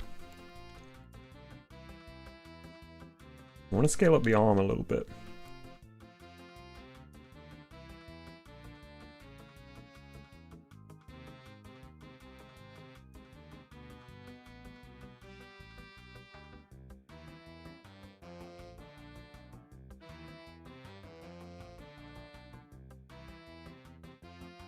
Does the car need wheels?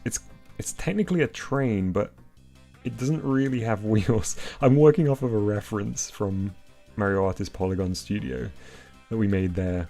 Yeah, the train didn't have any wheels. Ginger is listening to me 4 seconds into the future with no background audio. Is that really how little delay there is on the stream? Is it just 4 seconds? It's for a toy in the game Chalupa. It's going to be placed in the bedroom.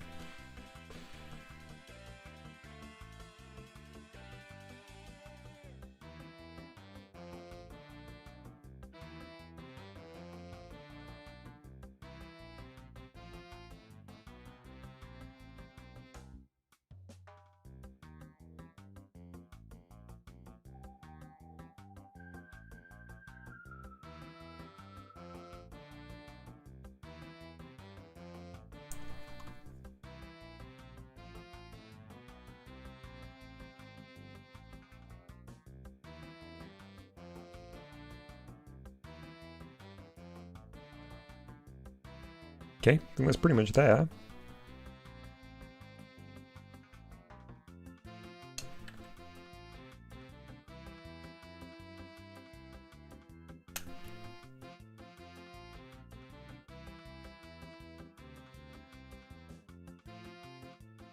Oof, painful Chalupa.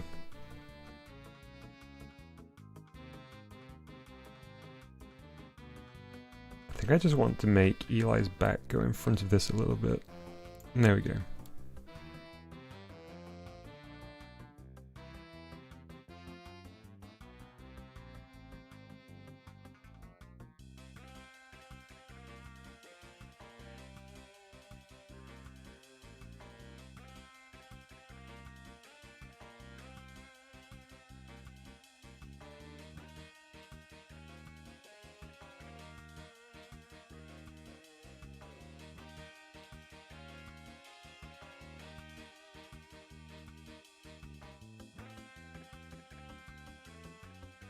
Okay, I think that's pretty much it. Let me just reference back to the game real quick to see how I think it will fit in stylistically. And where am I going to put it too? Probably on top of the wardrobe here, or maybe down here. It's going to be so small. I suppose really... maybe it needs a stroke around it, but let's see. Does I need to be shiny? I think I'm okay with it being solid black, but let's see. I'm gonna import these, or I'm gonna set these up ready to be imported onto... oh, Snipperclips music. to be imported into GBG. So let's do that.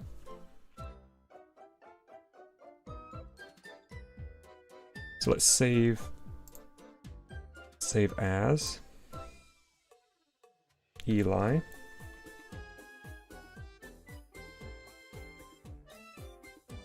Into remastered. Okay, so now what we need is all the textures we made this time converted. So first things first, let's open this up.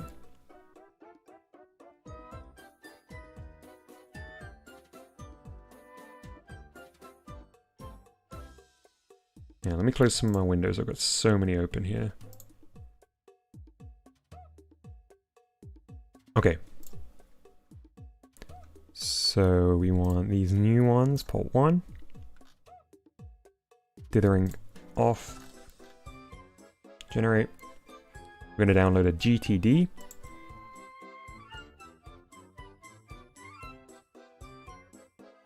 Port 2. Generate GTD. Port 4, because we haven't done port 3 yet. Scrub says, this looks familiar.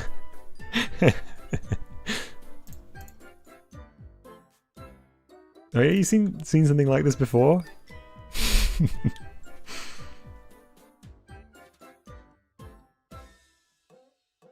Yeah, I did know that, Kirby Super. Kirby Super says, did you know that Bob and Alice are very common names in programming books? Yeah, they're specifically used for like example maths equations and stuff, right? Such a cool idea. Yeah, Scrubs. Advanced mode is working. The problem was with my SD card reader. It was a dud. I spent quite a long time. Borry was helping me troubleshoot what it could be, but in the end, it was just a bad one, and I ended up getting a replacement, and everything was smooth. This does mean we'll watch Takeshi's Castle. I guess that's going to be what we have on small as the texture editor does its thing. Right, so we have our four textures in downloads.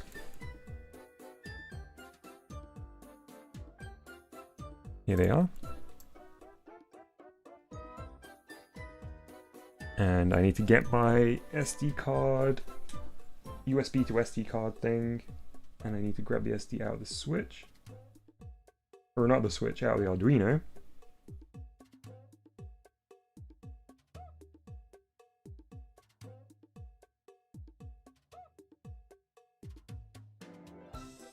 Okay, I'm going to unplug my tablet for a second, because I've only got one USB slot left.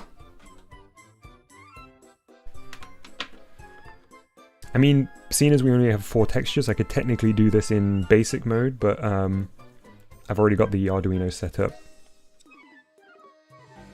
this way. Nope. Where is it?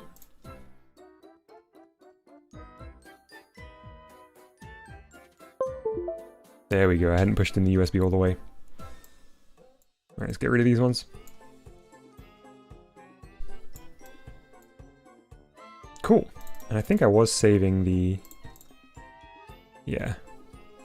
Oh, that's the CVS. I guess I wasn't saving the GTDs. Okay, whatever. Okay, we can eject this now.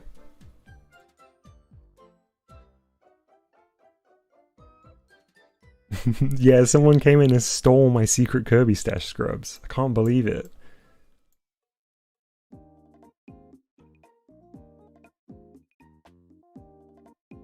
Alright.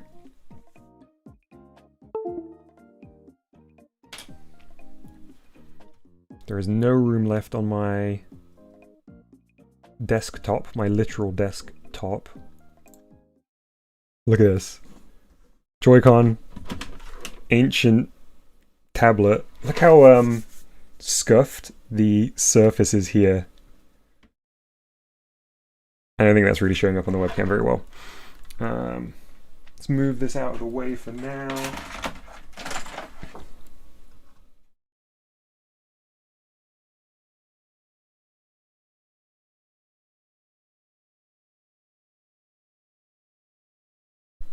Just realized I can't see.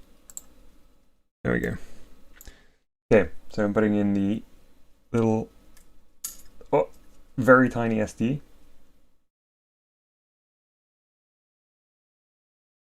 Yeah, as I said before, that does not feel good putting that in there like that. I'll probably change this up when I get a bigger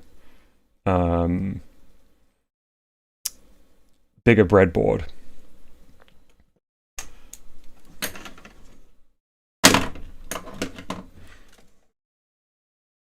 Just trying to shuffle stuff around. So I've got a clear run to the switch here, which is just under the screen here.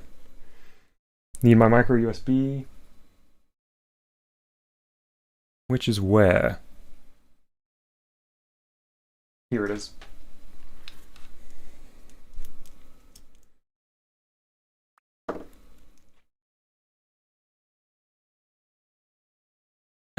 Fingers crossed, Mercury. For your Arduino to arrive tomorrow. Micro USB in. Bring up the programming screen. Find a nice clear space. Disconnect the mouse. Plug in the Arduino. The delay isn't bad. Interesting, Chalupa. I think the delay is more in chat then, rather than between the live feed and the you know, between me and what you get. Chat is definitely slow. Okay, pushing the button. It's running.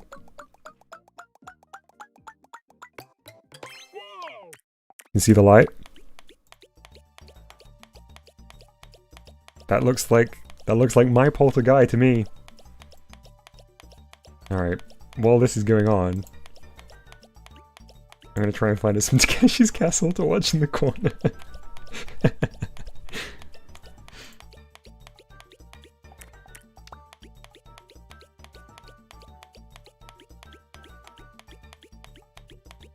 Oh yeah, season...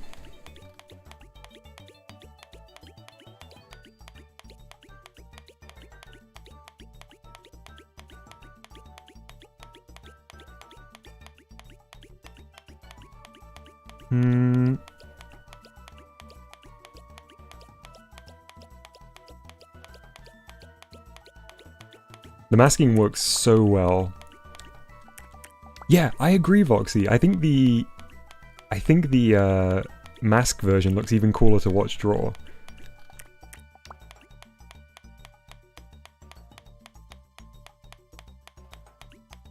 I think only the first episode of Takeshi's Castle Japan is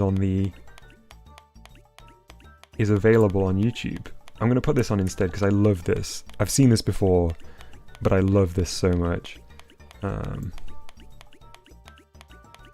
I know you can't see it yet.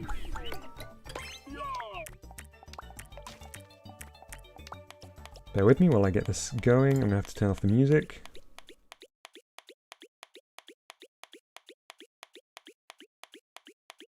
Where is OBS hanging out? Do some picture-in-picture here.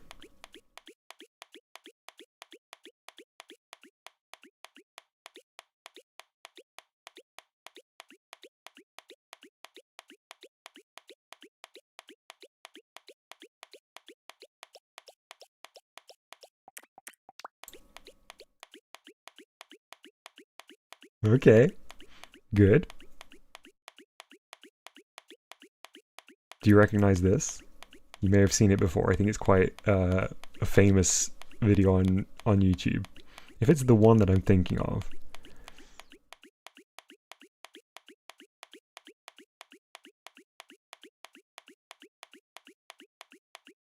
Don't want to block too much of the action. Also, I think it's unnecessarily cropped here.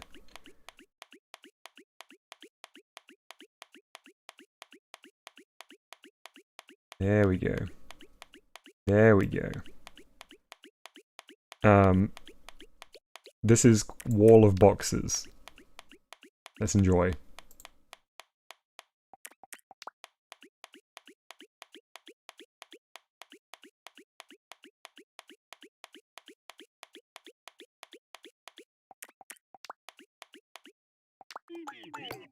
So the premise here, if you have never come across this before, is 4 comedians sit atop these stacked cardboard boxes held up by a harness, and over the next 10 or so minutes they will be bombarded by lots of things that will potentially knock them down, and I believe the last one standing will be the winner.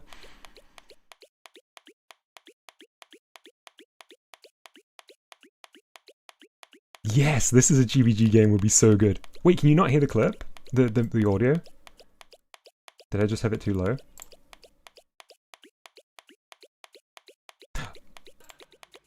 There you go, my bad, I had the channel muted.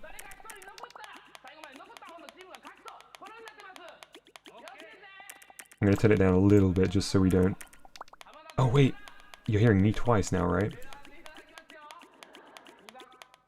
Hang on. Bear with me. Ooh, how am I gonna fix that? One sec.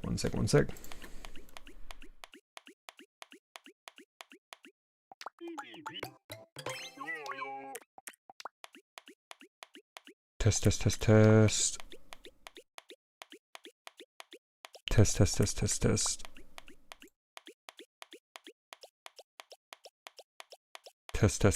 Okay, that should have fixed it.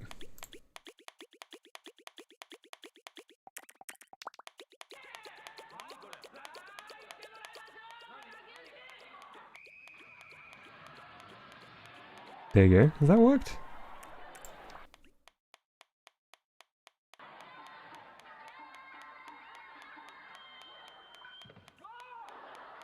I can't tell whether you can hear the video audio.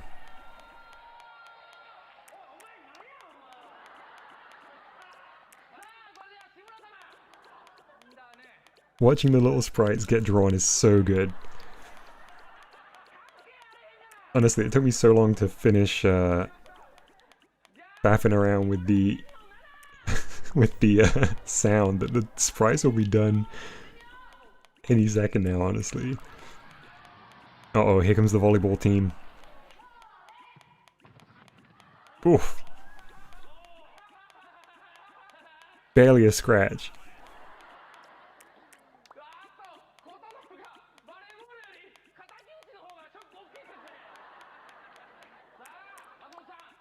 Man, there were such simple sprites that we're done. We're already done. Let me plug in the mouse. I'll leave this running.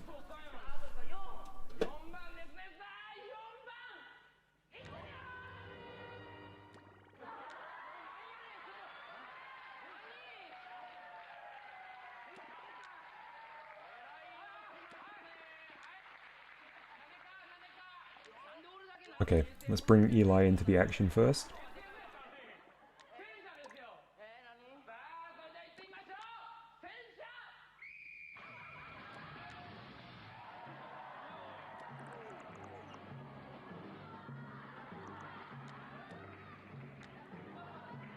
Oh no, we got a tank.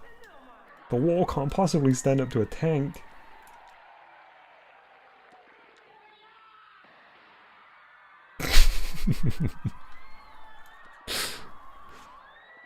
Yeah, the textures will absolutely blaze through these.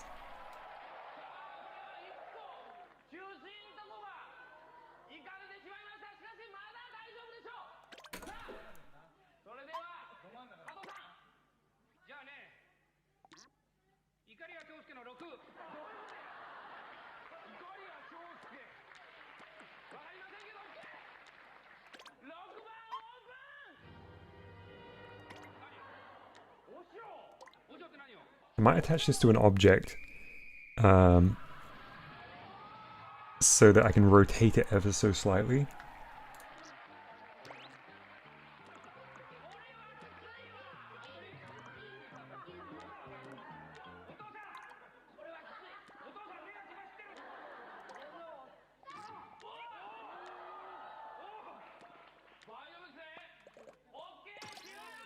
Take a look at that. Oh, enough visibility on this.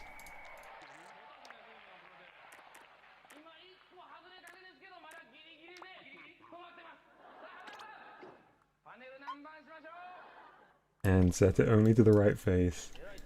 I feel like I make this mistake every single time. And it will be Z center, right? Ideally.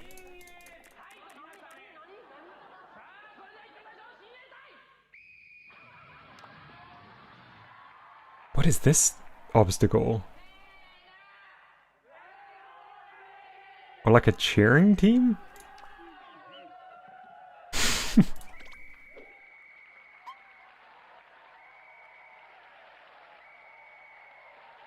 Eli is so small.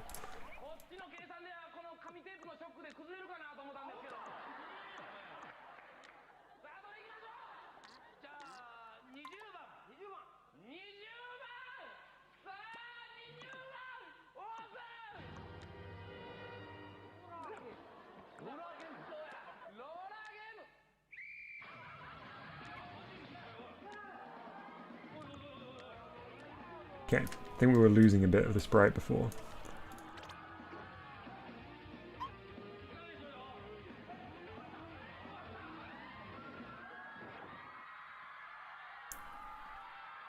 Alright, I think Eli's in place. You'll get a better view of him once the camera zooms in, once we re-implement the camera zoom. Let's replace our Polter-Guy sprites. This will be a bit of an easier one.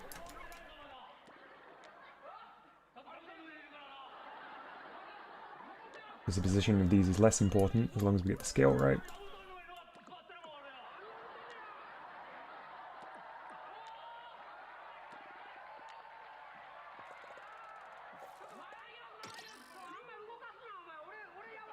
Although I do need to make sure that I hook them up to the correct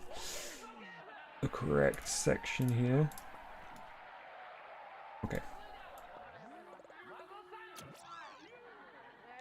Check I did that correctly.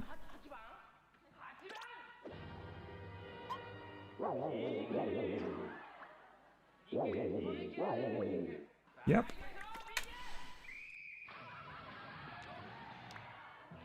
Dead minus on these.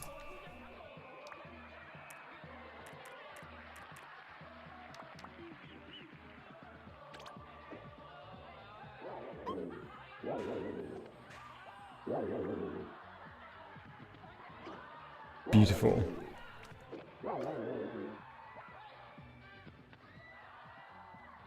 Very nice.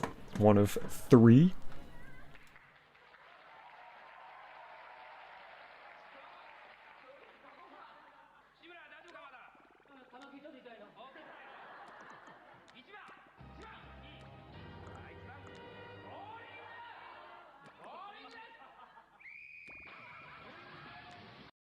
Keep the vibe going. Oh, YouTube ads.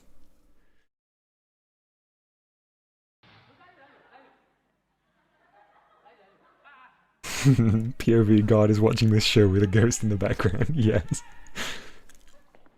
Yeah, Mercury, checkered bow ties. Incredible. I feel like your rendition of Stevie would absolutely rock a checkered bow tie. Wait, in fact, does he already? Did you already give him a checkered bow tie? I can't remember now. Oh, it's a polka dot one, isn't it?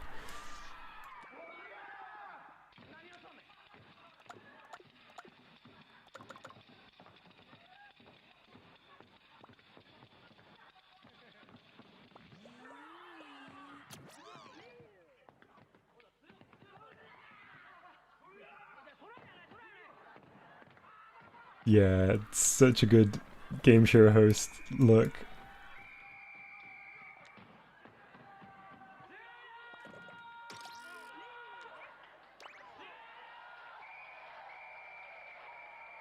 Oh, by the way, Arch, you just reminded me. There's an ad, a YouTube ad at the moment that goes, Voxy, the UK's #1 mobile network. And every time it comes on, I'm like, Voxy? But it's VOXI.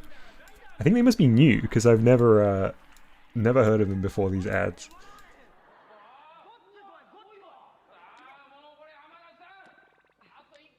Hey, Dylan.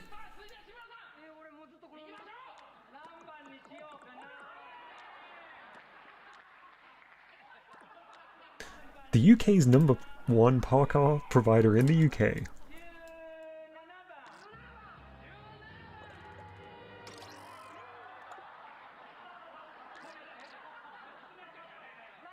Yeah, Mercury made the same joke.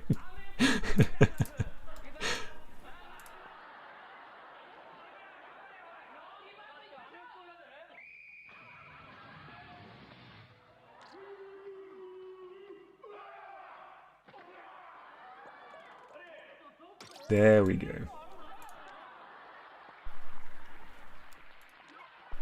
Got a real nerd on spaghetti situation here.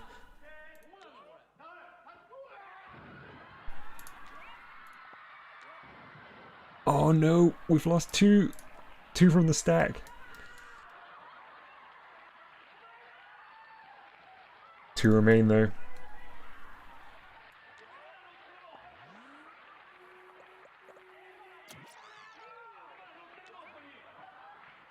Alright, let's check these ones have worked.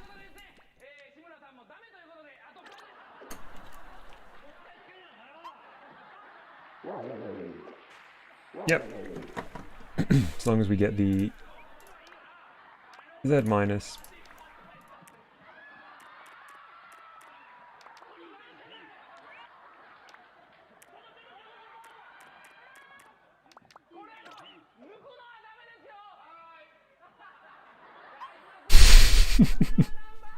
What a great pose. Nice. I'm very happy with the new sprites. I think I might need to change the floor color so that we don't blend in too much.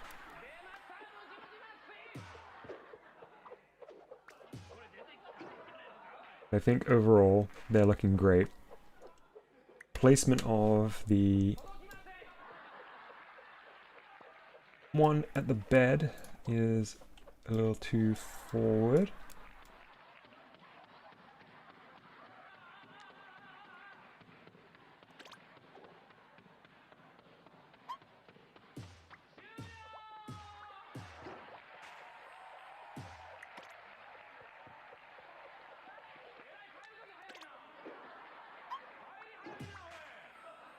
Ah, that's why it was very carefully placed where it was, I see.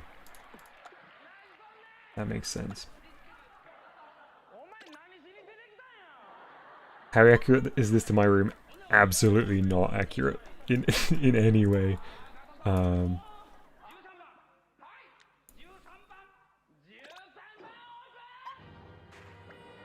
Sadly. I wish my room was like this.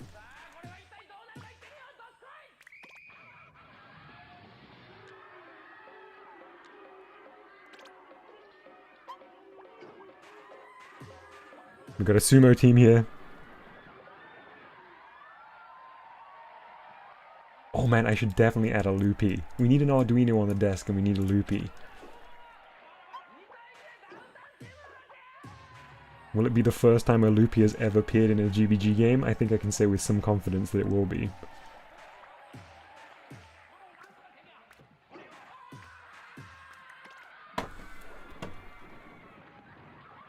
Okay, I am happy with that. Before I forget, I'm just going to quickly... what is this? Oh, I think it's the end. It's like whatever they added to the end of the video. Yeah, the loopy on the TV bench, it'll be so good. Arch, I believe it was Arch, suggested putting an Arduino in. So I'm just going to sketch out an Arduino here in GBG before I forget, because I think it's such a lovely idea to have that on the desk. Bing. Oh wait, no. There we go.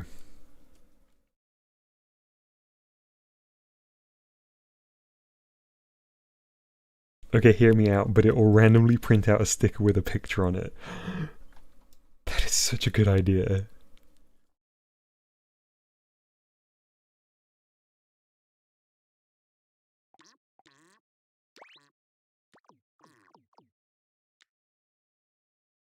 Do I want to make this with a box? Where's our tunes? Let's get some tunes back.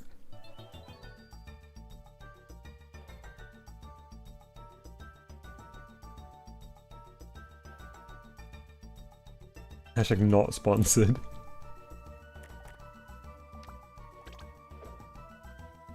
It's a Narduino. Narduino.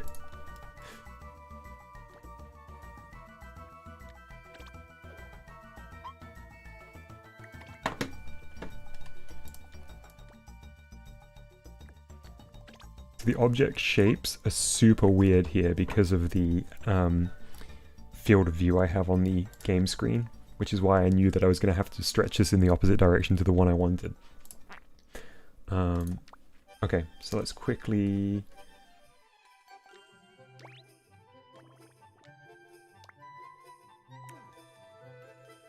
get a...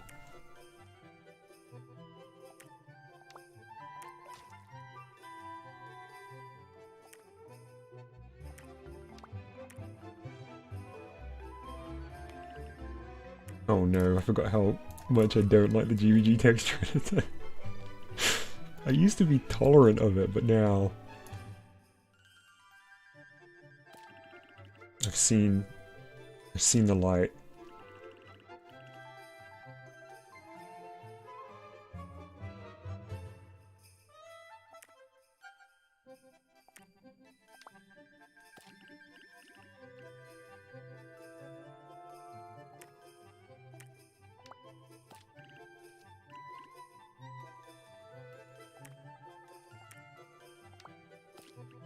I'm not worrying too much about this, by the way, because it's just a reminder that I need to do it properly. The reason I've done this board green is so that we can see the little chips and details on the board more clearly.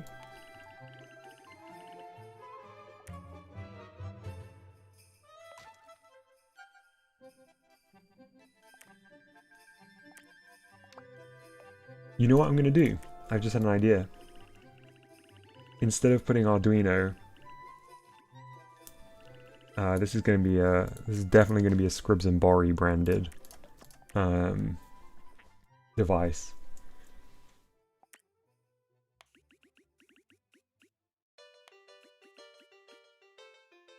Again, won't look like this in the final thing.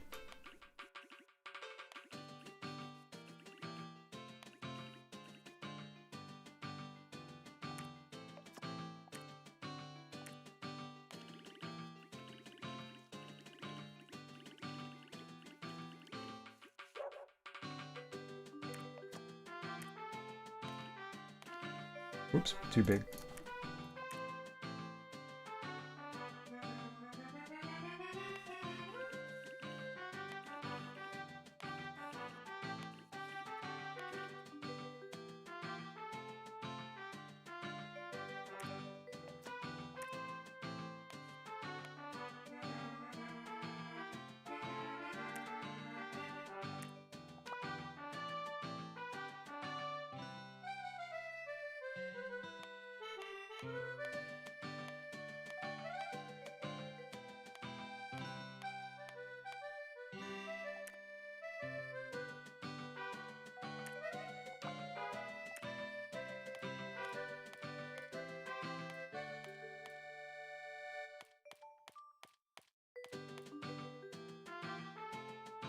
Yeah, let's just get a couple more on here.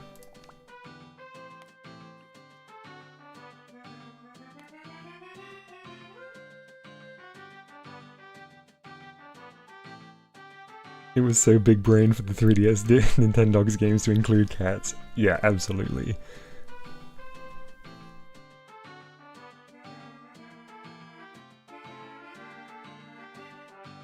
Oh, there's a green chip up here. I didn't know that.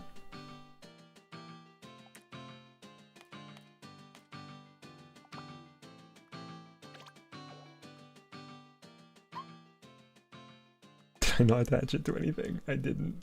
Fantastic.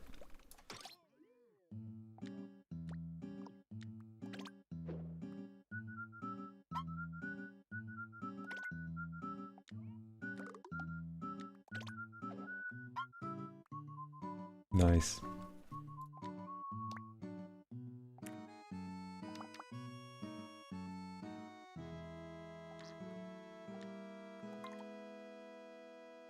Look, everybody making fun of the the text of Bori. Don't worry, it's just a placeholder.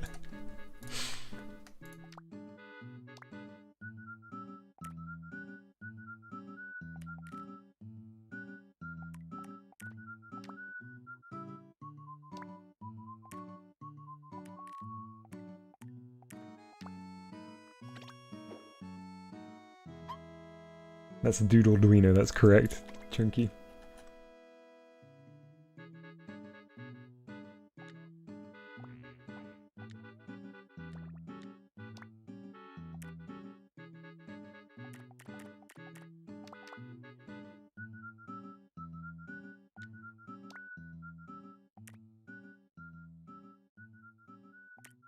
I think I'm probably gonna have to put a separate texture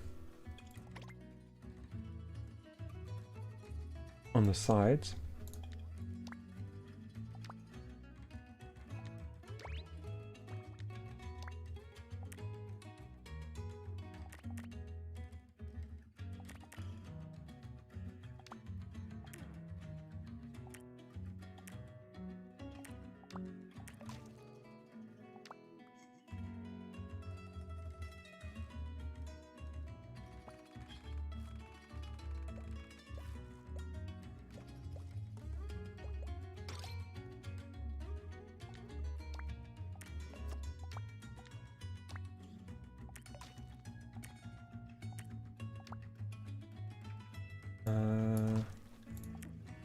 Is this gonna work?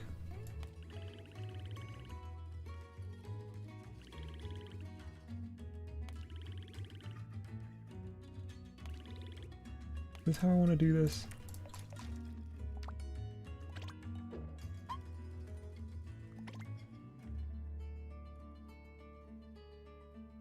It's not even attached to the right thing.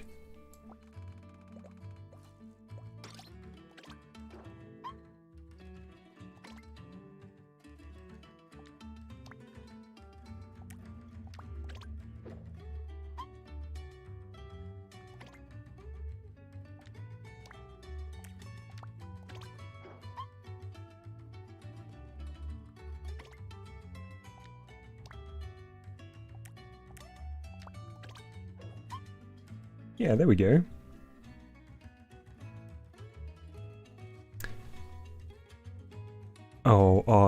Your textures must be way more detailed than mine were, because mine was so heavy on block color. I'm guessing if you're importing sprites, they're probably super complicated. So yeah, it definitely slows things down. I think that'll do us for a little Arduino.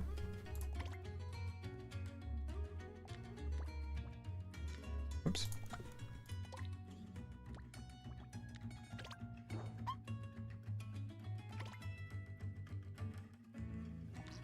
For a little placeholder Arduino at the very least.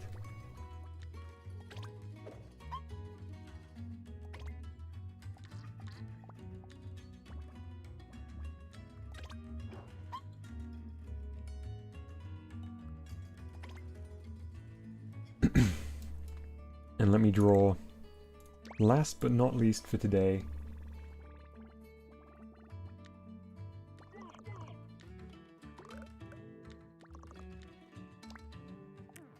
let me draw my beautiful loopy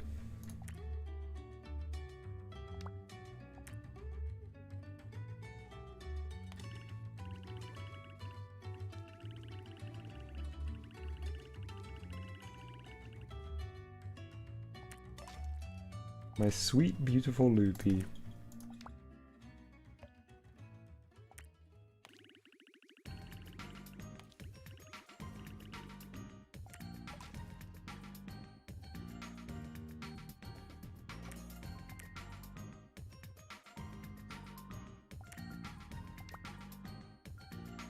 Yes, Mercury! So glad to hear.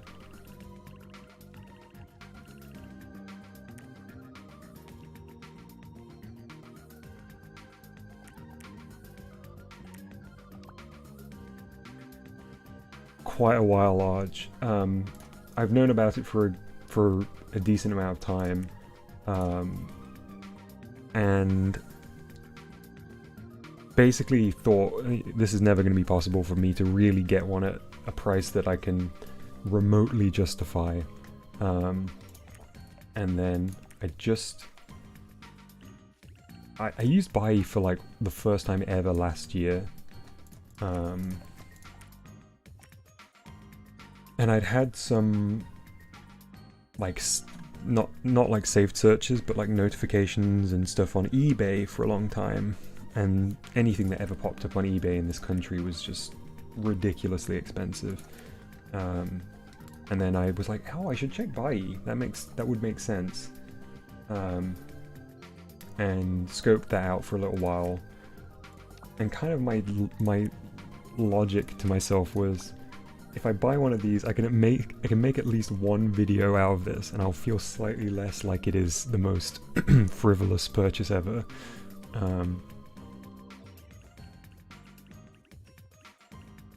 So yeah, I was very happy when I found this one.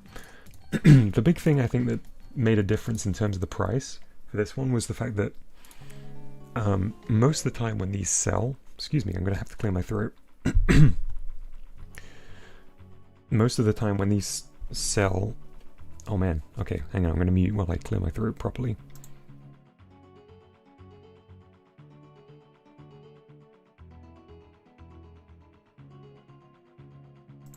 Okay, there we go.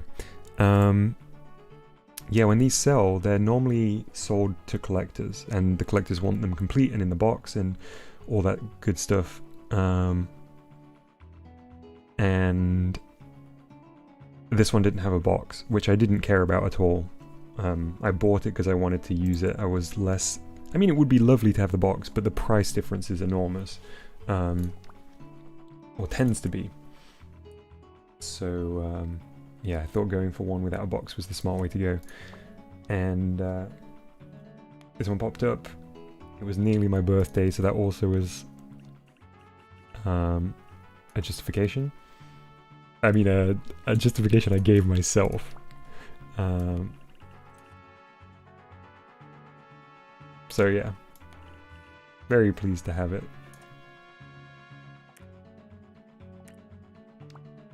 Can you buy a box separately? I think, I mean, I bet they do come up every now and then, but I think it would be one of those where it would probably be weirdly kind of more expensive than just buying like another system that was maybe like broken and had a box, or you know what I mean. Like there's probably a way you could end up with one, but I don't know how often just boxes come up on their own.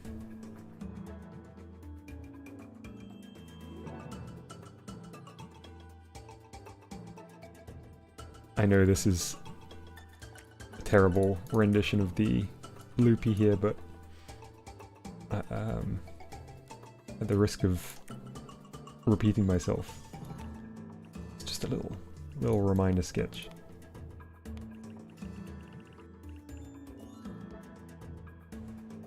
Okay. I do want a game controller though.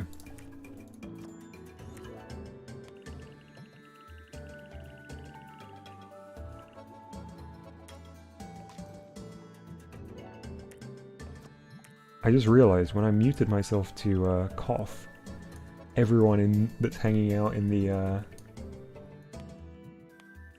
the stage would have had a sneak peek cough reveal.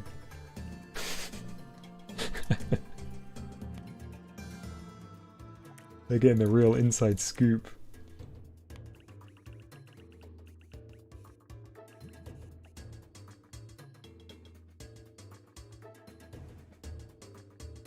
PC's collection in the slot. Good shout. I'm referencing my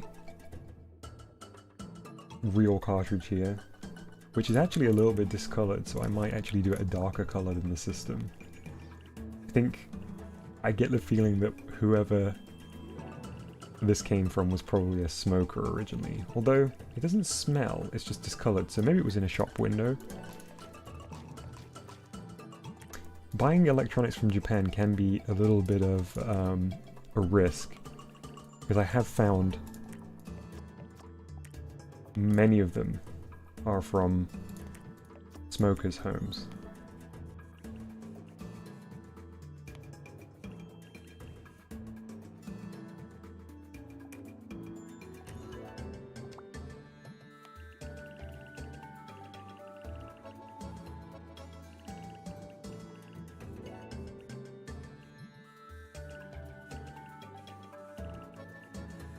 There is an amazing, an absolutely amazing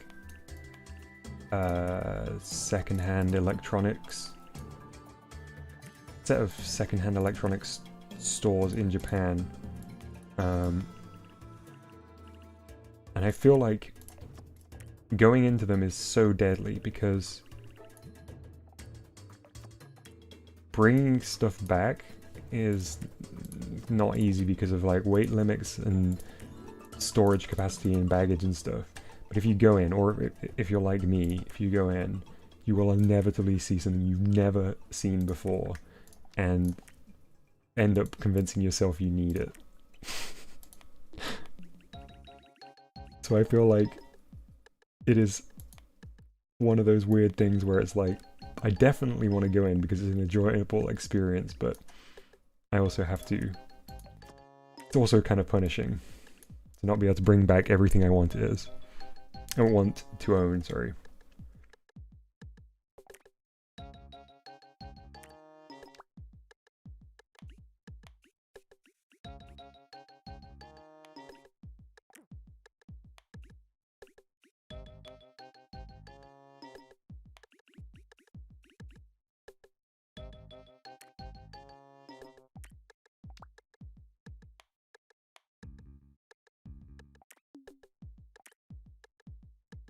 We're gonna do a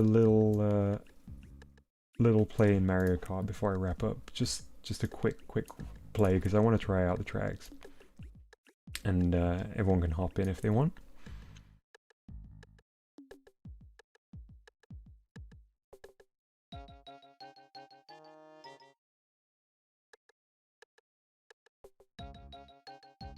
See you, Random Cube. Sorry I missed your message when you initially sent it. I was just catching up with chat.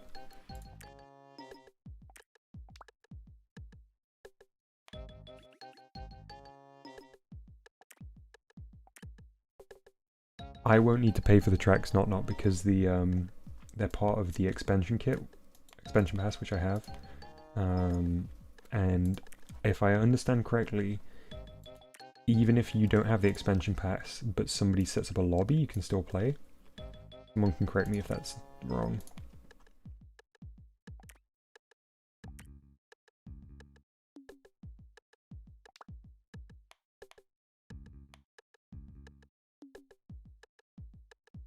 Beautiful.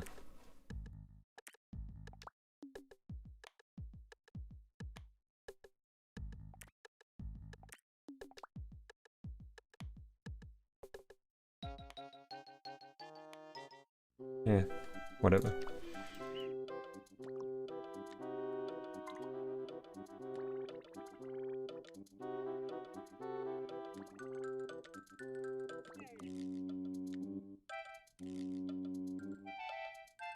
Am I going to do a friend room or tournament? Will people be able to join if I do... How's best to do it, Chalupa? I haven't really been keeping up on it. I just want anyone to be able to play if they want to.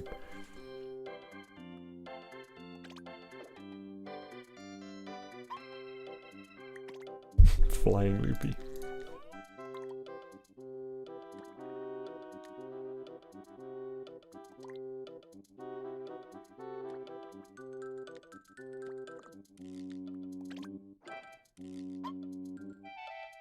Okay, that'll do for now. It's not in a great spot. It's not super clear, but I want to play some Mario Kart before I wrap up. I'm starting to get tired. You can make it in a friend's room. Okay, we'll do a friend's room then.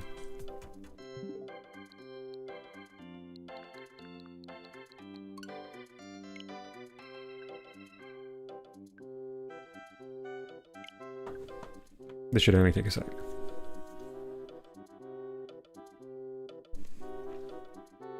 "5 minutes. Okay, there we go.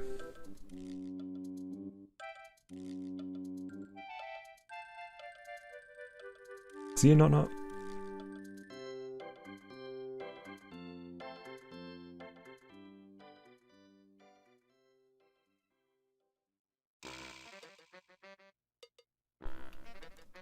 I'll let you know when the download's done.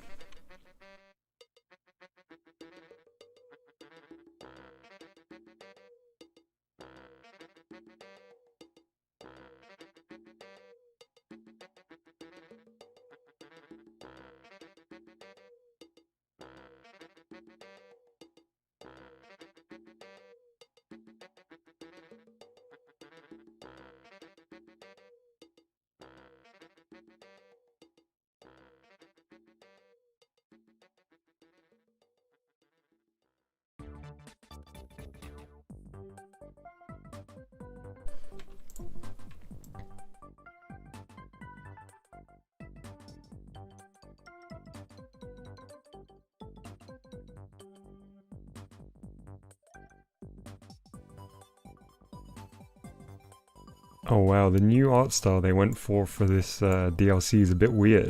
A bit different from the rest of the game. Bold choice.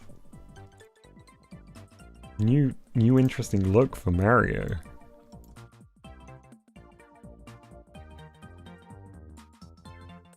It's quite a deviation from what we've seen. Who's my Mario Kart main? It's always Ludwig. But before Ludwig was in, it was always Toad, I guess.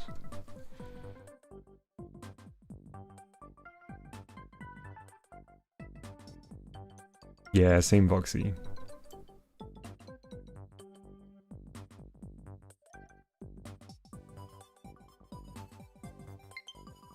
Hey, it's done. Let me quickly finish this.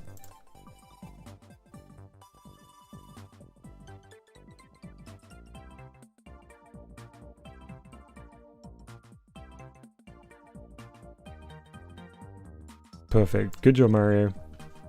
Oh wait, it's still updating the software. There was 2 rounds of updates? Dang. Day 1 patch to add Mario's feet.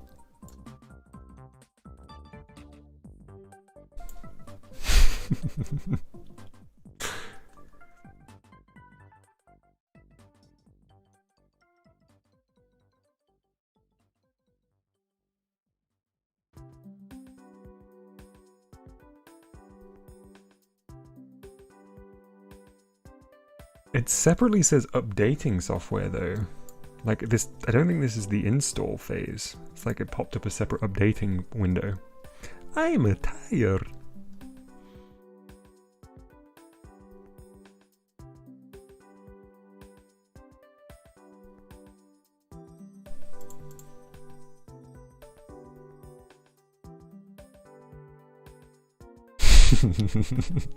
The Mario movie's looking good. Alright. Music is going off.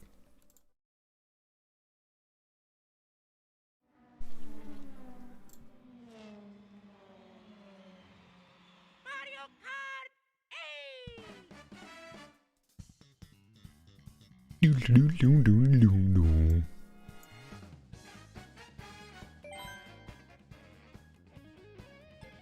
Alright, multiplayer.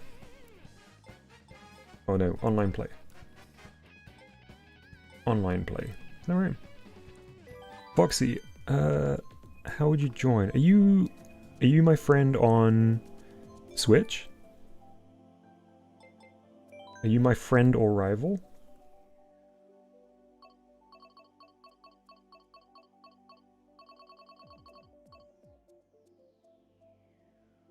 Yeah. Okay, hang on, wait. Let me show you my friend code.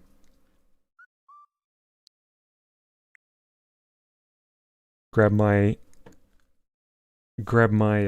friend code, and I'll wait like 5 minutes before I start up a room. Chalupa says, "Whoa, why does yours say friend and rivals?" I have the super deluxe edition that added rival mode, where if you come last place, your switch explodes.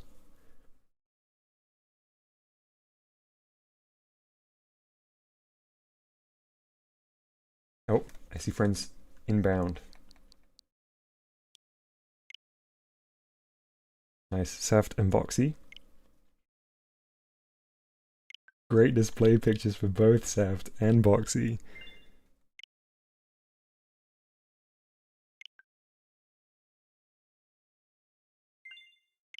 Nice. Doesn't look like we've got any more inbound. Oh, did I speak too soon? Oh, no, it's just because you were recently added. Okay, I'm going to back out just in case I need to and create a room.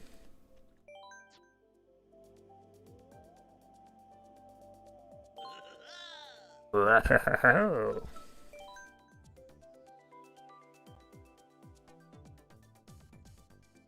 guess anyone that's my friend can now just join.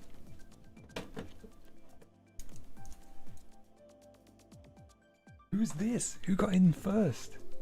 Also, I still haven't given myself a proper me in Mario Kart. Mondio Kart.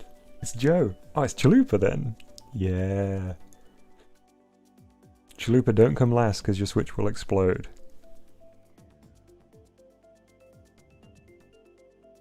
Here's everybody. Look at this ragtag bunch. Archie's using tilt controls. Classic. Not Orange is here? Who else do we have? We got Chalupa, we got Arch. We got Not Orange. Bebby. Bebby's here. And Saft's here. Nice. I'll wait a couple more minutes as folks pour in. How many's the max we can have? Hey, Voxy's here. Is it 8 that we can have as a max in a friend room? Or is it like the same as the tournament sizes? I'm a little nervous. By the way, everyone, I'm using tilt controls. They really should make it so you could walk around on this screen.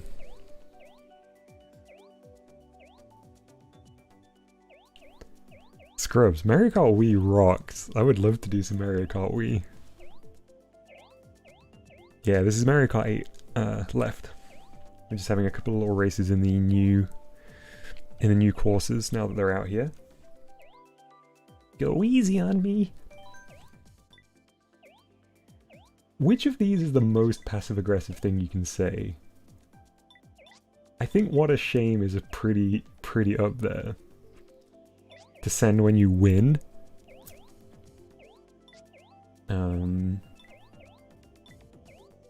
All the rest are pretty nice.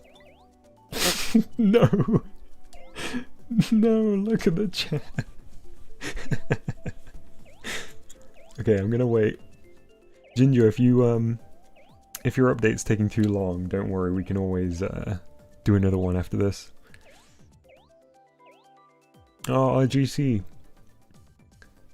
Sorry to hear that. Hopefully when you get it working we can do another one. What a shame.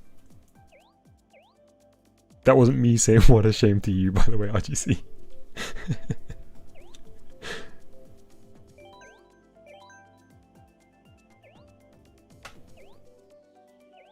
Okay, we may need to just roll with this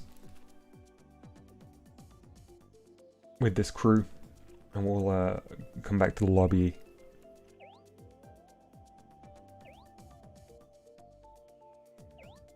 Let's do it. 150. Normal items. Yeah, everything like this. Looks good to me. This is the first time I've ever done an online friends lobby.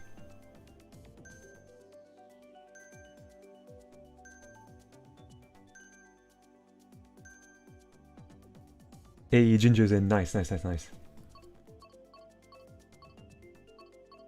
Wait, where are the new... Here we go. Oh, baby.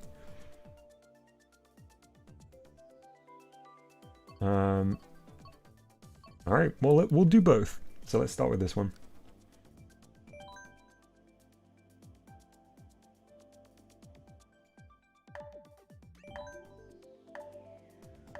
Why did that message pop up? That's weird, because I have it.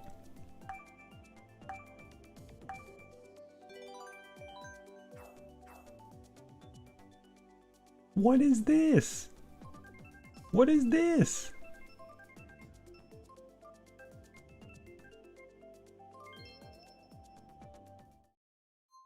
I guess it's not out in the UK yet.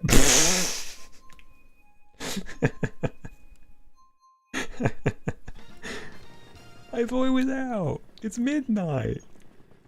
Oh. Yeah, Jinjo, I know it says that someone has to buy it, but I have the expansion pass, so I should automatically get it. But I guess it hasn't released yet. I was under the impression that it would at midnight. Sorry, Chili, but double sorry for the red shell and for getting your hopes up.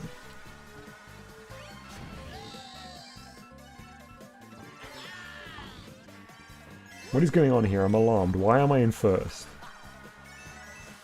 This is not meant to happen. There we go.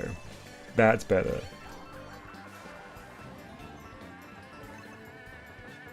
I feel like Archer's hair color changed since the lobby screen.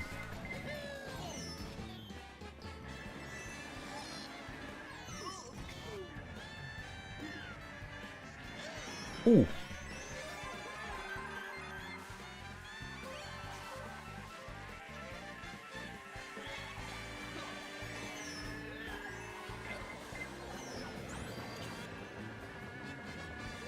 Man, Mario Kart is such a good game. I think 8 is really fantastic as well. Controversial opinion. But I think 8 is a pretty good game.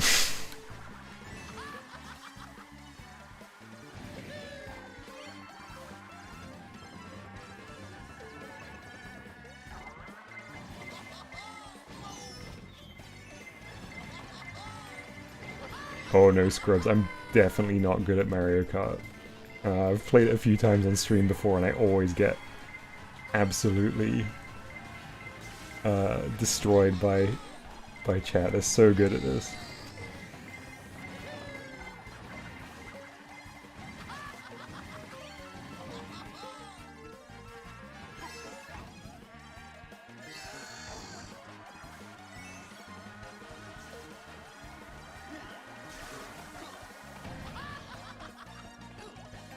Oof, got lucky there.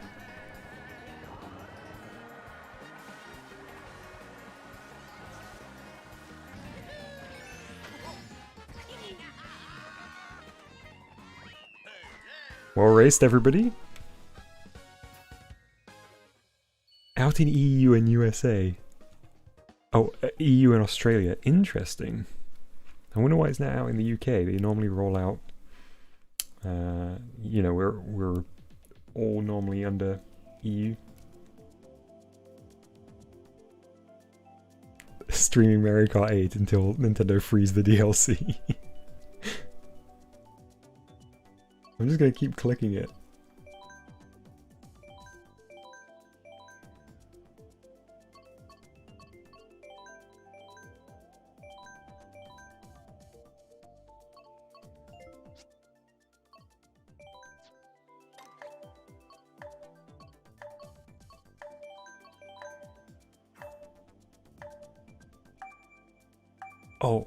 Oh yes, I'm definitely voting Excitebike next time, if it doesn't let us into the DLC. Sept says, I think I'm losing because of my cake-covered fingers.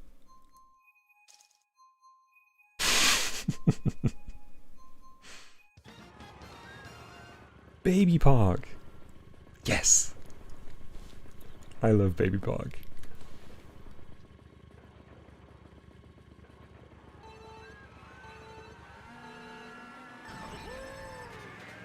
Oh, that was a bad boost.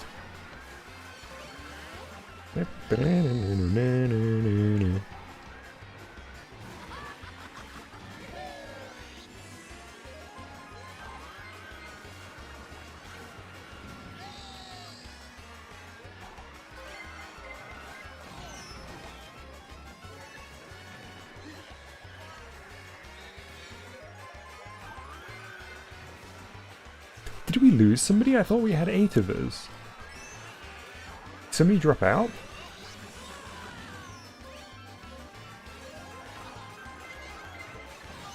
Oh, that was very unfortunate. No!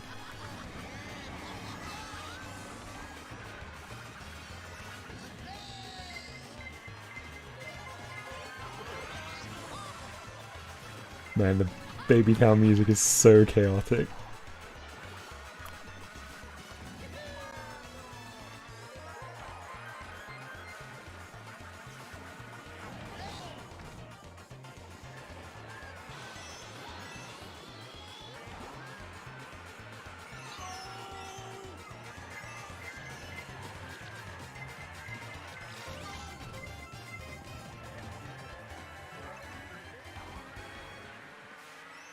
Hanging out down in 8.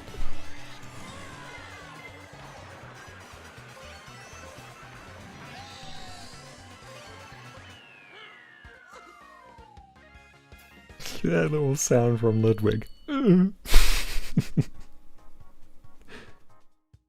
Baby in the park. That's right, played. Did I say Baby Town music?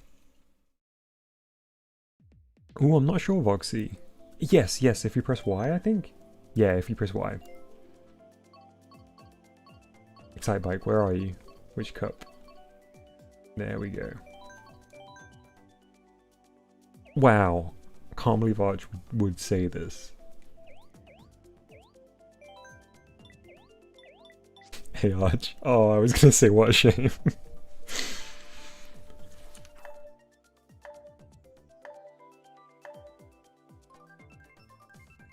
Oh, we should do some Mount Wario at some point. No! Who did this?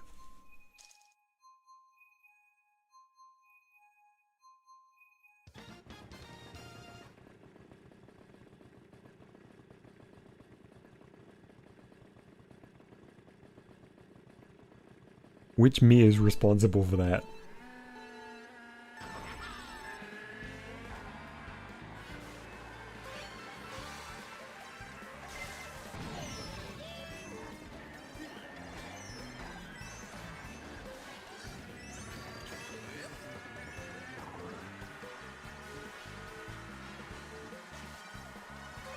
Get that big boost. Oh.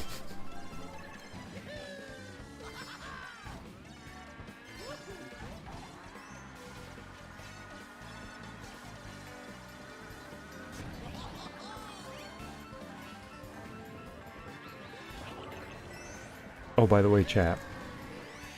You don't need to come up with something right now. But can somebody help me think of a Mousie's Dev Days equivalent for my Polter-Guy? If we do more of these dev streams for Polter-Guy, I want to think of a good, preferably 3-word title.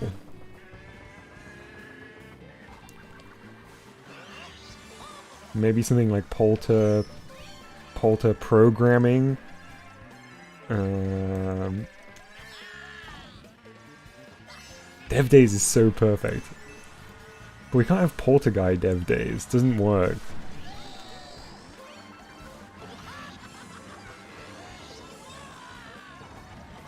Spring cleaning's too vague. That's definitely the name of the update, not Freddy. I love the spring clean update as a subtitle.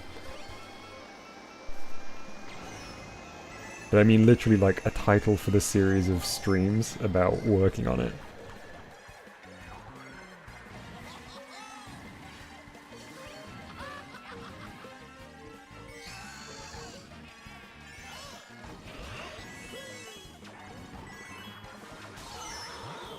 I got zapped. Look at this mini Waluigi.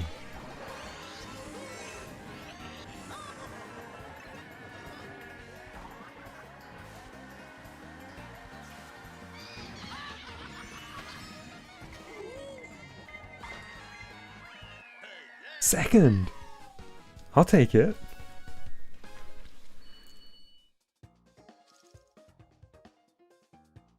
Oh, okay, I need to restart Mario Kart. Cool, we're gonna do that now. Okay, everybody, everybody get out of here. Get lost. Scram, all of you. I'm gonna reboot Mario Kart. GG in those races. Get ready to hop back in. Oh, hang on, let me just double check that I'm not missing anyone here. Okay. Polter programming procedures is good. It's good.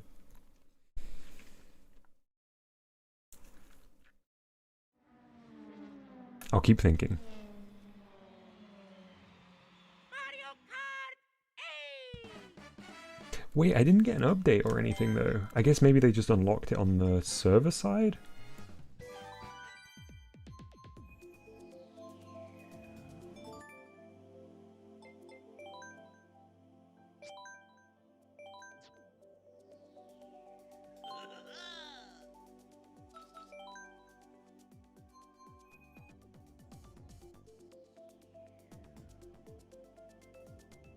Note on dusting.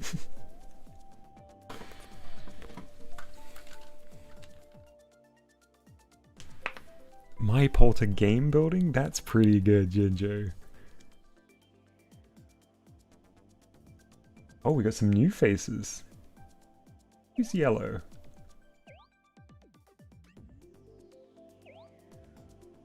One, two, three, four, five, six, seven, eight, nine. Cool. What a shame. What a shame.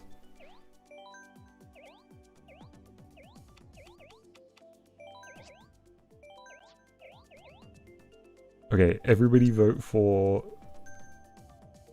the first item in the list of the new pack. No! Okay, yes. Nice. Oh no, did I... Hang on. Sorry everyone, I did 100cc. We'll do one race in 100cc, I'm sorry.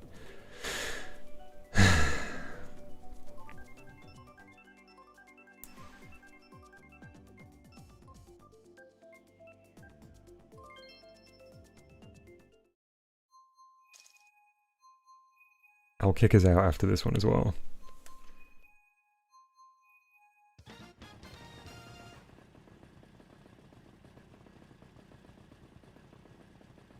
What is this? This is a DS one?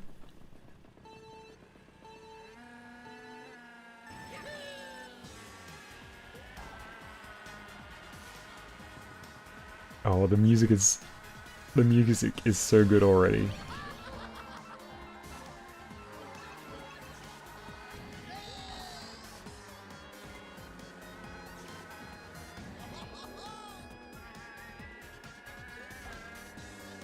Got a Pianta on the Coconut Cafe sign.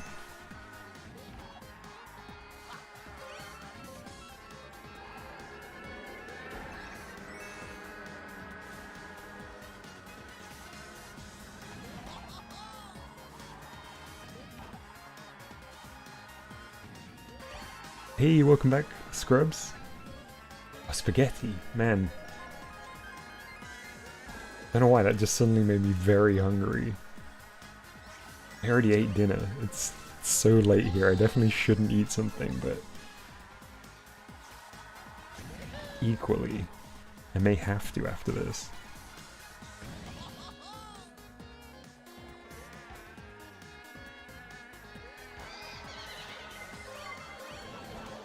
Here it comes.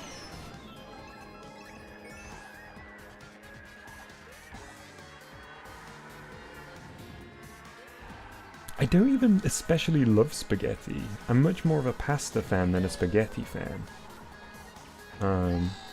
But as soon as I read and said the word spaghetti, man, ooh! Yeah, midnight snack time.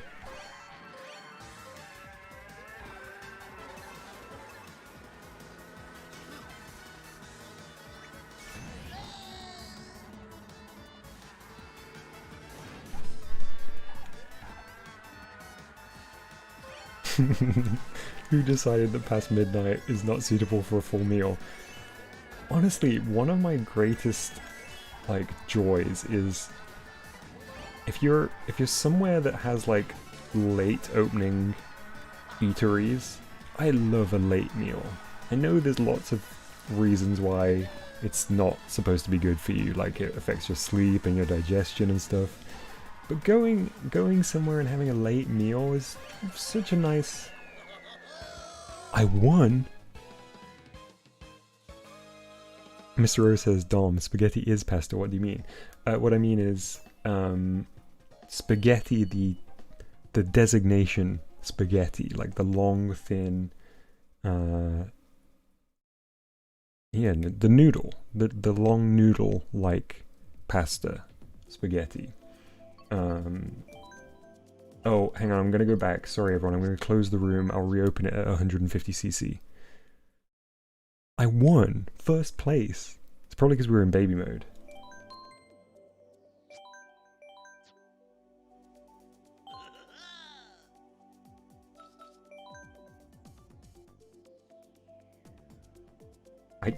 Don't join, I did it again. I'm sorry, I'm so used to the tournament thing.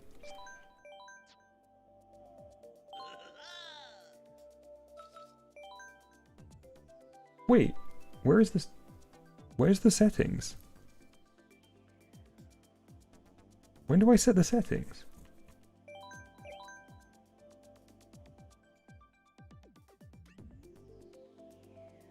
Yeah? Where do I set 150cc? Oh no, everyone's Naruto running here.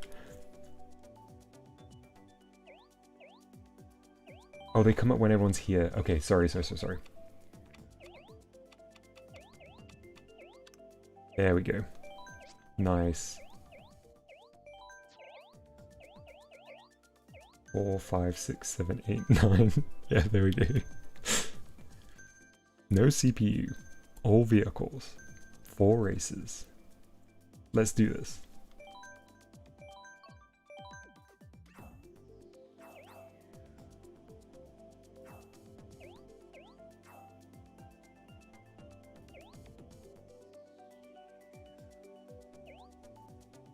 Yeah, I have the expansion pass DS Press, so I get it automatically.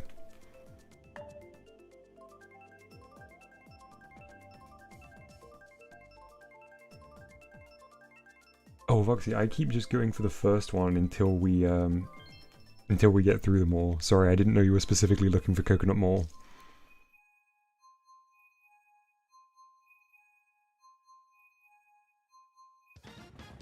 Yeah, Gumby, I think you're ahead of me, right? It must be very late.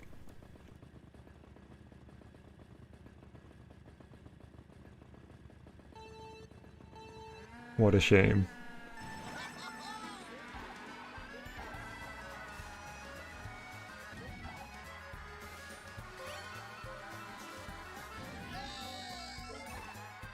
The music's great again. What's really nice is that I never played any,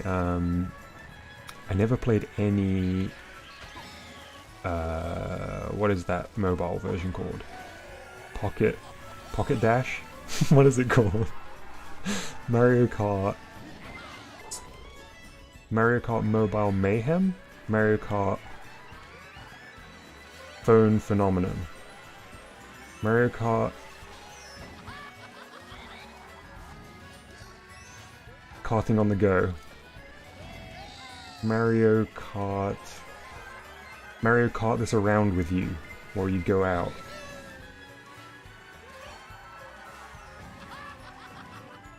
Mario Kart while you're driving your car.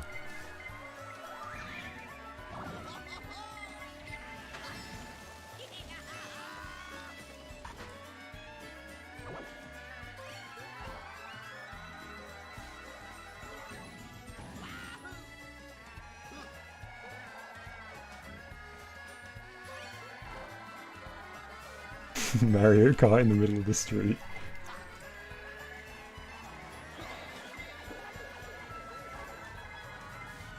Wait, where did the blue shell go?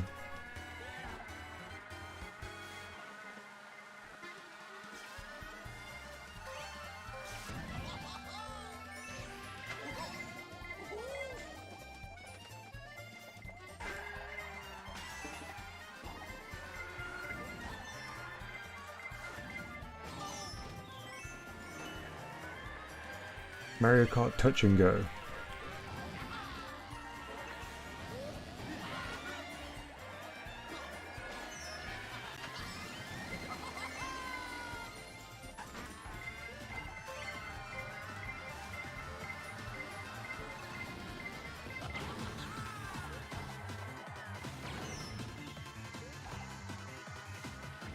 This is a tough fight here. Oh, fourth.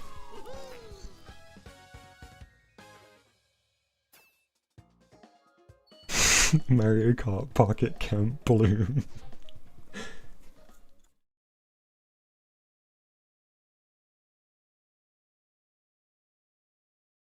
Mario Kart carts are better on the go.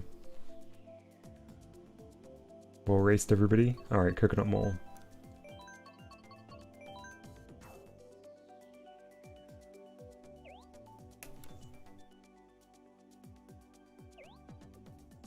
Mario Kart Tilt Tour? That would be a good one.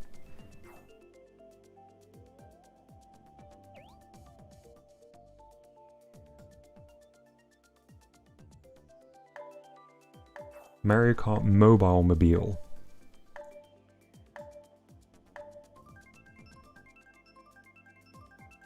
Oh yeah. Americans don't call phones mobiles, right?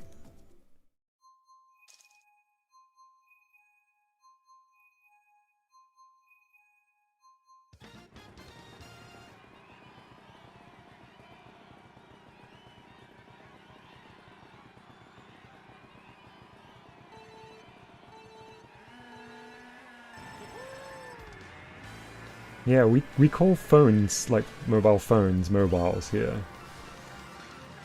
Oh, that was shocking.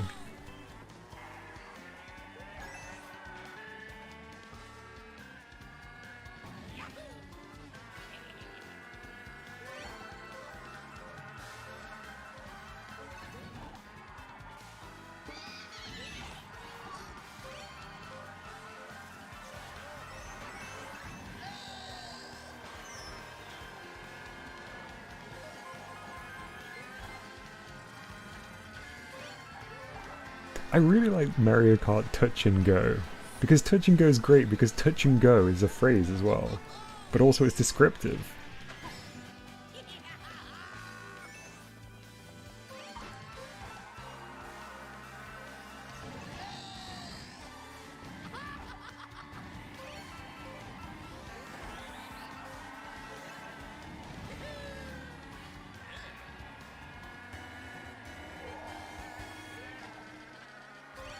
If there was a Mario Kart game where you place bets on which character you think is going to win, you don't control a character directly, you just place bets on which one you think is going to win, it would be called Mario Kart Pole Position, but it would be spelled P-O-L-L.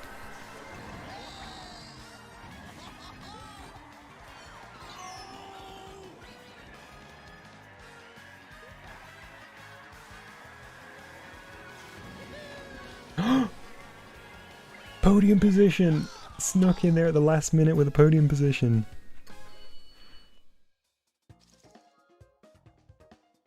Mario Kart Banana Mania. Now with Funky Mode. sorry, Arch.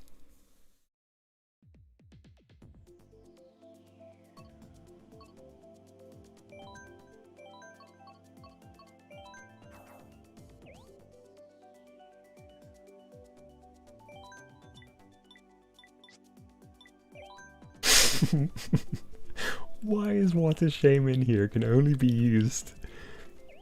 It can only be used for badness.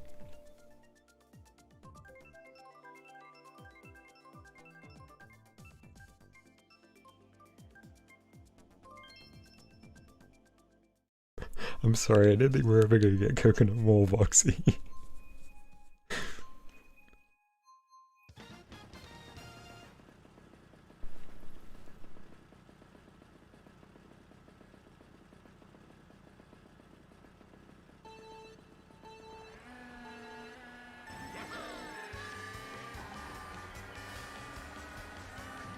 Okay, because I only saw them out of the corner of my eye, these Koopas, those Koopas looked, I thought they were T-posing Marios flying up over the edge of the cliff. I was so confused for a split second there. I thought it was a row of T-posing Marios.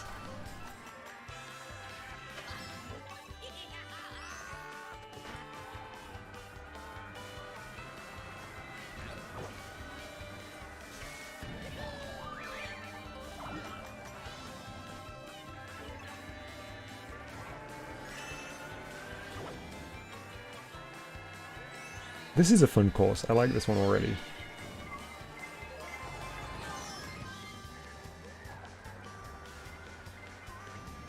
Those Koopas are really ominous. I don't know, they're like genuinely scaring me a little bit.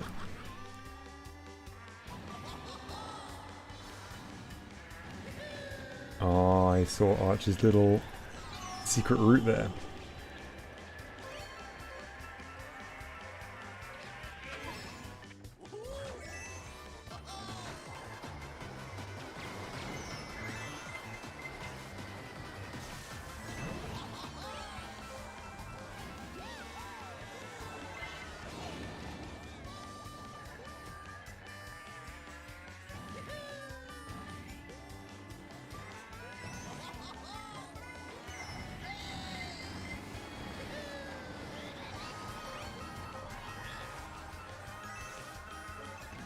Oh nice, another super mushroom. Mercury says a flock of Marios passing through for the winter, stopping by to watch some kart racing. It's beautiful to see. Isn't nature amazing?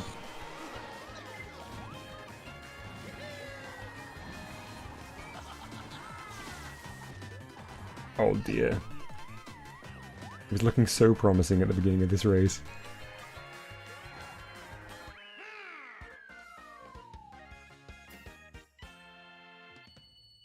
No contest.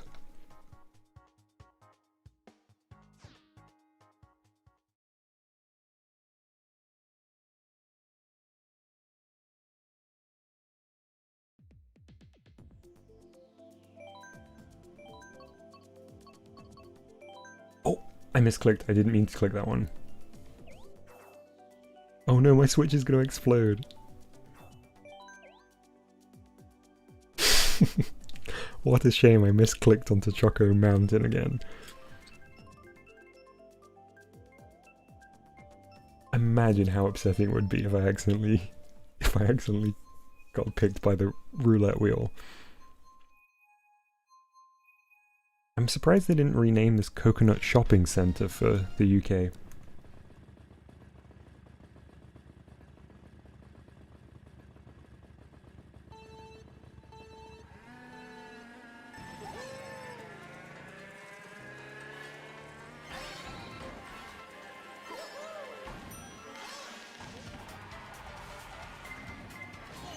Aye. Oof.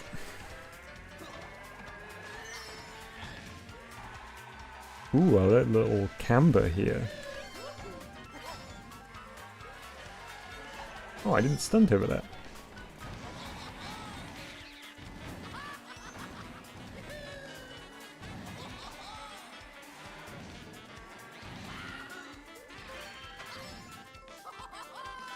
I wonder how much of a corner you can cut here. Okay, pretty decent amount.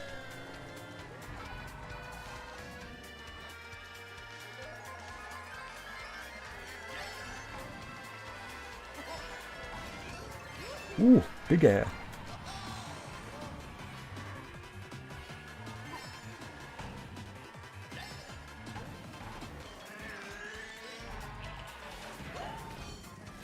Foxy got me good there with the piranha plant.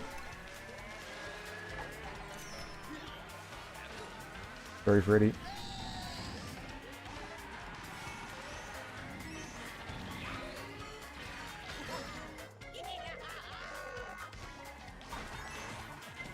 Oops. Well, that almost certainly cemented my last place.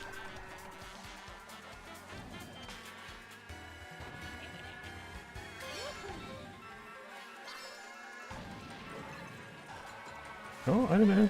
Could be a comeback here.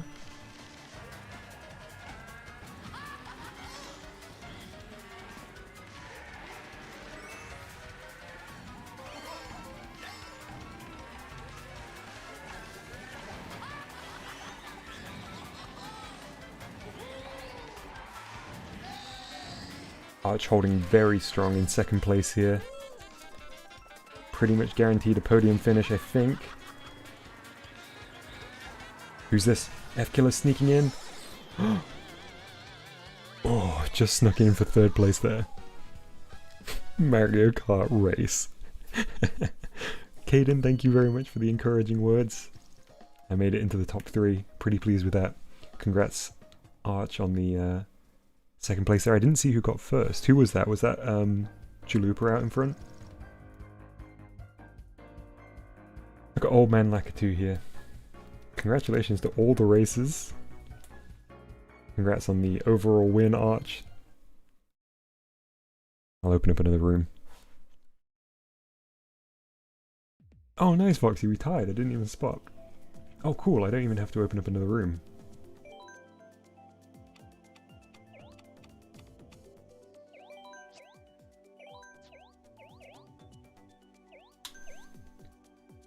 Can I do some art? We'll be finishing up these last four maps here, and then I'll be heading off for the night. Hey Spec, good to see you. It's very fun so far.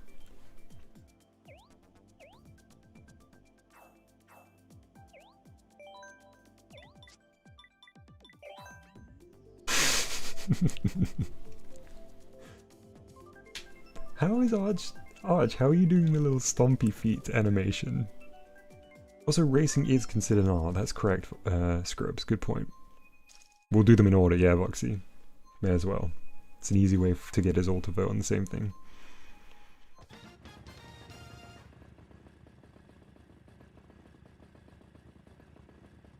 Look at those garlics up top. Wait, is this a Wario stage? I didn't see what the name of this one was.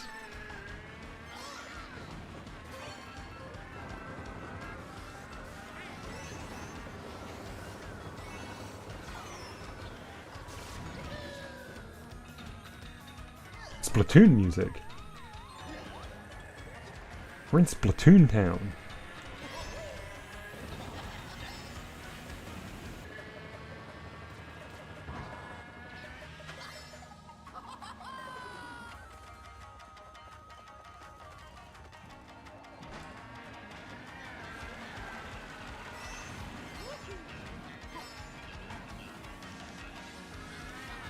This is cool. I like how many different routes there are.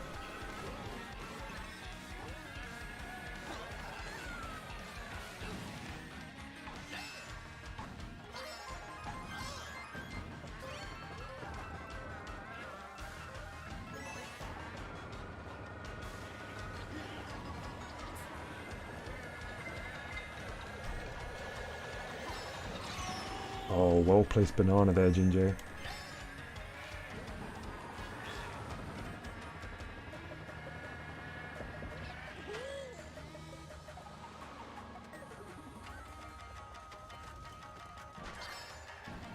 Man, I can't believe they got the famous Squid Sisters to perform on this track. Oh, oh.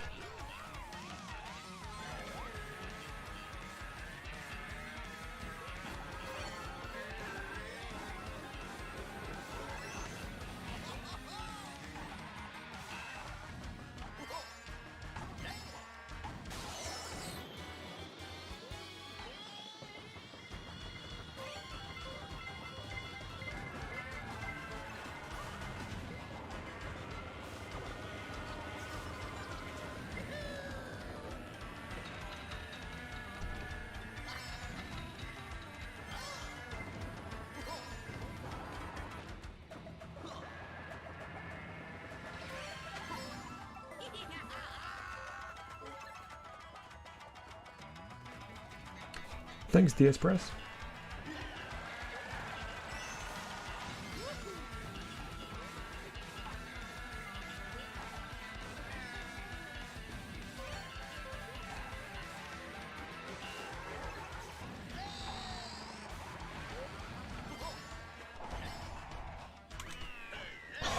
Close to second there.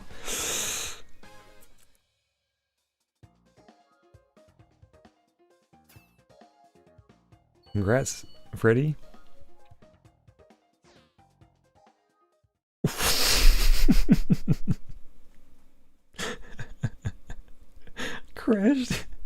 Crashed into an obstacle at the very end.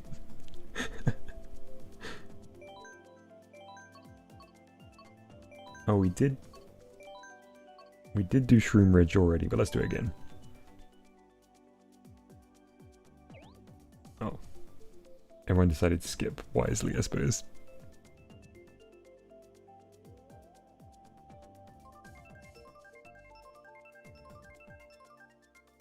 Yeah, that last one, Arch, yeah, it was definitely a tough course.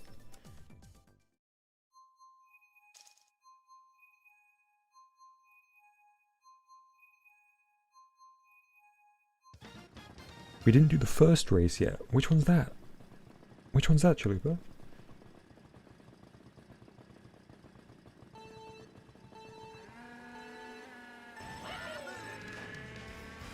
Tokyo Blur. Oh, that's one we're on now, right? Okay.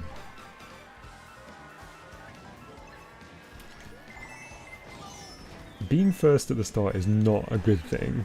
You just get red shelled immediately.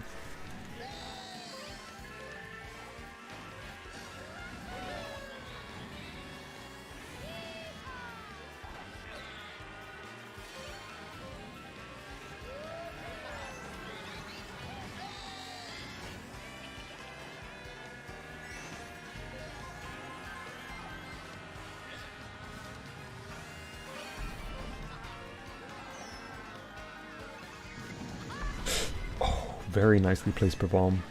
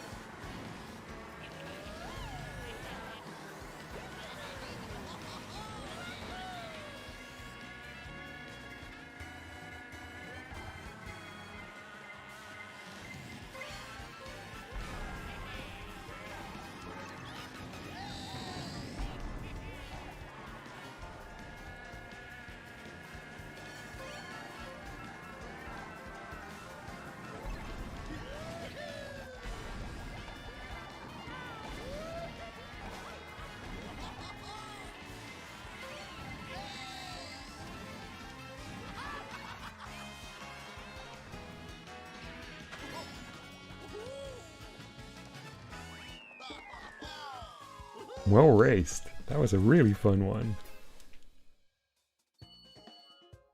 Congrats, Jinjo.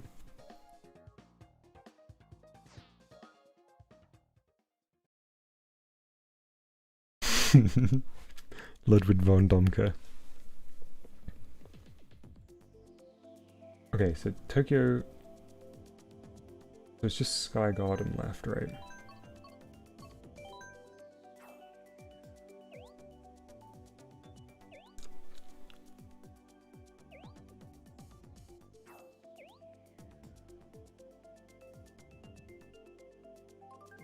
These have been really fun. It's making me very excited for the next batches as well.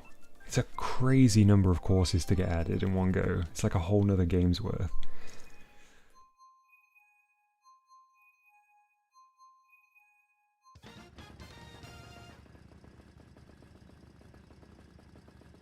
Oh no, T-posing Marios.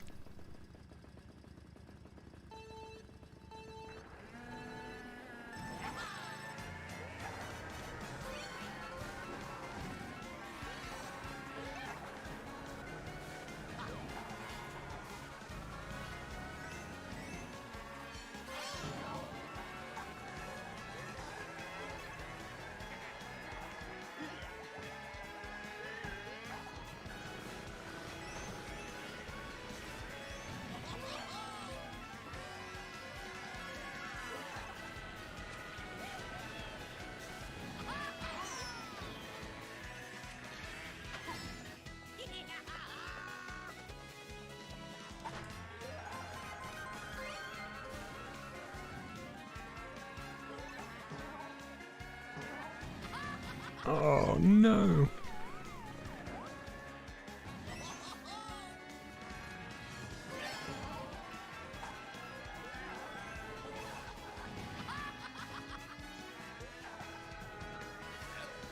I really like the music on this stage.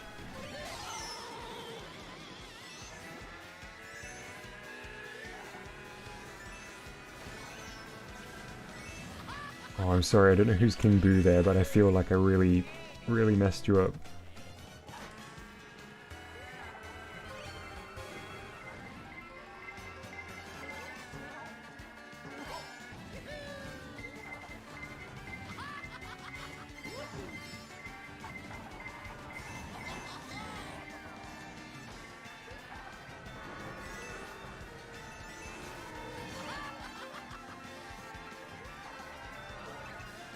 Oh, I was really hoping for a mushroom there.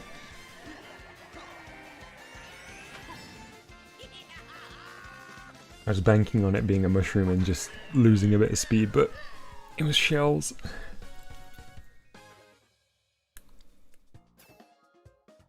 Really fun. Alright, so I think technically we've done them all now, right? But we should maybe do the one that we only played on 100 cc? Which would be Shroom Ridge. If I'm not mistaken. Yes, yeah, exactly, Chalupa.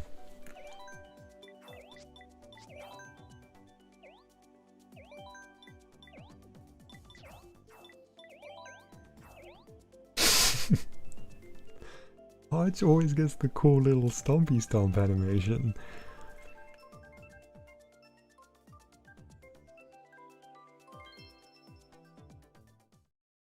Yeah, everybody in the lobby is from chat.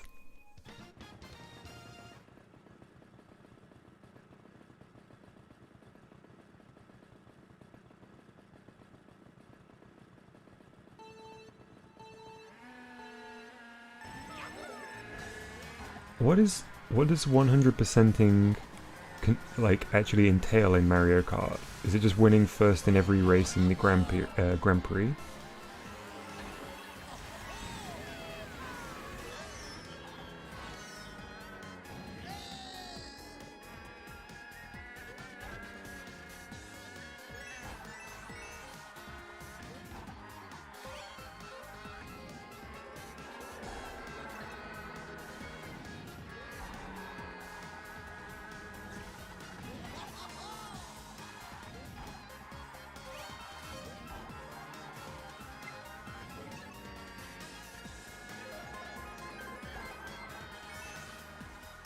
I know it would be a very, very un-Nintendo move, and they would probably never ever do it, but to be honest, they should have made Mario Kart 8 Deluxe free for anyone that doesn't own it, and then have like a pay model for the DLC like they do now. Because I feel like basically everybody already owns Mario Kart 8. And paying like 40 £5 for Mario Kart 8 and then having to pay for the DLC on top feels like quite a steep like entry point. Because especially, I guess most people that don't have Mario Kart 8 Deluxe don't have it because they played a lot of the original. Oh no. No, no, no, no, no, no. No, Chalupa! As Chalupa speeds past, he just says, "What a shame." Nice. I neutralized the blue shell.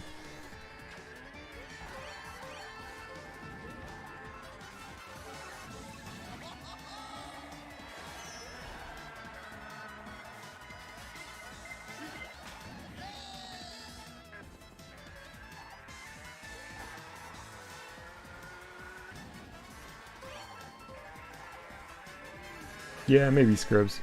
Oh, lost my third place or second place at the last second. What a shame. Alright, let's do one last race. Please everybody vote for Excite Bike. We've got to do an Excite Bike before we wrap. Nicely done, Jinjo. Nicely raced, everybody. Okay, Excite Bike. Excite Bike. We gotta get one Excite Bike under our belt.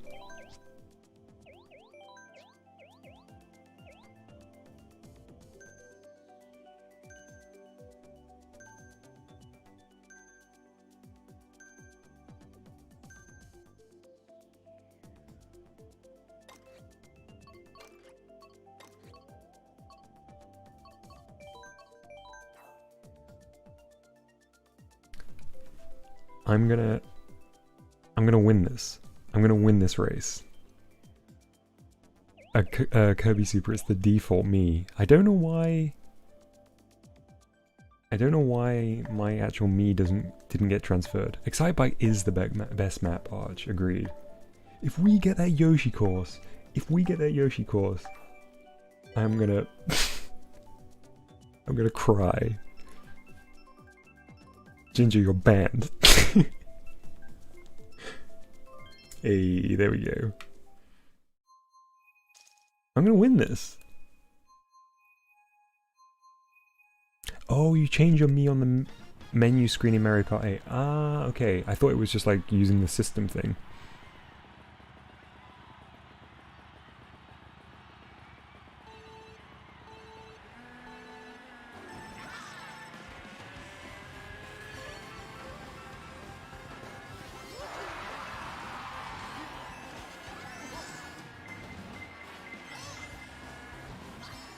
Okay, full focus here.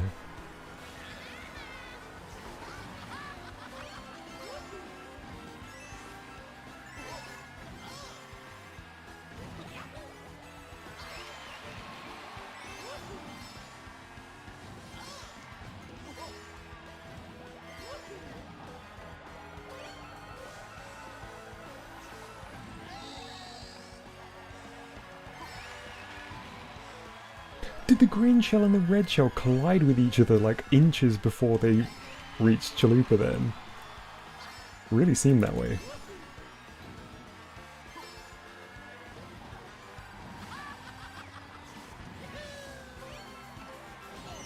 Oh, I knew that was coming. No!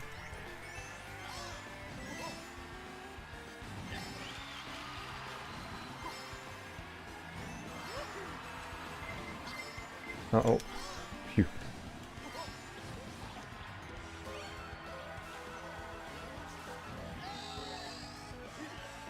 Okay, last lap coming up.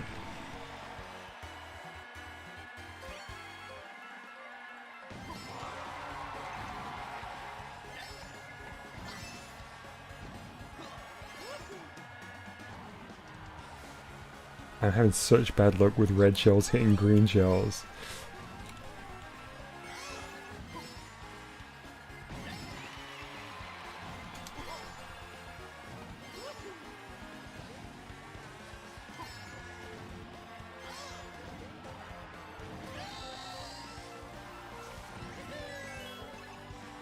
Man, solid victory from... was it Chalupa?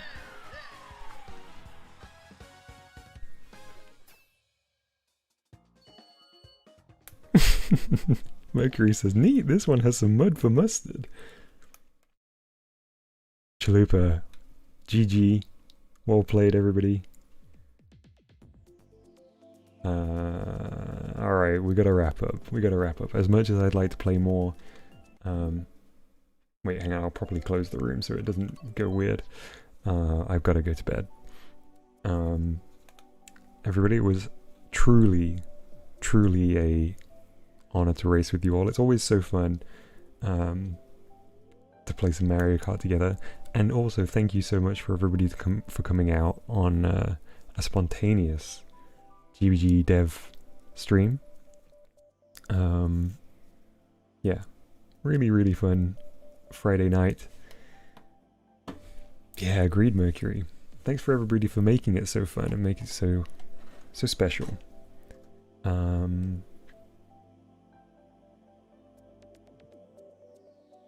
I'll see you all on Saturday. And we'll probably even maybe try and sneak a little Mario Kart 8 in on the weekend too. We'll see how timings work and schedules work, but I'll see if we can get some more of this in, because this was a really nice little change of pace. I will catch you all soon. Bye-bye.